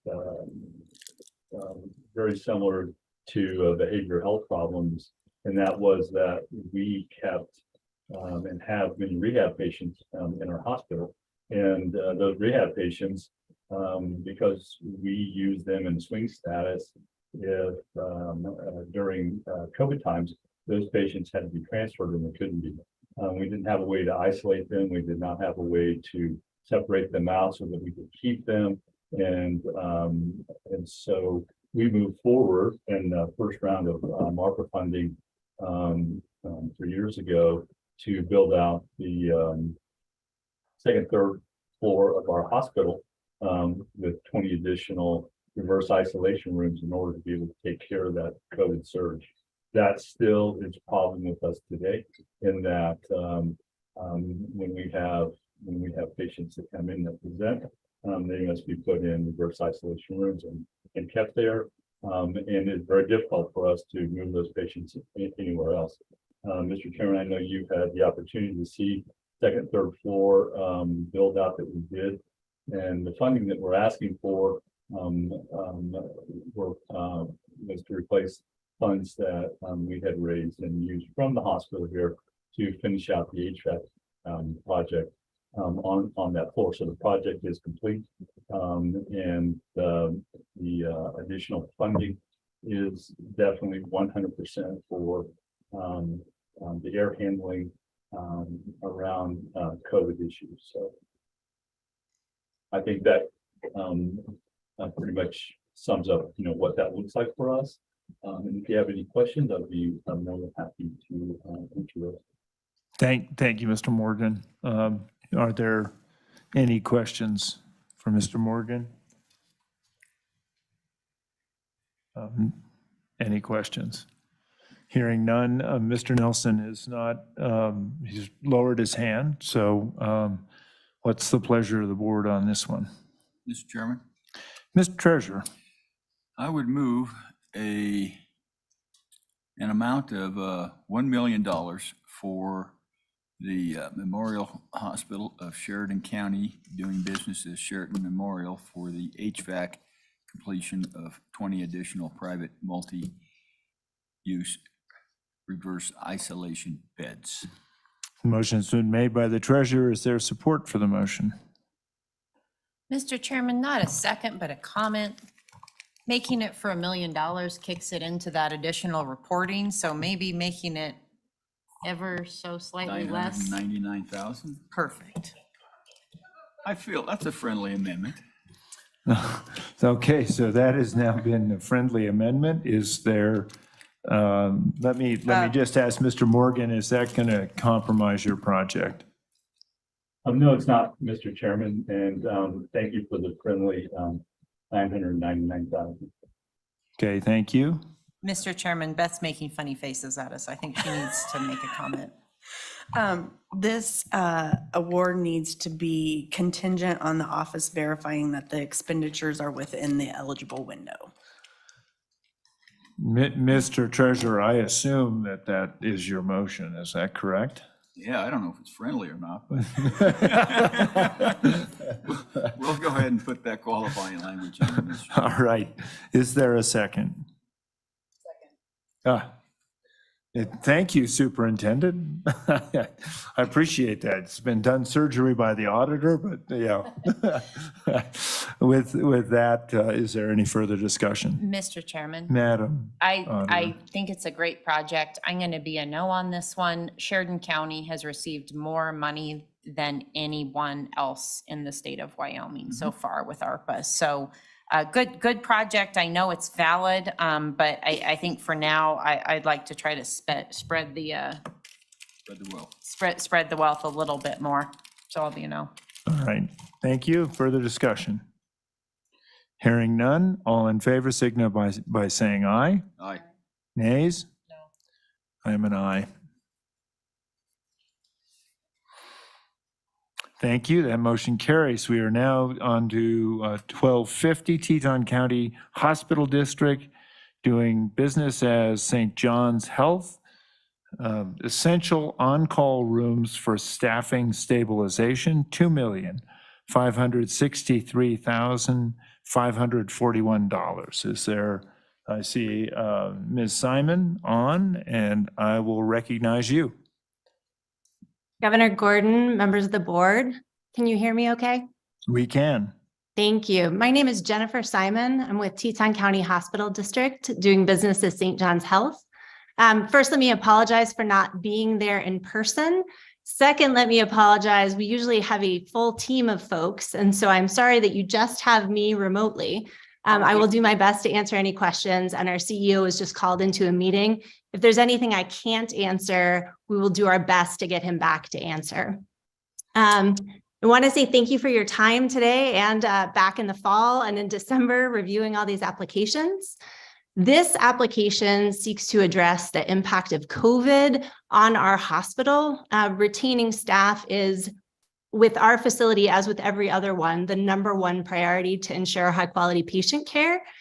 And what this project and the proposed call rooms allow us to do is recruit from a larger geographic area while we address housing supply in our own community. Staff who've had to move even further away to continue to work with our facility, they commute from places like Rexburg and Idaho Falls. These call rooms allow them to overnight between shifts and remain on site to reduce their commute and maintain our care teams. Now, the reason that this is related to COVID in our community and provides a proportional response to the pandemic is because as people made choices about their lives during the pandemic, a lot of people relocated to Teton County to work remotely. Our local occupancy data, census figures from the pandemic all show that our population grew at twice the rate of the state during the first 12 months of the pandemic. And what that then did is impacted housing availability. It drove rental vacancy rates down to nearly zero. median home prices over $3 million, and rental rates for 1 bedrooms over $3,000 and 2 bedrooms over $4,000 per month. This is no longer affordable, particularly to our newer staff. And so we, as a result, experienced staffing shortages due to this influx of new residents and the loss of housing opportunities for our staff. Turnover rose from 14% pre-pandemic to 23% in the beginning and middle stages of the pandemic, and was pronounced among newer staff. We conduct exit interviews with all staff who leave, and overwhelmingly, they did not cite burnout from the pandemic, a desire to leave the field, or even a desire to leave St. John's. They cited lack of, loss of, or cost of housing as the reason for departure. And these are employees who provide direct patient care. They are frontline healthcare workers who staff our PCU, our ICU, our emergency department. They attend to our COVID inpatients. And as we've reached the end of the public health emergency, these are folks who address the ongoing mental health and substance use impacts of the folks who come in via Title 25 placements, of folks who come in through our emergency department. So they continue to see the impacts of COVID as they are ongoing. I would be happy to answer any questions that you all have, and we very much appreciate your consideration of the application. Thank you, Ms. Simon. Any questions? Questions? Questions? Hearing none. What's the pleasure of the board? Oh, I'm sorry. Senator Guru. Oh, Senator Guru, I'm sorry I missed you. Thanks. Ben hit me upside the head. Good morning or good afternoon, Mr. Chairman, Governor, and members of the Slib board. I hope you can hear me clearly. We can. Thank you. I won't take much of your time. I just first thank you for considering the request by St. John's Hospital. They are a critical part of our community infrastructure. I think that it needs, just a couple of quick points as far as this particular application. St. John's Hospital is one of our leading employers, but B, leads our community in providing housing for its employees. I think it's important to note that in coming to you today with this request, they have stepped up, and the voters of our community have supported them all the way down the line in helping fund with their own tax dollars housing requests for their housing. Now, this specific need helps us in our catchment area to bring employees. What are we doing in addition to that? Actually, with your help and the help of ARPA dollars, we're going to build a wing of Central Wyoming College to help train CNAs to help alleviate this problem. The bottom line is we're doing everything we can do to try to make sure that we staff our hospital, which is, like I say, is a critical part of our infrastructure. That's why I think this is an important application. I think it's a worthy application of your consideration, and I'd be glad to stand for any questions, and thank you for your time. Thank you, Senator, and I apologize, I didn't notice you at first. Is there a question for the senator? Questions for the Madam Auditor? Mr. Chairman, more of a statement, and the senator and/or Ms. Simon can correct me, but I think I have this accurate. And recognizing, this is not an affordable housing project, and recognizing that is certainly an eligible endeavor under ARPA, but this is not to house folks permanently in the county. This project is that you have a warm body medical provider in your hospital.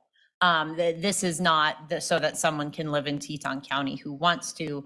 This is so you can actually have doctors and nurses caring for your patients that are actively in the hospital. Is that sort of an accurate characterization? Mr. Chairman? Please, Senator Guru. Yeah, thank you. Yes, Madam Auditor, yes, that is true. What I was speaking to is just the general work that St. John's has done across the board to try to address problems for its employees. This request to bring in folks from out of town to work so they can work some shifts and not have to commute back and forth is just another piece to a larger puzzle. But St. John's Hospital is working at all angles to try to address this issue. Like I say, this just being another. So you're absolutely right. This is not an affordable housing project for that. I was just pointing that out as the range of things that St. John's is doing to try to address this issue. Mr. Chairman, Mr. Treasurer. how many rooms do you get for $2.5 million on the on-call rooms? Mr. Chairman, Treasurer, if I may. I believe that these are all on our, I know for a fact, I apologize, these are all on our campus. And I believe we will have 10 call rooms. And they will enable us to expand our staff significantly and maintain our, I shouldn't say significantly, they will enable us to maintain our care teams and not have to bring in as many travelers. Does that answer your question, sir? Yeah, and are they going to be like little studio apartments kind of, or is that kind of the? Mr. Chairman, through you. Yes, please proceed. Mr. Treasurer, yes, that is exactly correct. They'll, I believe that they will be between about 190 and 215 square feet, have sort of kitchenettes, enable people to sleep overnight and have sort of some amount of amenities, but they are very basically studio apartments, or smaller than studio apartments. They are studios. And Mr. Chairman. Please. Thank you, Ms. Simon. And one just follow up on that, just to reiterate, they are temporary housing. Well, what do you foresee the stay time of folks in those? Mr. Chairman. Please proceed. Superintendent. So these are envisioned as if you were, for example, commuting from Rexburg, you could, and you were working 3 12-hour shifts, you would spend the 2 nights in between your shift in those spaces so that you could commute on, say, a Monday and then go home when your shift was over on a Wednesday. Same if you were working slightly longer shifts or slightly more days. It also has the added benefit of making sure that there are sufficient staff on premises at all times, because as you know, in the case of emergencies or road closures, having staff who live exclusively out of the community and not having folks on site can be its own hazard that is clearly separate from the pandemic. But we would envision that those folks are staying the nights in between their shifts. Does that answer your question? It does. Thank you, Mr. Chairman. Thank you. Further questions? Further questions? Okay, well, what's the pleasure of the board? Mr. Chairman, Madam Auditor. I would move approval for the project 1250 in the amount of 2563541. Second. It's been moved by the auditor, seconded by the superintendent for full funding. Is there any discussion? Any discussion? Madam Superintendent. Oh, thank you, Mr. Chairman. I would just reiterate, some of the auditor's comments that I think this conversation has been very helpful in the distinction of housing shortage versus that response to COVID. And so I do feel that this meets the needs of the dollars. Thank you. Very good. Further discussion? Hearing none, all in favor signify by saying aye. Aye. Nays? No. Thank you, Mr. Secretary. That motion carries. Thank you very much for your consideration and for the support. We appreciate it. Thank you. Thank you. Thank you. We're now moving on to Banner Torrington Community Hospital. Item number 1090 this is for the inpatient unit, $7,187,656. Is there anyone here from Torrington or online to address this issue? Anyone? One more call, we can come back to it. Is there anyone here? Don't see anyone. Moving on to Memorial Hospital of Sheridan County, doing business as Sheridan Memorial Hospital, supply chain relocation and expansion. $608,955. Mr. Morgan. Yes, Mr. Chairman. In lieu of the funding that the committee has so graciously awarded us, at this point, we would like to take that request and table it for further consideration. If funding is available later,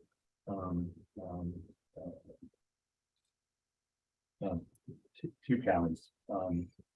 We heard very clearly the message from, I think it was Madam Kirkwood or Madam Secretary. I'm not sure who it was, but we would like to ask that you table that. Okay, thank you. Thank you very much. We'll consider it afterwards, and I fully understand the treasurer and the auditor look a lot alike and sound a lot alike. So. Excuse me, Madam Auditor. Very good. No, just kidding. Okay, thanks. We're going to move on to item 1230, Child Development Center of Natrona County, ARPA Energy Efficient Project for $45,364. Do we have anybody from the Child Development Center of Natrona County, either here in the audience or online? Calling again, here in the audience or online. Former Representative Sweeney, Mr. Sweeney. Thank you, Mr. Chairman, Governor. So I have reached out, been unable to get a hold of anybody because of the storm. Things have been shut down up here, but I would request the board consider the funding request. I don't believe Child Development Center had gotten any money previously out of the ARPA funds. And I think this was designed around COVID as far as in the air handling unit, but I don't know that directly. Thank you, Mr. Sweeney. Beth, is there any color on this? One of the review comments I have is the project doesn't appear to address a COVID-related harm. Okay, thank you. Any questions? Questions? Just wanted to bring back if there's somebody else can bring it. Mr. Chairman. Madam Superintendent. Thank you, Mr. Chairman. Yes, I think I would need to hear from the proponents of what that tied to COVID is before making any movement on that. Thank you. Okay. And we could certainly entertain a motion if that's appropriate, but otherwise we can move on. But Madam Auditor. Mr. Chairman, and again, this will sound critical, even though I say I don't mean it to be, but I think this is maybe the fourth meeting where we've entertained this application and no one has, and I sure appreciate prior Representative Sweeney being, speaking to it, but I don't believe we've heard from anybody yet from them in the, I think 4 meetings we've entertained this. So I can wait till the end of the list, I guess, to make a motion. Okay, very good. So we're going to move on to item 1039, Memorial Hospital of Sweetwater County Medical Office Building Renovation, $1,066,474. And I'll note for the record that, well, actually, Secretary Gray has already joined us, but he is now back in the room. Okay. So is there anyone here to address the board on item 1039, Memorial Hospital of Sweetwater County Medical Office Building Renovation? I have Ms. Marshall. Ms. Marshall, I'll recognize you. Hi, good afternoon. Is my audio okay for you? It is. Oh, perfect. Mr. Chairman and members of Slib, first I want to say my apologies for not trekking over to Cheyenne. It's been a really busy and crazy week here. So I just wasn't able to get there this morning. I want to thank you for the opportunity to discuss this project. It's very important to our patients and our staff and their safety. A similar version of this project was actually previously approved by the Slib board with CARES Act funding. However, due to the supply chain delays, we ended up having to forfeit the project because we weren't able to get the materials in time to meet the deadlines of the funding back a few years ago. So this project is really important to us for a few reasons. The first reason is our airflow. And so the current entrance and exit to our building requires an air curtain for proper air exchange. So what that means is every time the doors open and somebody walks either into the building or is leaving the building, a blast of air is dispersed and blown right into that person. And when you're dealing with airborne antigens and, COVID, that was definitely a concern that we want to address and get updated. Secondly, our spacing. So the current waiting area on our first floor, right when you walk into the building, is extremely small, and it really doesn't allow for appropriate or really any social distancing. We have six different specialty clinics utilizing that waiting area, and it's just unfortunately impossible to try and arrange all of our scheduling of patients to accommodate social distancing and proper spacing in that area. So this project really addresses both of those significant issues. With approved funding, we'd be able to extend our vestibule out, which would eliminate the air curtain requirement. We'd also be able to tie into our updated HVAC system. And then we'd also be able to reconfigure our waiting area to allow for additional square footage so that we could safely accommodate our patients. So we appreciate your attention, and we appreciate you considering our project. I did also want to note that this project is fully supported by our Board of County Commissioners, and at the original time that we submitted this grant, they did offer those matching funds to help us execute this. Thank you, Ms. Marshall. Are there any questions for Ms. Marshall? Mr. Chairman. Yeah, yes, Madam Superintendent. Thank you, Mr. Chairman. I was just wondering if you could provide a little bit more information beyond the social distancing and greater space of that direct impact from the pandemic.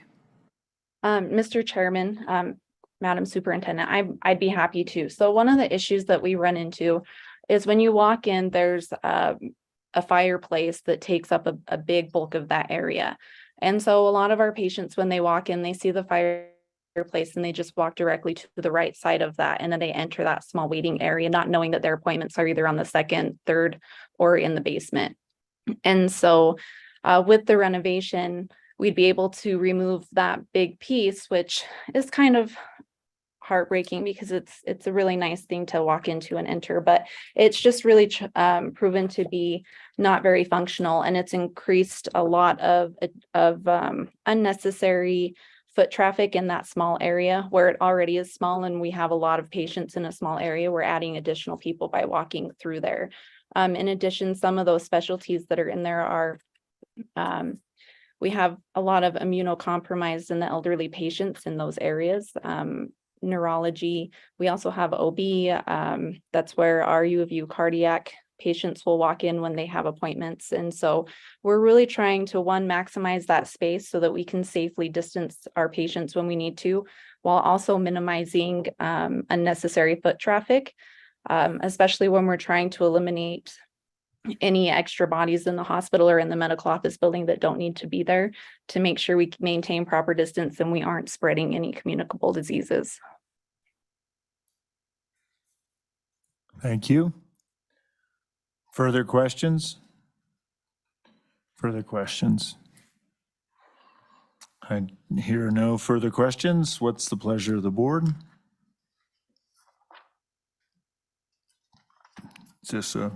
Go ahead, Madam Auditor. Mr. Chairman, I would move approval of the full amount of $1,066,474. The auditor has moved $1,066,474. And just because we're getting to that crunch time, our balance would be currently? You have spent just over 16 million. Nope, you have approved over 16 million. Right? The one that they just did? I have. Oh, I have 15. this would be after you funded this. Hold on. Let me take out I the have last 15, number. yeah. 14,494. So 941. I have, you've awarded $14,940,858, leaving $10,059,142 to award. Okay, is there support for the auditor's motion? Is there, it's been seconded by the treasurer. Any discussion? Mr. Chairman? Madam Superintendent. I have to say on this one, I'm still struggling with impact beyond just the social distancing, which we know is not favored by Treasury. And so I wonder if the bringer of the motion or the second could tell me if they have a little bit more confidence in that than I do, or. Thank you. Madam Auditor. Mr. Chairman and Ms. Marshall, you had said this was approved under CARES initially. Did I mishear that? Yes, ma'am. It was originally approved, and the project that was approved, we actually had a different door system. And so this round we went through, made sure that the supplies that we needed would be able to fit the timelines that we needed. And so that's really kind of the core of this project, is addressing that air exchange issue that we have in the main entrance to eliminate those air curtains, so we're not blasting air into our patients as they enter and leave the building. And then the spacing in the waiting area is kind of that second part of the bigger project. Well, and Mr. Chairman, again, not knowing exact numbers, but I think when we went through CARES Act, one of the biggest questions that we felt fairly iffy about at the time was whether we could fund these big, expensive HVAC systems just for the purpose of air control. And the beauty of ARPA, I mean, of course, a lot of the regulations are very tight and very specific, but they have specifically enumerated, any sort of HVAC or air control. So I guess that's where I'm getting comfortable with it. Okay, thank you. Further discussion? Is there a comment, Ms. Blackwell? I was just gonna let the board know that they had received $5.2 million in CARES funding from our office. Okay. Thank you. Madam Auditor. Mr. Chairman, does that include the amount that they had to, is that after they returned some, or does that That doesn't include what they returned Okay, because that grant was zeroed out on our system. So it shows that it was awarded, but the amount is zero. Okay, thank you. Thanks. Further discussion? Further discussion? Hearing none, all in favor signify by saying aye. Aye. Nays? No. Mr. Treasurer, how you have voted an aye? You guys are great. Gosh.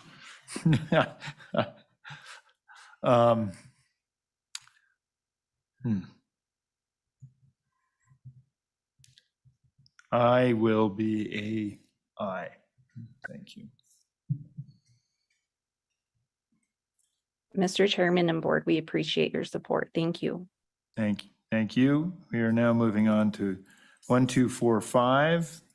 This is Sage Living Long-Term Care, Long-Term Care Facility, Pandemic Overflow Unit, and Safety Access for $2,820,843.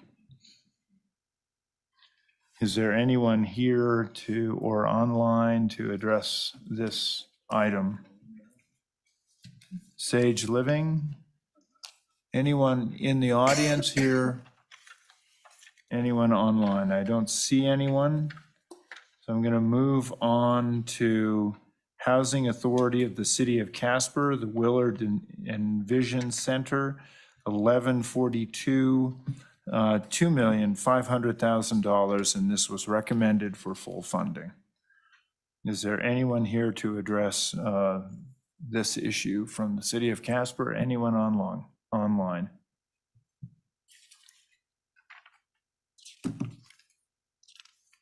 Anyone here? Anyone on IC? Ms. Kemberling? I've got Becky Ashley, who is trying to jump in. I'm not sure if she's able to or not. My name is Yvonne Kimberling. I'm with the Casper Housing Authority.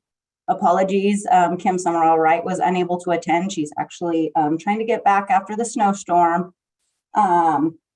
This project is pretty integral to our community. It is a training center as well as a daycare facility that allows the parents, families, homeless and low-income individuals to come together. During the pandemic, we had a lot of people who lost their jobs. We had a lot of people who lost their stability and are now facing a hard time. They're finding that there's a gap in transferable skills. And this training center would allow us to really fill that gap. We've had several training centers that have closed during the pandemic. We are working with other training facilities in setting up a partnership to expand on what has been lost.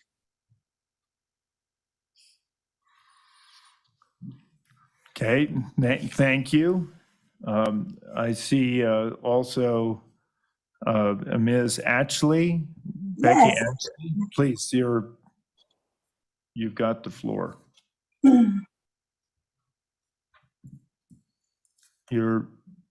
Ms. Ashley, it appears you're muted. If you want to hit the space bar on your computer, that may unmute you.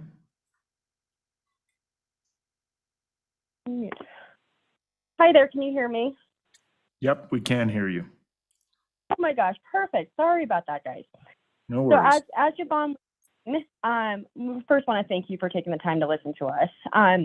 Our hope with this project is as we transform the existing Willard Elementary School into this epicenter, we want it to be a one-stop shop for all of our low-income and homeless families and individuals to come in and obtain that job training, financial and digital literacy, housing, and childcare. You know, from the pandemic, what we saw was this huge spike of over 67% in those seeking supportive services. And most of those that we serve, they don't have previous job experience, whether it's lack of education or skills, or there's some of the many who lost their jobs during the pandemic and the economic downturn, and they just don't have those transferable skills. So what we're hoping to do with this is work with our partner agencies.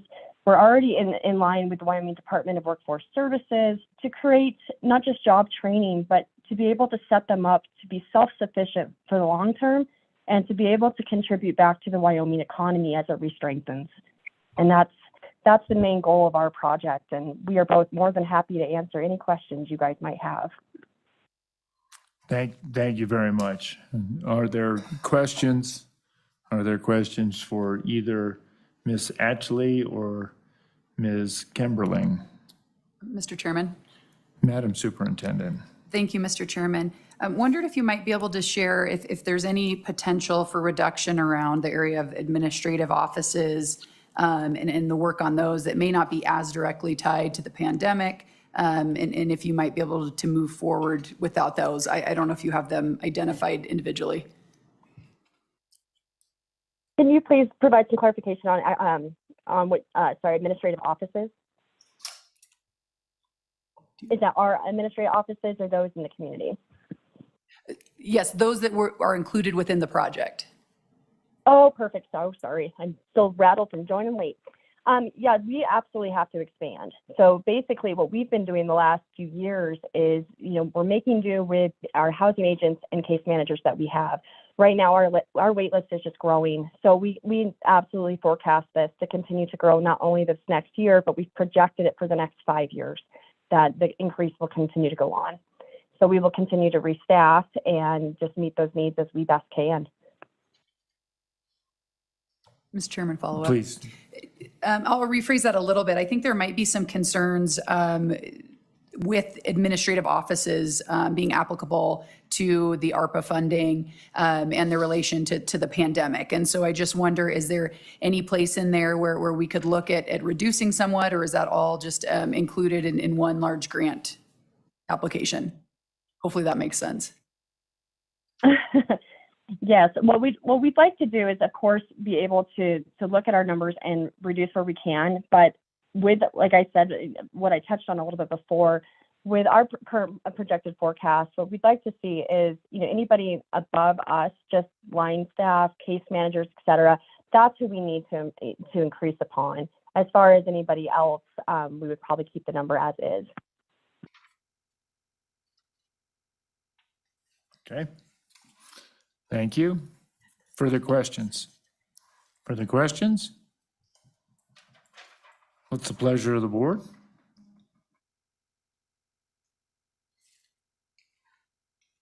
I'd like to maybe wait on this one, Mr. Okay, Chairman. we'll bring this one back.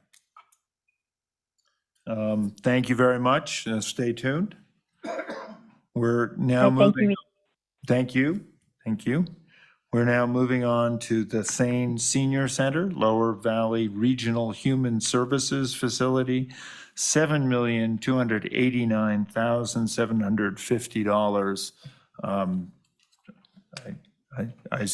I know Senator Dockstader, oh, there we are. Senator Dockstader and Commissioner Connolly are here, but we also have somebody approaching, so.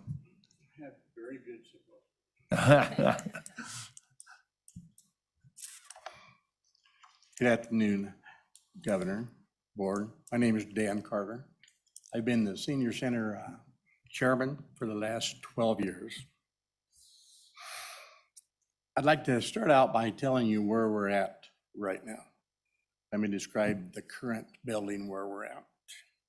The current building where we're at is about 5,300 square feet. We share that space, so we have about half of that. At this point in time, I have 345 square feet for the kitchen. So when you're asking what COVID-related kinds of things, my staff is one person on the top of each other. When we had the COVID shutdown, our dining room was shut down. We did not have room to buy food and store it. Included in that 345 square feet, I do have storage on the inside of that, some dry storage, some cold storage. We have added on and built some storage outside as well. As I understand it, in Lower Valley, we have right at 24 new homes being built. Smallest one's 5,000 square feet. Every one of those homes being built will have a bigger kitchen for private residents than what we have to serve our numbers of meals. So we have overtaxed the square footage that we have. My cooks prepare in a big days, 245, 250 meals.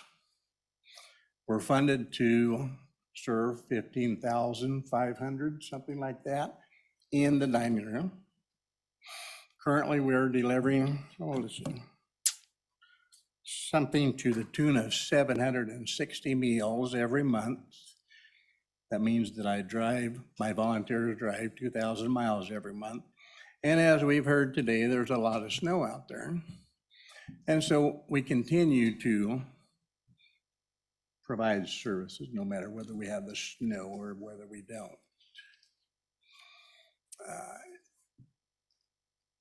When we had the shutdown, people would call and say, can I come to the center and eat? Can I come to the, it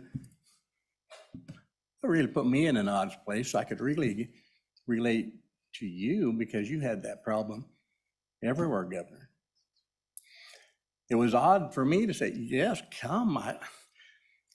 We all built, we bought plexiglass things to put on the dining room tables and things, but people really were scared to death. Not only that, you've got to realize people come for the camaraderie, for the wellness part of it. We have folks that live in 11 different communities that are out in the boondocks. They need that camaraderie to come to town. And when they could not do that because there's plexiglass in front of us, we couldn't stand here and talk to each other. I don't have private meeting rooms.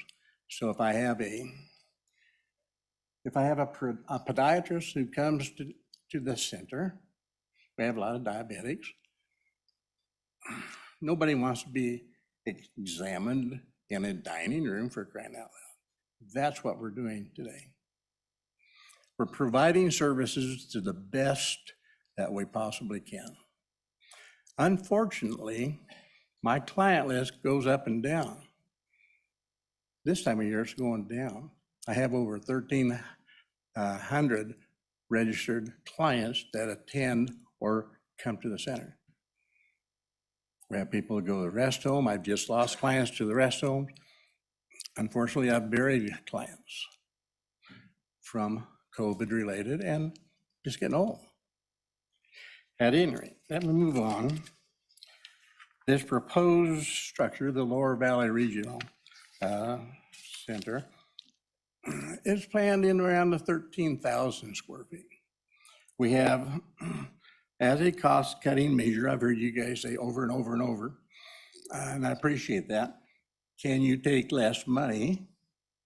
Staff asked us, can we do that? And yes, we shook our head dutifully and said, well, okay, let's do away with the garage. When I did away with the garage, now I've lost the medical storage. What's that mean? Well, when someone needs a walker, when someone needs crutches, when they need those kinds of medical devices, now I go out, my staff goes out and we dust off that material, dust the snow off. So when we've downsized this structure now to 13,000, I've lost, yes, garage space. Right now, we're about 260 inches of snow. Like everybody knows, we have all had a lot of snow. My staff or my volunteers go out and brush the snow off. I don't have a garage right now. We have awnings. If you drive in, if we drive our van in, I just about have a hard time with my fat belly. I don't have enough room to squeeze in and out. But that's what we're doing. We're successful. We're proud of that. What I'm trying to do, what the senior center is trying to do, is offer services for folks between 60 and 90 years old. It keeps them out of the hospitals. It keeps them out of the rest homes. That wellness part, sometimes we forget that. Sure, I love the hospitals. And I admire you that you have given Lincoln County some money for the hospital in Alpine. That's great. But for me, the 5.5% increase in population in Lincoln County has affected us hundreds of ways. I'm already bursting at the seams, and I just keep having old people move into the county. I don't know what the population is, whether they're old, young, or whatever, but I can tell you this, when I would go to the post office, used to be, I knew about everybody there. Now, when I go there, I don't know very many people. People from other states have moved in, and they're starting to take advantage of this particular senior center. At any rate, I'm asking you guys to see your way to help us build a new structure. I know full well that $7 million is a lot of money. I'm on the second design team as we speak, second company. I know this week we were asked to provide you guys with HVAC information. The estimate that I have says $602,000, but that's been a while back. It's not very concise. For me to get another estimate just to provide that to you folks, maybe a better list, was $15,000. Pretty tough for me because I deal with people. So I want you to remember now what I'm doing. I deal with people. Yes, the Department of Aged supplies me with funding for 21,000 meals. But I'm really concerned about the people who eat those. I'm concerned about having meeting rooms so that they can come in and do some telehealth. I can't do that now. We don't have private space to allow people to come in. We do it. Sometimes we go to the city council chamber, but that's okay. We're making do. At COVID, when we all woke up in 2019, that was something we never dreamed would ever happen. And it affected every one of us. Now, do I really need to have extra room? Yes. Do I need to have ingress for my drivers to isolate them from everybody else? Well, COVID says yes. So I have to have a special door from the garage area into the back door to keep them away from people that are using the center, or just as importantly, keep them away from my staff. So at this point, in closing, I thank you for your attention. I'd be glad to answer questions. Everybody in this room can talk about their project forever.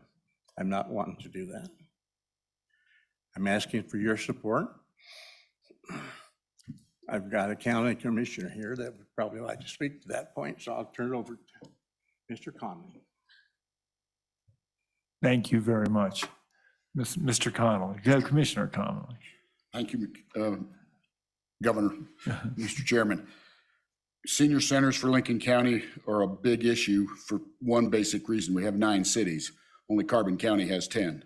And these are our emergency centers for any kind of thing that goes on in any emergency. It's where we go. If we get flooding, we're going to put them there in those centers. So we not only use them in COVID, we use them in emergencies and everything else. And we've been trying to work with them. If you remember, you helped us do the LaBarge Senior Center, which we couldn't accomplish on our own without it. And all the centers right now are having trouble getting enough money for food. I've got them in front of me all the time asking for more money for it right now. And so this project in here speaks to that growth that I spoke of earlier. We have a lot of people.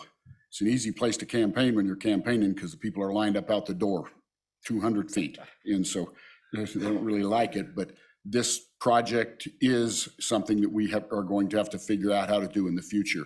And this is this group's outright start at that process, trying to get it moved forward, because they do the space he mentioned they share that with the town of Afton. Town of Thane. The one we have 5 senior centers because of 195 miles between one end to the other and 9 cities.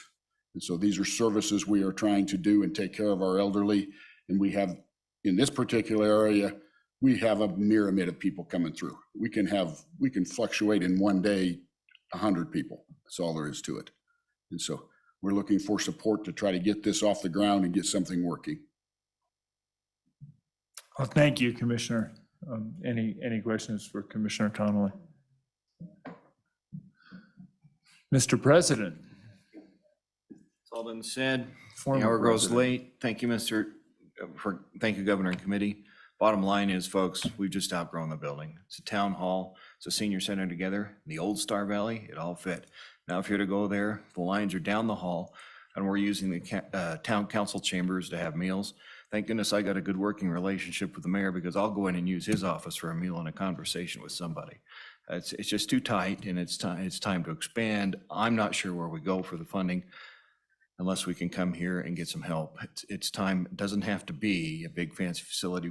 It needs to be a facility with room for people that have moved into that valley in the far west. You'll notice this past week, the story was out. Lincoln County has the fastest and most growth in the state. I don't know that I like that. It is what it is, and we have to accommodate those who are now calling that place home. So I'd ask for your consideration with this in some form or fashion. Thank you, Governor. Thank you, Senator. Any questions?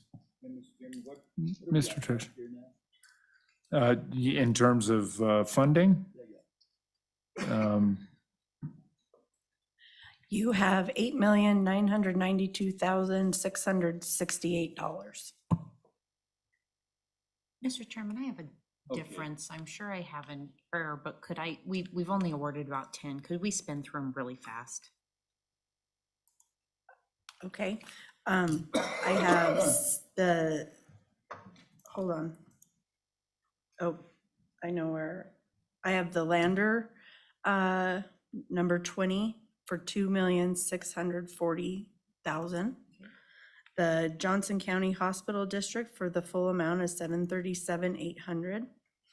Southwest Counseling for the full amount of $935,646. I have Hot Springs for 1.5 million.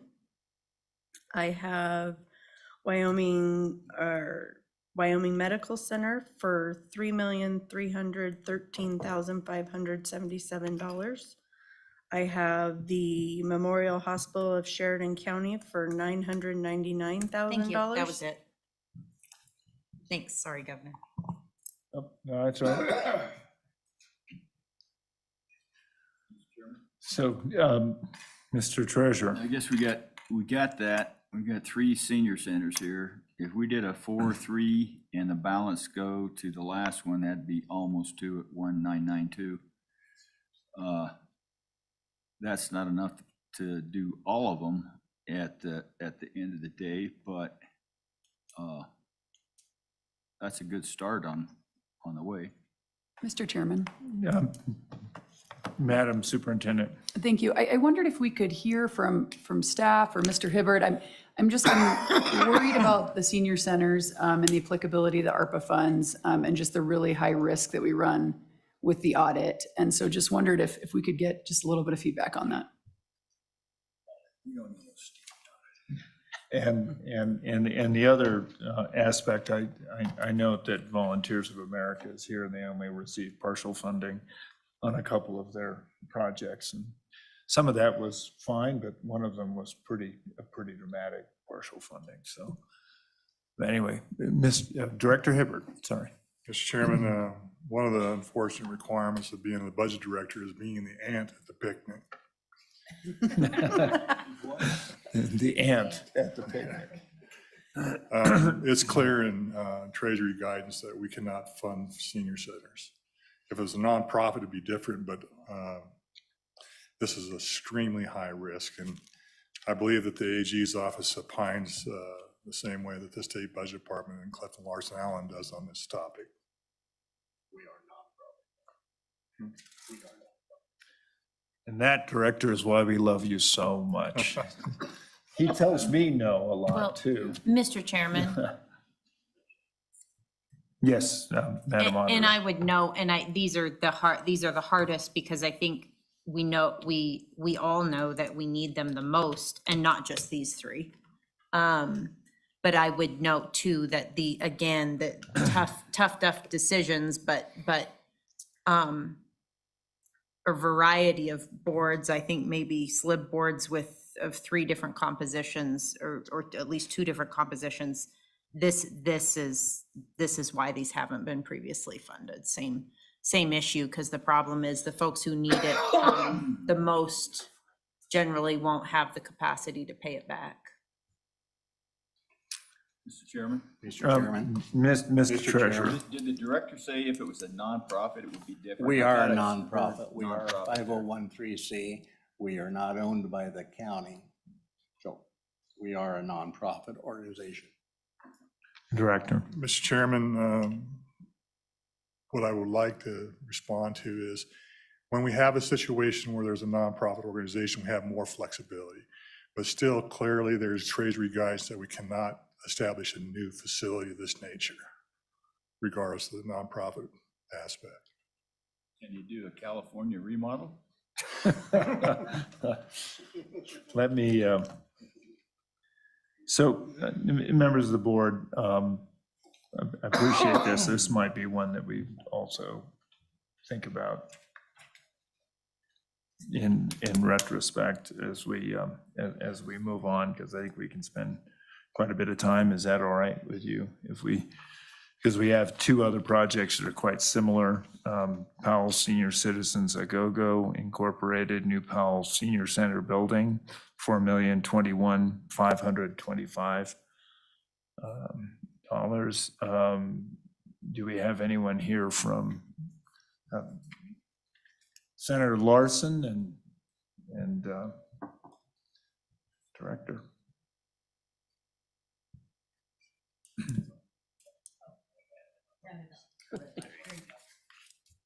Thank you, Mr. Chairman, members of the board. My name is Linda Dalton. I'm the director of the Powell Senior Center. A couple things that senior centers are so overlooked. We're actually the first line of defense in medical and mental help for our clients. In mid-March 2022 or 2020, when people were mandated to stay home, we were the first ones to reach out to them to make sure they had their meals. They had meals delivered to them. We got their groceries, their medications. Excuse me. We provided word puzzles. We had volunteers calling all the time. They call us to find out what's the latest on the COVID. They don't call their doctors or the public health. Throughout this whole thing, when someone is in quarantine because they have COVID, they call us. We're the ones that provide the meals to them. We provide pick up their stuff for them and take it to them. That's not something a medical center is equipped to do. The other thing I want to point out, because too often this is overlooked. So our mission is to respectfully empower people in our community to live independently. I say that because I contacted our long-term care center in Powell. It costs them $268 a day. If a person on Medicaid uses our services, that's 2 meals a day, 15 rides in a month. It costs less than $268 a month, whereas long-term care is $268 a day. We provide nutrition meals, exercise classes, foot clinics, socialization, medical loan equipment. I mean, just everything. I do want to say that, yeah, the group that we're providing meals to, services to, has just blown up. Now with this pandemic-induced inflation, we're seeing more and more people coming to us because they can't afford to go to the store. They can't afford the gas. They have to use our vehicles. You know, funding a new senior center, it's going to effectively manage the funds that you have, that the state has, for current and future generations. We're actually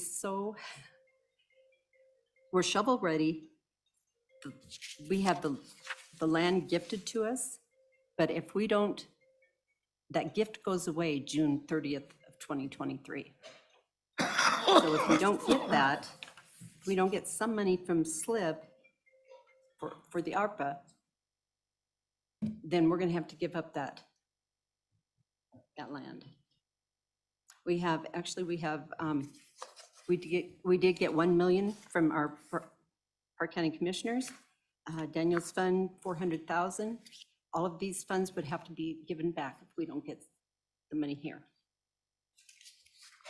I'll stand for questions. Thank you, Ms. Dalton. Are there any questions for Ms. Dalton? Yeah, Mr. Chairman, I thought the county was going to come up with $1 million too. Yes, I did. Yeah, they did. Okay, so, you know, I just have a really strong feeling about what the senior centers do. And, you know, maybe the federal government doesn't say that they were part and parcel to the whole healthcare system of COVID, but they're simply just wrong. Yeah. Yeah. Thank you, Mr. Treasurer. Further questions? Director Hibbard. During the last conversation, I think it was evident that what I'm trying to explain about how we can use these funds for these senior centers. There was a discussion about the program deliverables. Those are qualified. We can qualify the program deliverables. And I'll talk to you really shortly about how we accomplish those. New capital facilities, standing those up, it's clear that we can't do those things. But keep in mind, and I think that this is a conversation that we've had before, and perhaps when Auditor Racine has asked me earlier, I should have just walked you through these points. When we're looking at qualifying a project for ARPA, what we first do is we want to say, is there a qualified census tract? Is there something there that's clearly identified already that says, yes, we can do that? Next step would be a disproportionately impacted community or 185% below poverty level. Then we can move forward. Next would be an impacted community or 300% below poverty level. And we move forward with those. So for example, in your program deliverables, we are most interested, and we certainly want to help those individuals with those program deliverables. There's some aid to tourism if we qualify it properly, but we can't create a revenue. If we create a revenue, then we got to put it back in the box, and then it comes back for reappropriation. So through the whole process, when we're looking at these things, those are the steps that we go through to qualify projects. Otherwise, what we're saying here is that we are putting ourselves to a place where we want to observe what the risk associated with the implementation.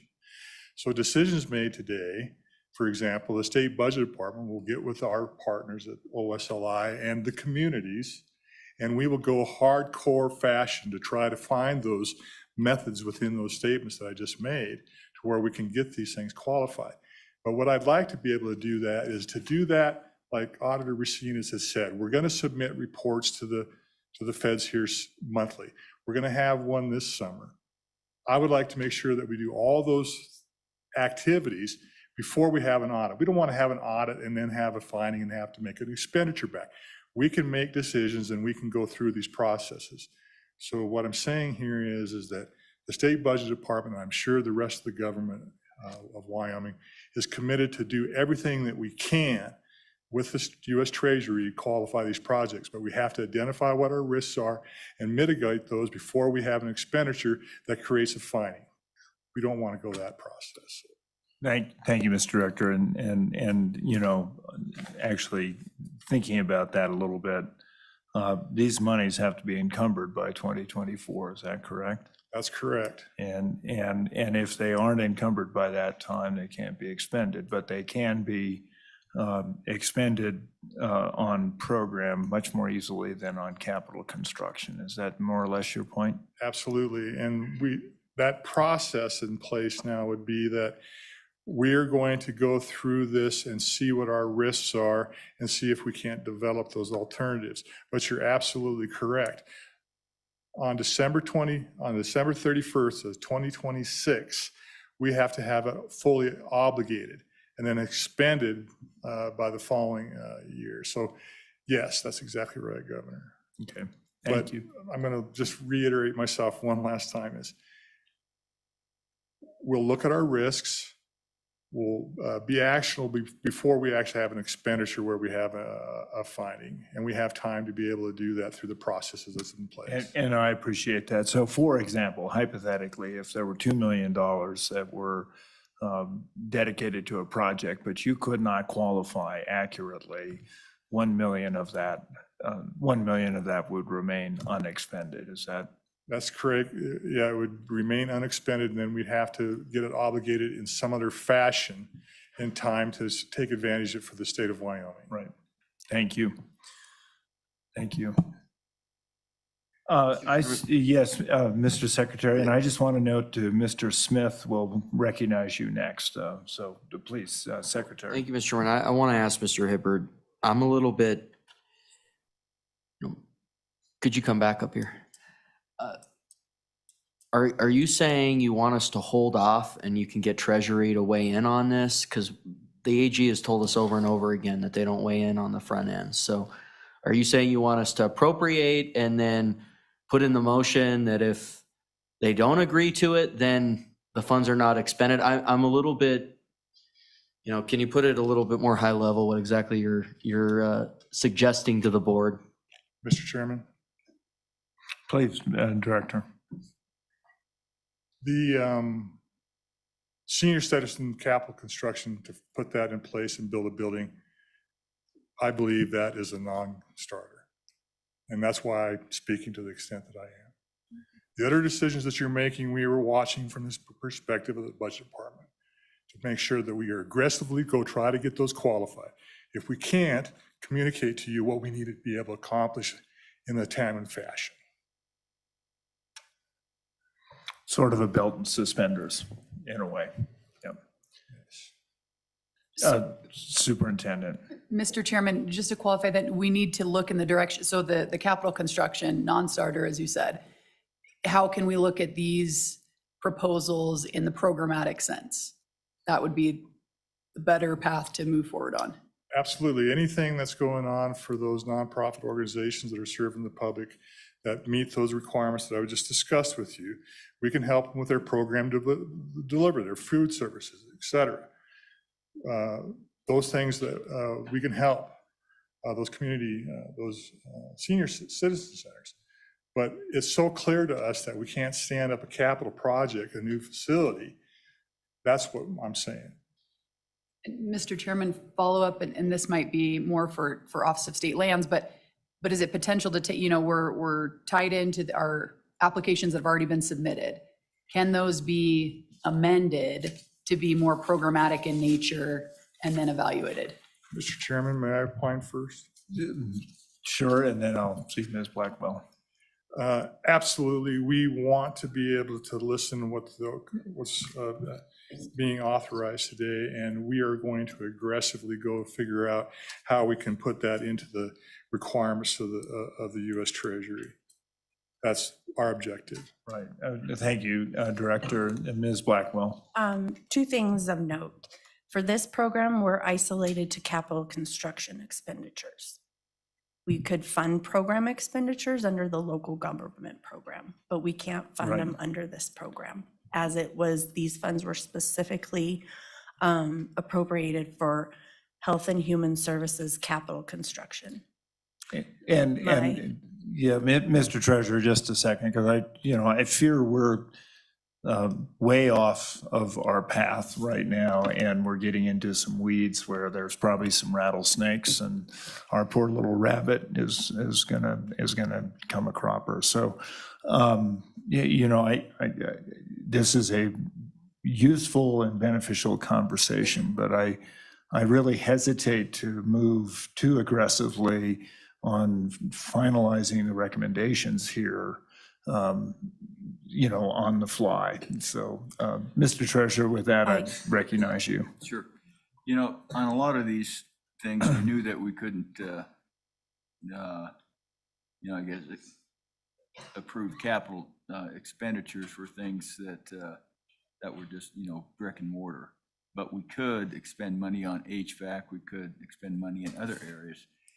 And I guess if I'm looking at a programmatic connection here, is that we should be able to expend money on the kitchens in these things, because they provide the ability to have a programmatic program basically for Meals on Wheels or whatever. I think there's different things in there that, the same thing that we did with the medical buildings, where we weren't going to pay for the whole thing of it, we could pay for parts of it. And I don't know whether or not we can get that connection with the programs or not. I know a lot of this stuff that we funded today, like a medical office building, that has nothing to do with it. That's just that's administration, So those are things that are just, there's a lot of things that we're already, on quaky ground. Mr. Chairman, few comments to make. We, as in OSLI staff, OSLI office, would be happy to work with the senior citizen centers to amend their applications and to have them considered under the local government program, where we could fund some of their program related expenses. The other thing is, per the final guidance, I just want to read a quick section. That construction of new congregate facilities, which would generally be expected to involve expenditures greater than $1 million, would generally not be a proportionate response to mitigate or prevent COVID-19, because such construction is generally expected to be more costly than alternative approaches or capital expenditures that may be equally or more effective in decreasing the spread of the disease. These alternatives include personal protective equipment, ventilation improvements, utilizing excess capacity in other facilities or wings, or temporary facility capabilities expansions. So that's directly from Treasury's final rule Right. related to these funds. And Ms. Blackwell, I think you raise an interesting point, and the point is that, perhaps this particular program does not meet the requirements. And with all the great suggestions about trying to work with people, I think trying to do that today and this afternoon on Good Friday probably doesn't yield the best results. But I did want to have a clarity from you, if you could. I am not certain that we have the ability to just move the money that we would or would not necessarily appropriate here to local government, or do we have that ability? Mr. Chairman, we do not have that ability. However, legislature did provide an additional $15.3 million to be awarded to general local government projects. Thank you for that. And then if I may just opine one last piece on that to my thinking, and I think the director and others have talked about this, there is a period of time and a deadline when these things have to be encumbered. And there may be inability to meet the constraints of when they have to be constructed, which means there may be some money that comes back to this board that they will have to look at much more specifically at program, because you can really push program out the door. My interest, because these are dollars that grandkids of ours are going to be spending, is that we try to have the best long-term use of these dollars. Program is very short. Doesn't mean it's not valuable, just where we are. But members of the board, I guess my concern is that if we want to look at these, and I certainly think senior centers are absolutely essential, we may want to try to figure out a better way to approach these. And Ms. Blackwell, and then I think I see the auditor reaching for something. One thought would be, if during the next legislative session, the sideboards are removed off of these funds, the HHS funds can be used for something other than just capital construction, would be probably the easiest process. You read my mind. All right. Thank you. Madam Auditor, did you have something you wanted to add?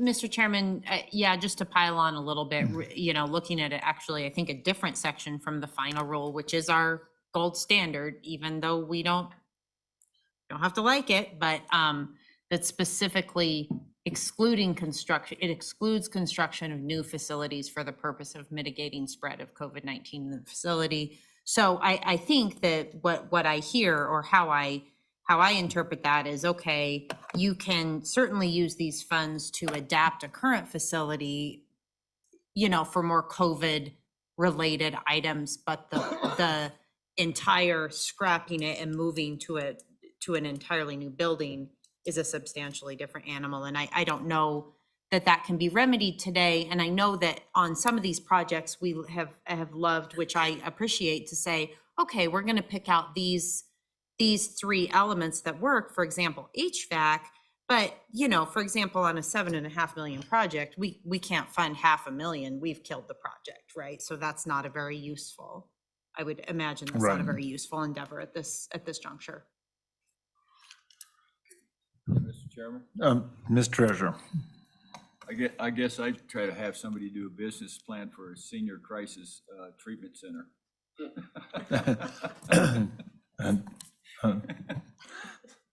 Thanks. Is there further discussion? And let me recognize you, Senator Larson. Mr. Chairman, thank you. Very disappointing to be coming down here and hearing this. I mean, drove a long ways. I wish we would have heard this sooner.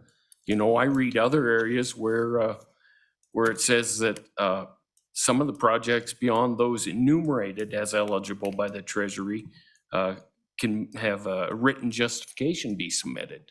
You know, why don't we try that procedure? You know, it says in there that you need to describe the harm or need to be addressed. Explain why the capital expenditure is appropriate to address that harm or need. We know there's a big harm and need for these senior centers.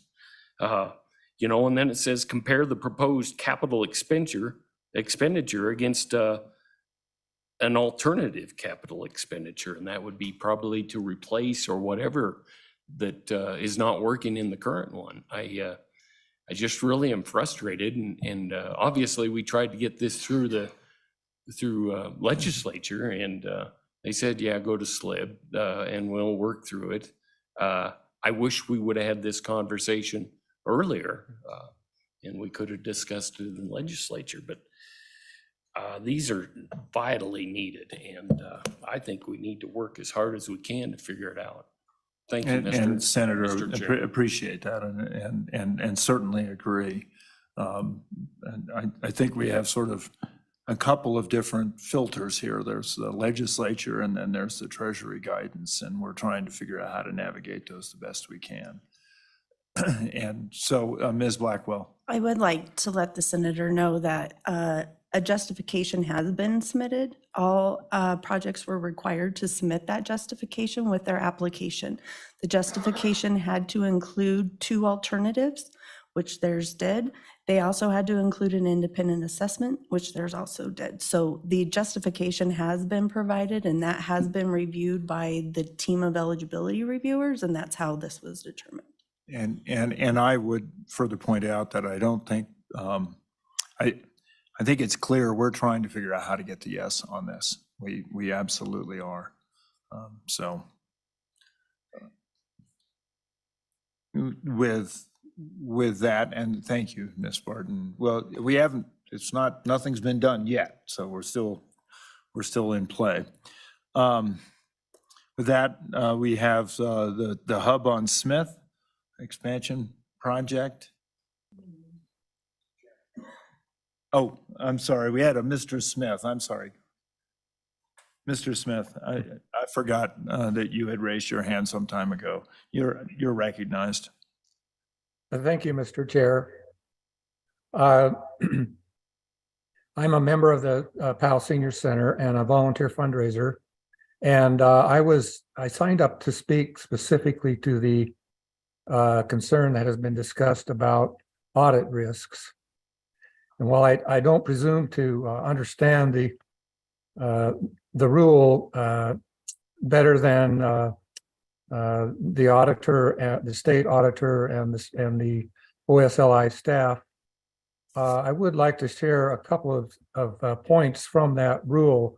I read through the 117 pages, and these stood out for me.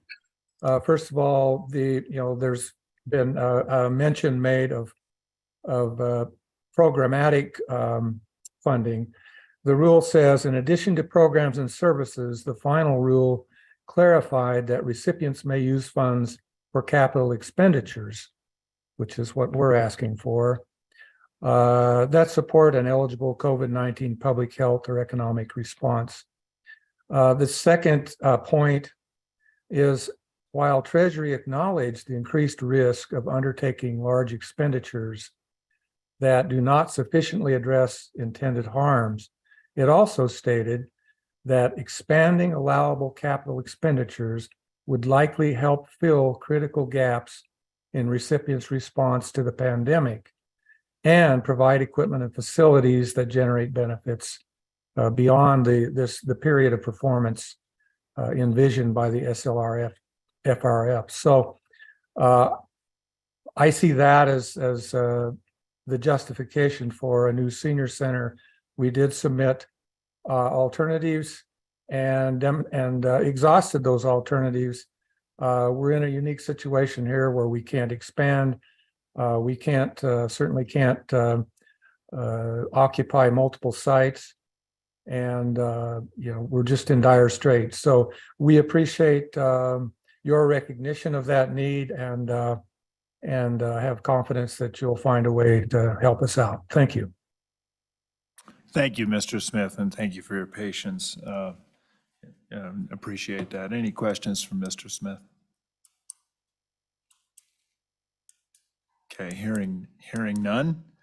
Let's move on to Senior Citizens Council doing business as the Hub on Smith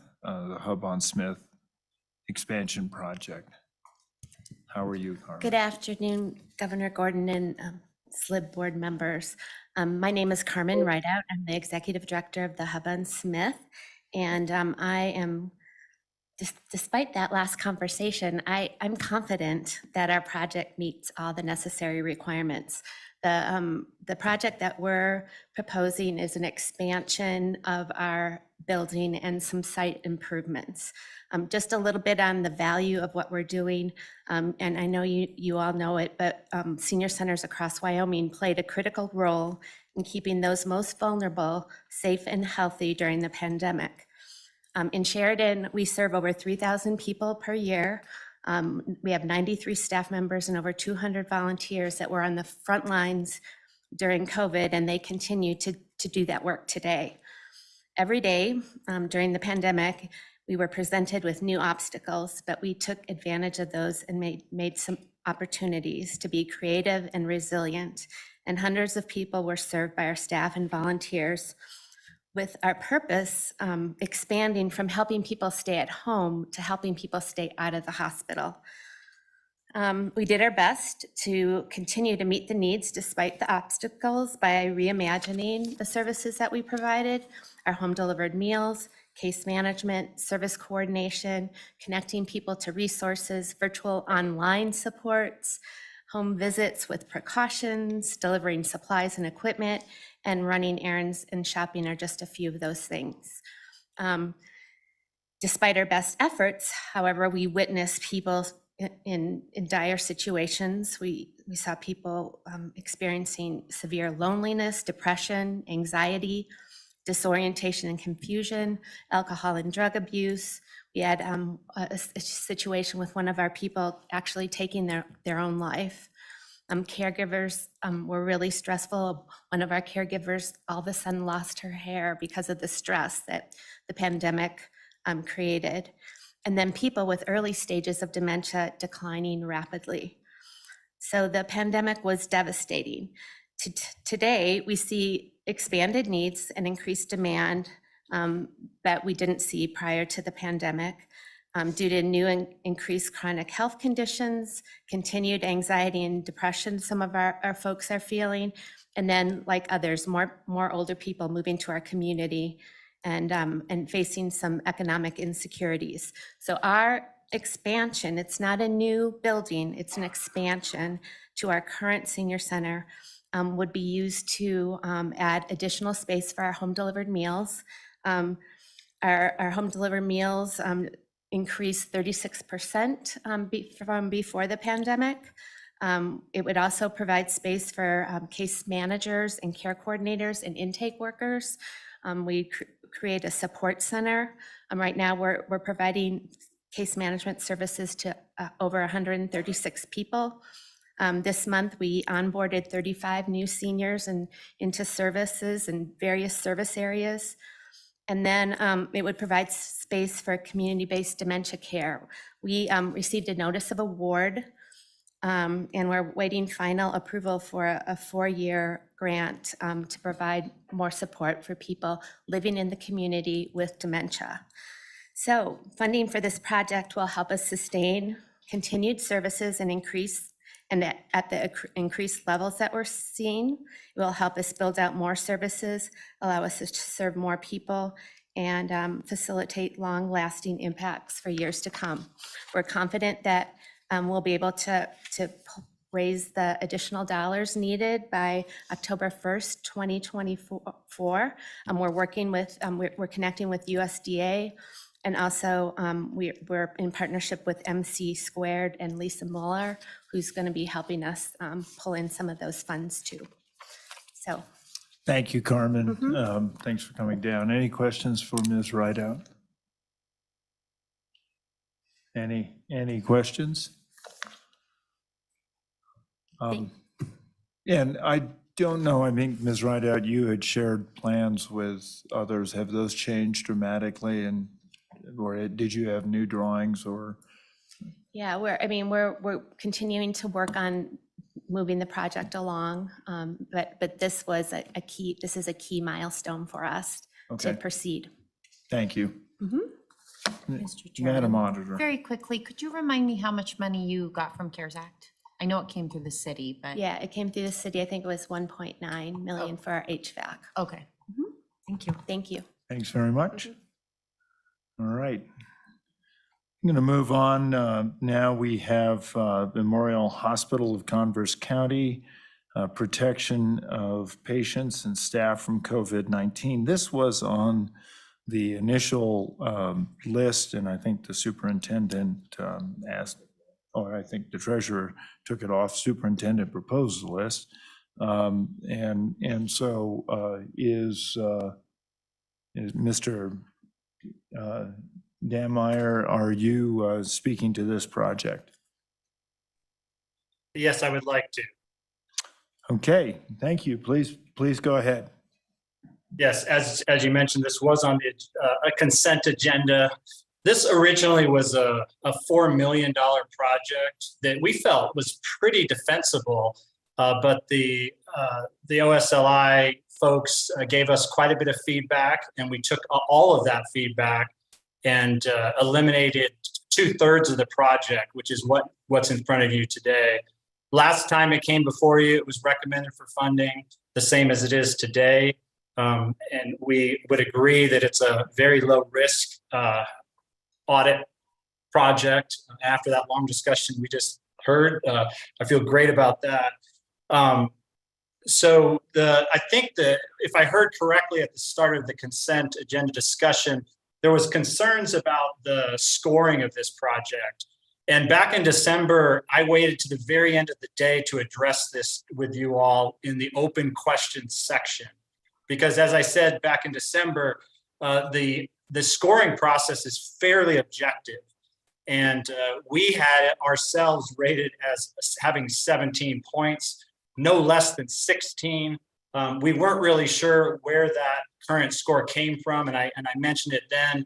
Our position was that as long as it was recommended for funding, we weren't going to quibble about that. But certainly, if that's a criteria that's being used, we would definitely want to have discussion about that. But we have appreciated that it's been recommended twice. The other piece that I would mention is that Converse County, again, is a small county, but the reality is that we have a much bigger footprint than the size of our county.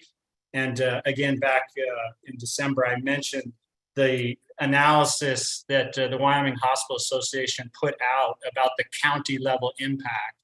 And even though we're a small county, there's only 4 counties in Wyoming that have more impact than we do from a financial standpoint. And that's because our operations are a lot bigger than you would typically see in our size. So those are kind of the high points. We think this is a great project. We agree with the OSLI that this one easily is defensible, from an audit standpoint.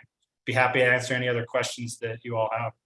Thank you, Mr. Dameyer. Are there questions? Yeah, Mr. Chairman. Mr. Treasurer. Yeah, I took it off for a couple of reasons. One was the ranking, and it was one of the first ones funded, and I thought that we needed to have a conversation about that. And the other one is that we've pumped a lot of money into the Converse County Hospital for CARES in different areas.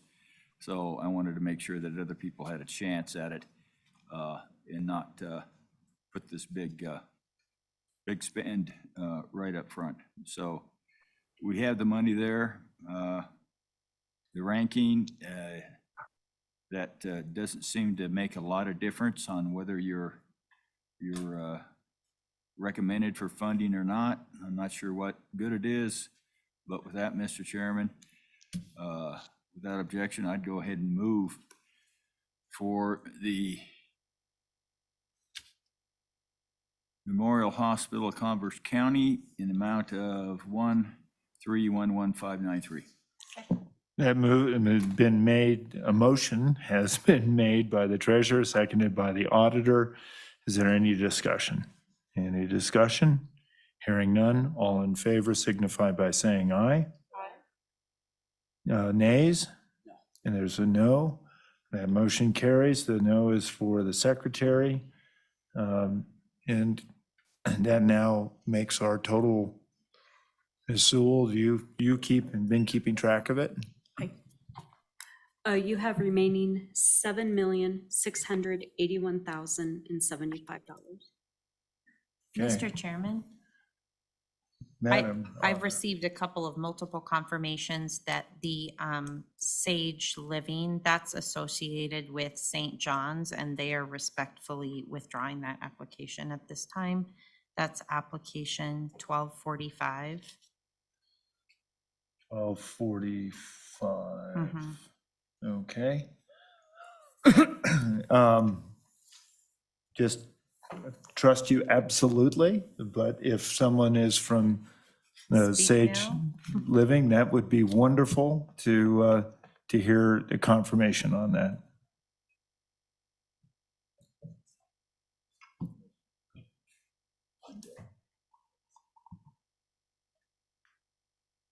One more time. What? Okay. Okay. Thank you. If that we will withdraw that.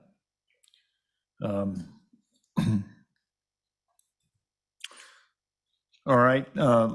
Last on this list is, and we'll look at the partially funded previously approved list. Last on this is 1141 Basic Beginnings Playground Safety Upgrades, $42,250. And, oh, Ms. Simon, I'm sorry. Ms. Simon, I want to recognize you. I think you may be talking about Sage Living. If you hit your space bar, there you go.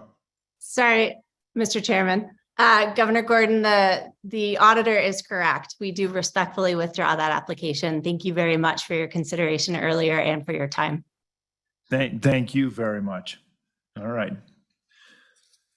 Happy Easter. Thank you. Basic Beginnings, we're back. And in here for Basic Beginnings, do we have anybody here or online to talk about the Basic Beginnings playground safety upgrades? Anyone online? I don't see anybody. We'll come back and look at that. So that's the list of capital construction ARPA grants. There are several here below that we can walk through fairly quickly. I'll just read them all. 1101 Volunteers of America Northern Rockies, Gathering Place Women's Substance Abuse facility, treatment facility. It had requested $922,145. It was approved for $608,608, leaving a difference of $313,537, which a recommended amount of $286,432. I do note that Heath is here in the audience, and we'll come back to this. And Beth, if there's anything you want to add to this, please just. I just wanted to clarify why the difference between what was funded and requested and then the amount that's recommended. The amount that's recommended is up to the amount they're eligible to receive from the program. I do remember that. Thank you. 1100 is the next project, Volunteers of America Northern Rockies, Northeast Regional Crisis Stabilization Unit. $2,194,992 was requested. $901,863 was approved. That leaves a balance of $1,293,129. And the amount recommended was $916,873. Beth, is that a similar? Yes, sir, it is. Okay. Project 1020 was, if you remember, a little bit awkward in that we had both Memorial Hospital of Sheridan County and Sheridan County both coming to fund the SMH empath crisis stabilization unit. They were approved for the amount they were requested on the Memorial Hospital side of $5,902,556, but Sheridan County side was not approved, and of their $1,500,000 requested, recommended 526. 865 from our office. Just to provide some clarification on that, when we approved the original grant of approximately $5.9 million to the hospital, that application had shown entity funds as their match funding. Then they submitted Sheridan County had submitted their application under the local government program as part of the match. What is recommended gets the project up to a 50% funding through the program, which is the maximum amount that Sheridan or the hospital are eligible to receive. Therefore, if you're going to approve funding, I would recommend not going over what I have, the $526,865. Okay, thank you. Item 1087, County of Natrona, CNCHD facility relocation and expansion. They had requested $5,100,000. They were awarded $4,500,000, and there's no recommendation from the staff. Project 1050, One Health, Heritage Health, Fitch Building Remodeling Project. They requested $4,148,656. They were approved for $2,648,656, and there was no recommendation from the staff. Project 1116, Cloud Peak Counseling Center, Lighthouse It Crisis. was withdrawn, sir. That one is withdrawn. Okay, thank you. Project 1082, Teton Youth and Family Services Facility Safety Upgrades. They had requested $3,091,046. They were approved for $2 million. And again, no recommendation for additional funding from the staff. Ivinson Memorial Project 1232, Emergency Department Expansion and Renovation. They had requested $6 million, were approved for $3,125,000, leaving a balance of $2,875,000. No recommendation from the staff. Lastly, 1237 Memorial Hospital of Carbon County, Infection Control and COVID Response Plan. They had requested $551,000 and were awarded $447,945, leaving a balance of $103,055 and $103,055. And that amount was recommended by the staff. Mr. Chairman? Members of the board, Mr. Treasurer, go ahead. I would make a motion to approve director's recommendations on this section. Okay, if we. That would be the 1101, the 1100, the 526 and 1120, and the last one down there, 1237.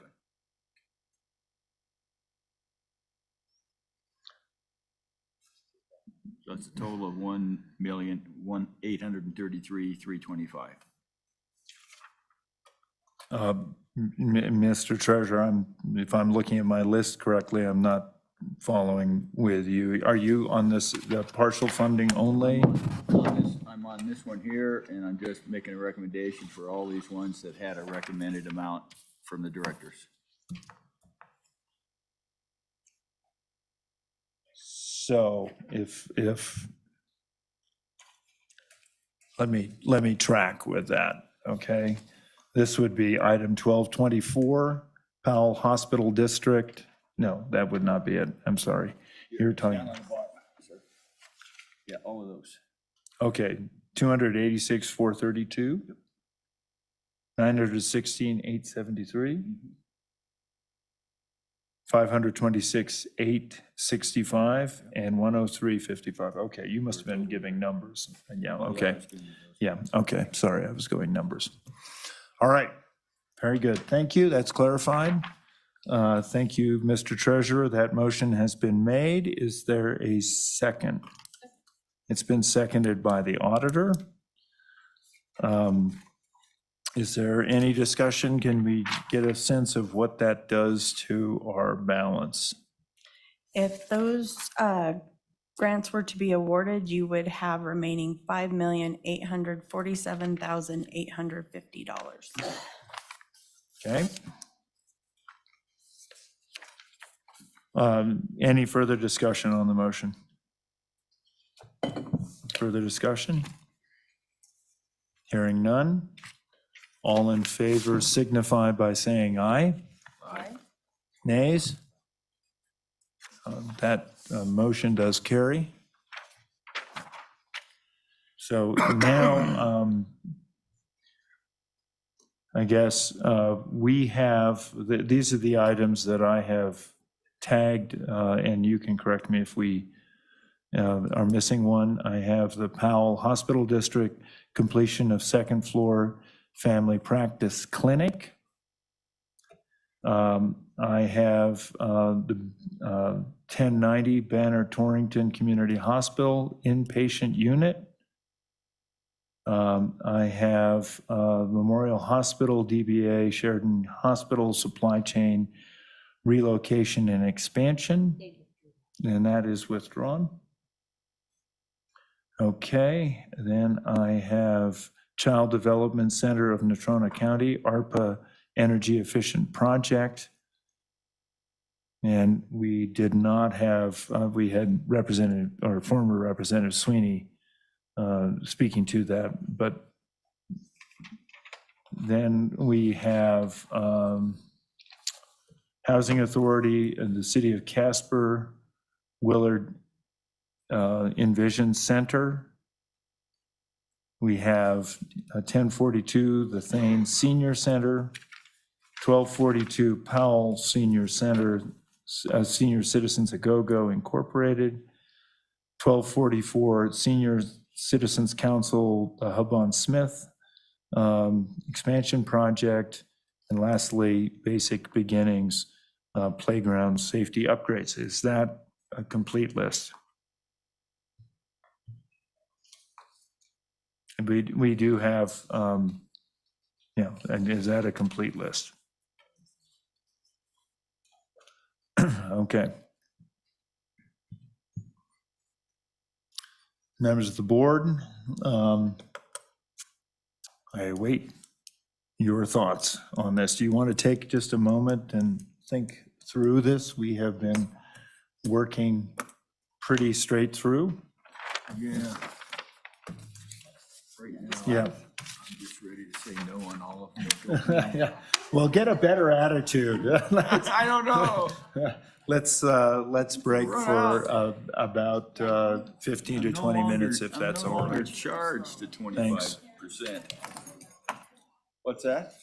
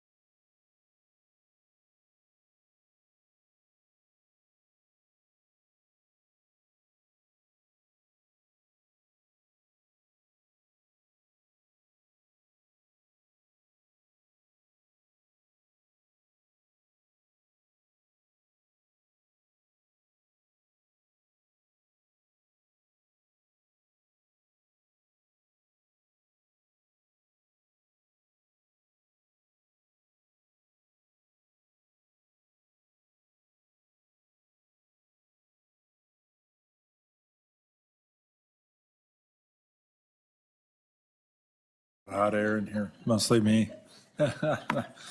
So I see we're at 3:15, and I'll call us back together. Members of the board, we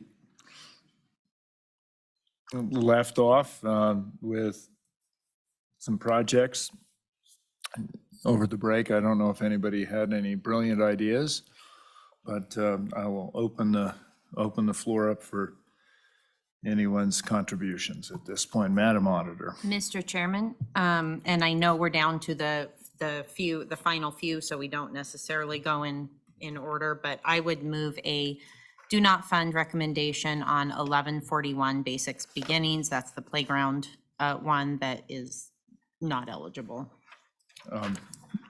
Thank you, Madam Auditor. Is there support for the auditor's motion? Second. That's been seconded by the treasurer. Any discussion? Hearing none. All in favor signify by saying aye. Aye. Nays? That motion carries. 1141 is off the list. Mr. Chairman, Madam Auditor. I would move a do not fund recommendation on item 1230, Child Development Center of Natrona County. Again, I think this has maybe been before us 4 times and haven't heard from the entity yet. Thank you. Is there support for that motion? Has been seconded by the treasurer. Any discussion? Hearing none. All in favor signify by saying aye. Aye. Nays? That motion carries. Mr. Chairman, Madam Auditor. and I don't want to, If any, yeah. Go ahead. Okay. Wow, she's on a roll. Anyone? She must be trying to drive to Riverton or something. or something. Mr. Chairman, Yes. I would move approval of an additional $1 million to Teton Youth and Family Services for their facility safety upgrades. We'd cut their project by a pretty substantial haircut by 1/3.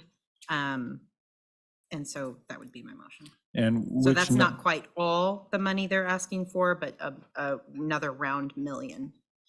And what number is that? Sorry, 1082, and that's in the partially funding. Right, okay. That motion's been made and seconded. Is there further discussion? Hearing none. All in favor signify by saying aye. Aye. Nays? It's a no from Ms. Secretary. Motion carries. Just so we keep track of where we are, it puts us at You have $4,847,850 remaining. okay. I didn't mean to take you off your stride, Auditor. Mr. Chairman, Yes. I would move no funding to item 1090, Banner inpatient unit. That motion has been made. Is there support for that motion? It's been seconded. A little discussion on that one? Sure, your discussion. Just wondering that we've funded some other inpatient units. And I'm wondering why we're not stepping up on this one. Mr. Chairman, did we have folks here from Banner Torrington? When we were covering that, I did ask, and I don't believe we had anybody who approached.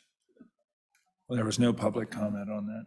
And Mr. Chairman, to further I don't think it's a bad project. I don't think any of these are bad projects, but I had delved into this one and spoke to them prior and just felt that it maybe didn't bubble to the top in terms of really meeting some of those priority needs enumerated in the guidance. Essentially was focused on making and again, it's tough because nobody's here to speak to it, but my understanding is it's mostly Well, don't throw things. It's just nuts. We didn't have enough friction on it. Mostly focused on making it so the hospital rooms don't share a bathroom, whereas two rooms share a bathroom now. So not unimportant, but again, didn't sort of bubble to the top for me. Yeah, Mr. Chairman, I don't know if it's a bubble or not. I just thought it was pretty close to some of the other things that we've already passed, so. Appreciate that. Yeah. Further discussion? Further discussion? Hearing none, all in favor of the motion signify by saying aye. Aye. Nays? Motion carries for do not fund.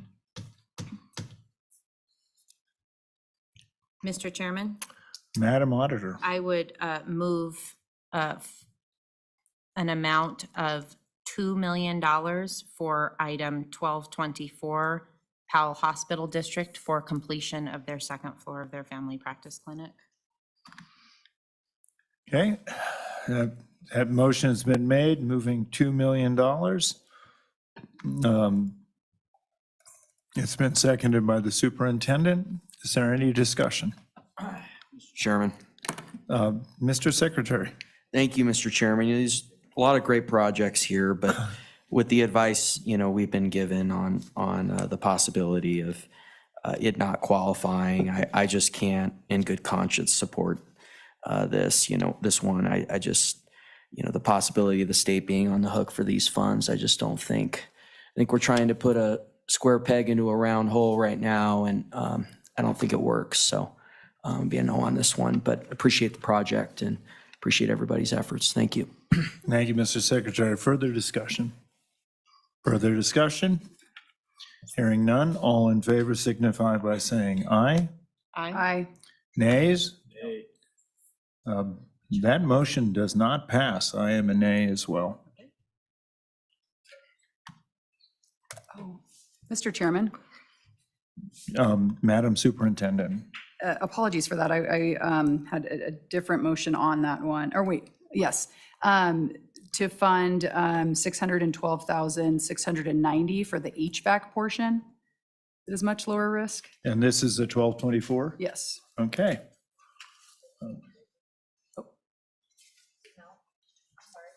$612,690. That motion has been made. Is there a second? Second. It's been seconded by the treasurer. Any discussion? Any discussion? Any discussion? All in favor signify by saying aye. Aye. Nays? That motion carries.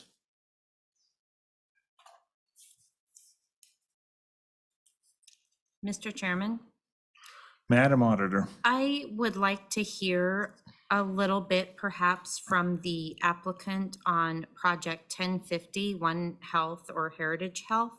That is one we had funded in December, but at quite a reduction. And my understanding is that we may have cut a little deep there, but I would like to hear from the applicant. Thanks. Please, thanks for being here all afternoon and morning. And Mr. Chairman and the board, thanks for having us. We appreciate your stamina. It's been a long day. My name is David Mark. I'm a primary care physician and the CEO of One Health. We're a community health center in Powell, Lovell, Grable, and Sheridan. And the project that we're proposing is to renovate an existing building in Powell that will serve as our site for delivery of integrated comprehensive primary care that encompasses medical, behavioral health, substance use disorder treatment. And as a community health center, we partner with our hospital colleagues and other community members to create this sort of comprehensive care net, particularly for those who are underserved and impoverished. Our demand since the pandemic has escalated over 70% in this particular site. And importantly, the site is physically located across the street from the Powell High School. We're doing a lot more school-based care. We're finding a lot of mental health challenges among the kids who've had such learning disruptions since the pandemic. So we're grateful for the partial support that we did receive in December. Any amount that we can raise further will defray the amount of loan we would be taking from the USDA, working with Director Paulson on that, and would allow us to put those dollars back into service, particularly given the demand for behavioral health, mental health, and school-based services. And so we would appreciate your consideration for this, and I stand for any questions you might have on the project itself. Oh, thank you, Dr. Mark. Mr. Chairman, do we have USDA here? Yes, we I do. wonder if they could just speak to this project just a touch. And I apologize, I know we litigated this in December, but you've been here all day, and so I wanted to make sure that you weren't here for naught. Oh, that's even worse. Brenda Allen, USDA. We are currently underwriting it. You can't hear me? Sorry. We are currently underwriting it, but we haven't gotten very far in the underwriting stage, but we are considering it. And for the record, just Brenda Allen, thank you. Brenda Allen, yeah. Yep. Thank you. So, Mr. Chairman, I guess my concern is where you're just sort of pretty early on in the USDA process. Is timeline going to be an issue for this project? We're on track to actually open in about 15 months. Okay. So we're keeping right on our schedule. Okay. Thank Mr. you. Chairman, one more follow-up. Do you operate on like a sliding fee schedule? We do, And yeah. which goes down to free, I would To zero, assume? yeah, exactly. For under 100% of the federal poverty. Thank you, Mr. Chairman. Okay, thank you. Thank you.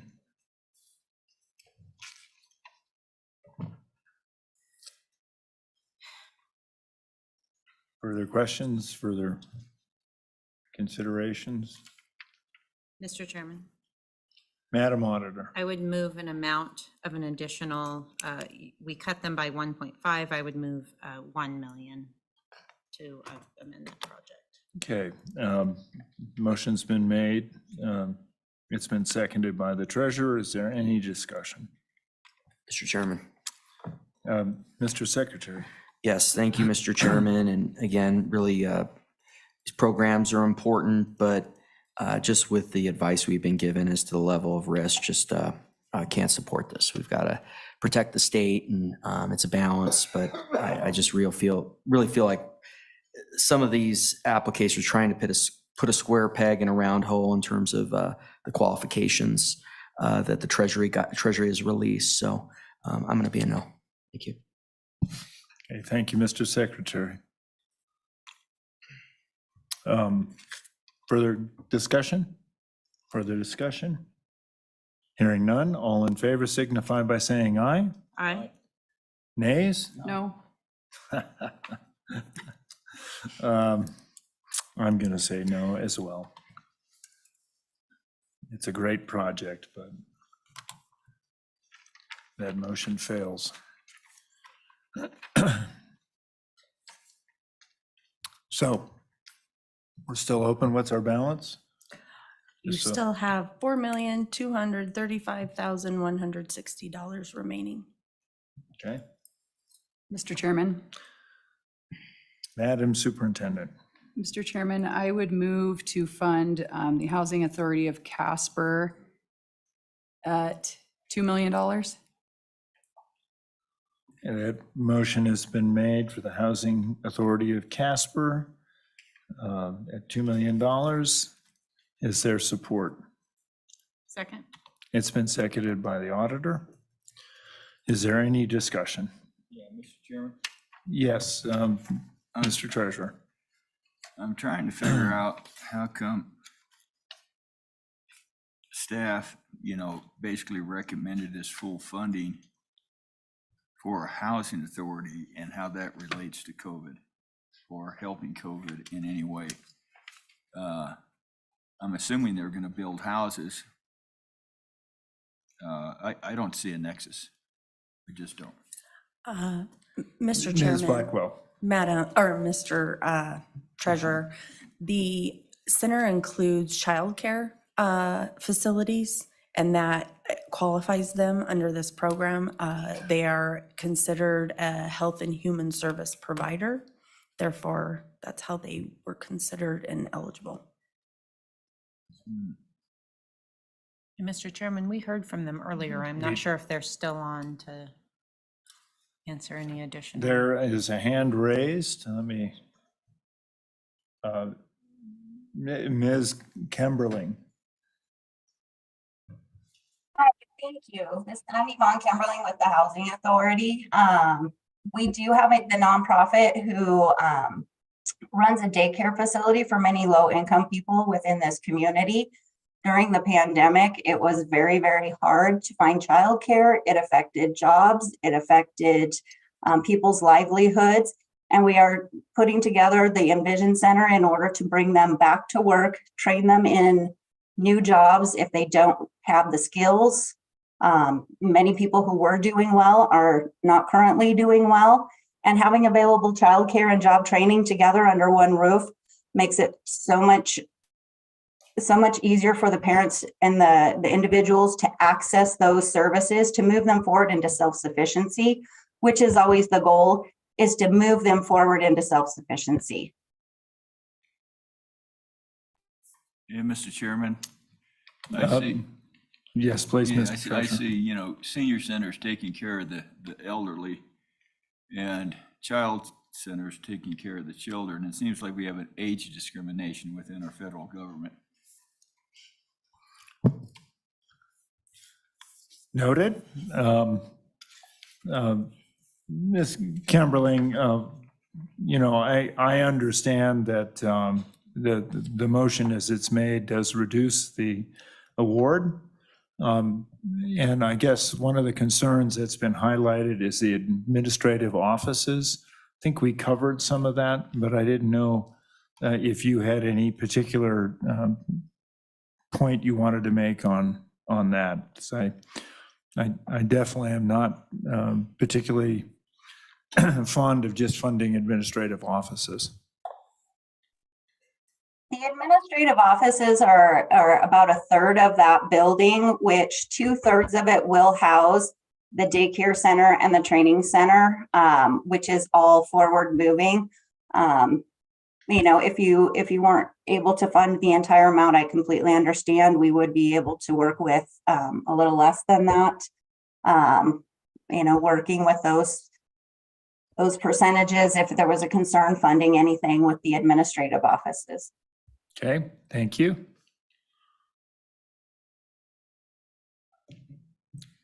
All right, further discussion.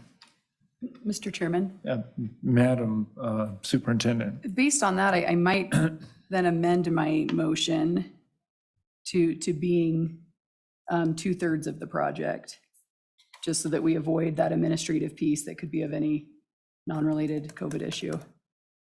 Okay, thank you. 1,665,000. 1,650,000. No, sorry, 1,665. Yeah, right. 000. Yep. Isn't that 1,650,000? No. 1,665,000. Okay. Did I do it wrong? Well, that's, I went 0.66 times.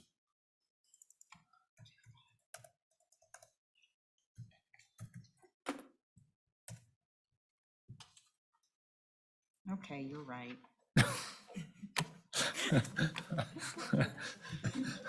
Real embarrassing. 1,650,000. Madam Superintendent, it is your motion. The two of us have done. That's, yeah, it's great. 1,650,000. All right. Mr. Chairman, I have one more discussion point. Okay, but the second does accept that? Yes. Okay. Mr. Chairman, I think this one is all, I think from the beginning has seemed a little bit weird or different to us, because it is endeavoring to do something that most of the other projects are not doing, where the others are addressing the actual COVID affecting the body this is affecting more of some of the horrific social impacts we saw of COVID on how that affected our workers, and Casper really has a lot of homelessness, and how do we get those folks back to work, back to being self-sufficient, which maybe unfortunately is a pretty clear win in the federal guidance. They really, that this fits quite well into the federal guidance, but I think maybe we've all been a little hesitant just because it's so different from the other projects we've dealt with. And again, I think that it's easy to get distracted. This is a housing authority, but we're not providing living units. We are providing job training and childcare, which I know are huge issues, especially with what's going on in our economy and Natrona County specifically. Thank you, Madam Auditor. Are there other comments? Mr. Secretary. Mr. Chairman, the challenge for me is, a building that is going to be stood up 3 to 4 years after even the federal government, I would take a totally different, I'd say it ended much earlier, but even the federal government is saying COVID has ended. I just intuitively struggle with that. Whether or not, I granted, I'll say this one maybe in the Treasury guidance isn't as problematic, but, I put this one in a different box, which is just intuitively, it doesn't fit. I don't think so. That's why I'm probably no on this one. Thank you. Thank you, Mr. Secretary. Just, I would note that out of COVID, we had a tremendous retirement of childcare individuals. And that's in no way speaking in opposition to your comment. I'm just noting that there is a follow-on effect here that this building, I don't know if it directly addresses that, but it may help in some way. Further comment? Hearing none, all in favor signify by saying aye. Aye. Nays? No. I will say aye. So that does pass.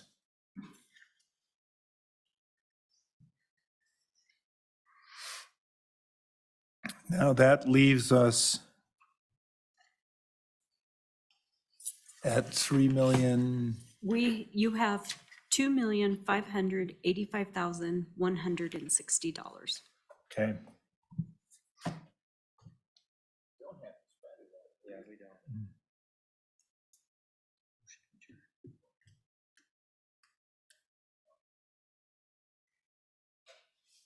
So we have a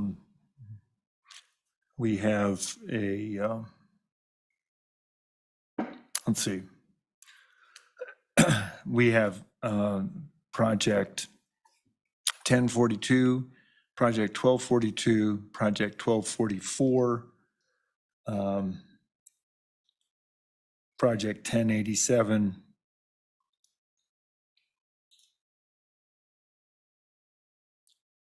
project 1232. Is that what's left?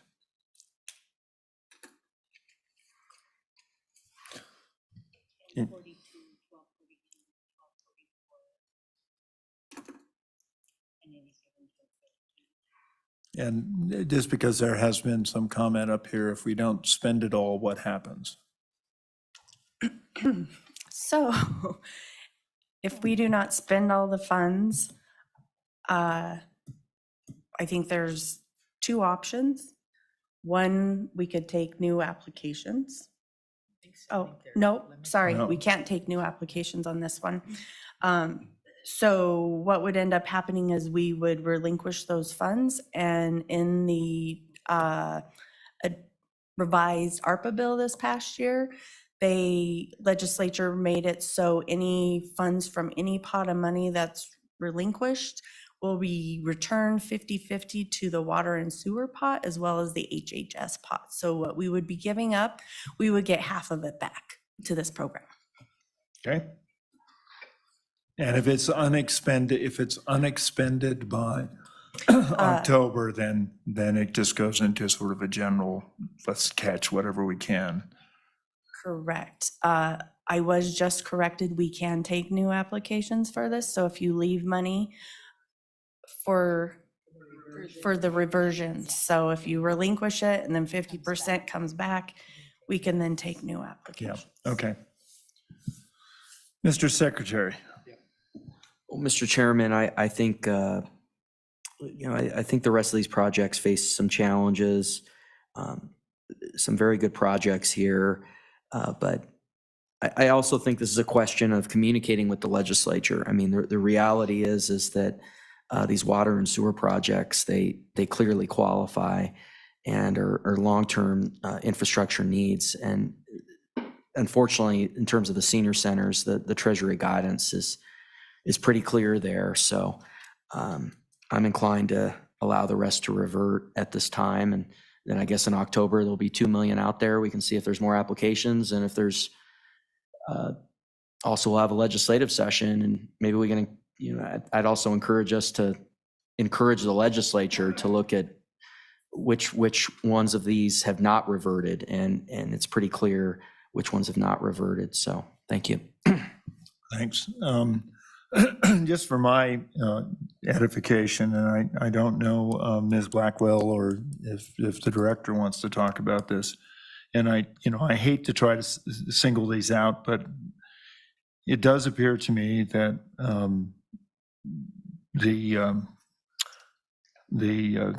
item 1244 is a little bit different from the other two in that it's not strictly new construction, it is expansion. And that is the Senior Citizens Council on the hub on Smith. And I just wanted to see if there was a distinction that could be drawn there. Governor, I think what we would do if you were to approve funding for that is that we would classify the second stage, not the trifecta of qualified census tract, but a disproportionately impacted population. And then we would have that fall along with the qualifications of use of Medicaid and Medicare. That's the ticket for getting funding toward this project. Okay. Ms. Blackwell, do you have any particular view on that? I understand we're parsing here, but. I honestly feel that's above my pay grade. Sorry. Okay, Mr. Miller. God, how did you sit through this whole meeting without us having to call you up here? Mr. Chairman, thank you. I've been hiding behind the video monitor. Pat Miller from the Attorney General's office. I would advise making changes like that at this point in time, because everything that we do needs to be in writing so that we can provide that written justification to the Treasury. So I would advise against trying to make this fit right this minute. Okay. Mr. Chairman? Madam Auditor. I guess my question is, or my concern would be, and not 100% following along with the decision tree, I would sure hate to have to, have to have an entire another meeting for $1.25 million. And I don't know that that's what was said, but that seems like a really inefficient use of time if not dealing with it today, which I think is okay, other than I just want to be cautious about, do we go through all of this again with the same pool of applications, but for only $1.25 million? So that's sort of my question. Yeah, and just to add to that, that's a lot of work for people putting in applications when we know we'll be oversubscribed. So it's not only our work, but it would be others. We also, item 20, we said we could come back and and revisit, which is the Table Mountain Community Center. So anyway, I bring those up. I do appreciate the notion that we don't have to spend all this money, but at the same time, it is either going to get spent or it's going to get spent. That's pretty much what happens. So, Mr. Chairman, I really push back a little bit on that. I mean, you look at the Osley recommendations, they only recommended, I believe, 40% of the available funding to be expended at this meeting. And I think it would be up to us, or maybe in consultation with Osley, up to them, if some did revert, as to what they would do in between October and the legislative session. What I'm saying is that we go back to the legislature with what is reverting and explain to them the challenges we have had with making these HHS applications work in terms of the Treasury guidance. And I don't think the legislature is totally aware of these challenges, or at least not fully. And so that's what I'm saying. And so we have until the end of 2024 to encumber the funds. So we go back to we go October based on our rules, but based on the Treasury guidance end of the year, so we could go back and revise the rules. The point is that we have another legislative session. So we could ask for these reverted funds to be evaluated, for them to consider the challenges we faced, and then to come back in a meeting in April of 2024 or May of 2024, based on the guidance that the legislature provides, and then be able to put those out for bid for the summer. And I think then everything's fine. And we're adhering to all the challenges we're facing. So that's what I'm saying. Not that we're necessarily going to have a meeting between October and February. We could, but I also think that my point is we need to have another legislative session. I think that's my broader point. And we need to have a clear communication with the legislature. and Mr. Secretary, I've tried to have clear communications with the legislature, and it may work out, as you say, but then I think we still face a further problem of, finding contractors and getting things encumbered, and is one piece of it, and then it has to be spent by 2026. It has to be fully spent. And our problem with the CARES dollars was that several of the projects that had been contemplated did not have adequate lead time to be able to complete them. And then that money just goes back to the federal government, which doesn't reduce taxes on any citizen. It just ends up in the hopper. So, go ahead. I mean, Mr. Chairman, if we're asked to return these funds, in the tune of 50 to 100 million, 4 or 5 years down the line, I mean, that's going to be a tremendous obligation for our state. And ultimately, I think the legislature has to grapple with, if they're not willing to accept the Treasury guidance, then maybe they need to insert in line item out in some of these and evaluate it on their own, because it's not something I'm willing to do, is to go against the clear guidance as to what's eligible. But these are challenging things, but I just want to make clear what my position is. Very good. Noted. Well, what's the pleasure of the board?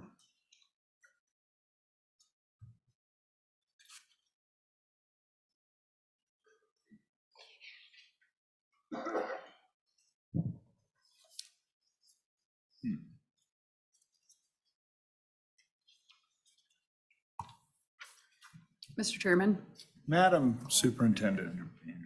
at this point, I would actually move to adjourn. It's been moved and seconded. All in favor signify by saying aye. Aye. We are adjourned.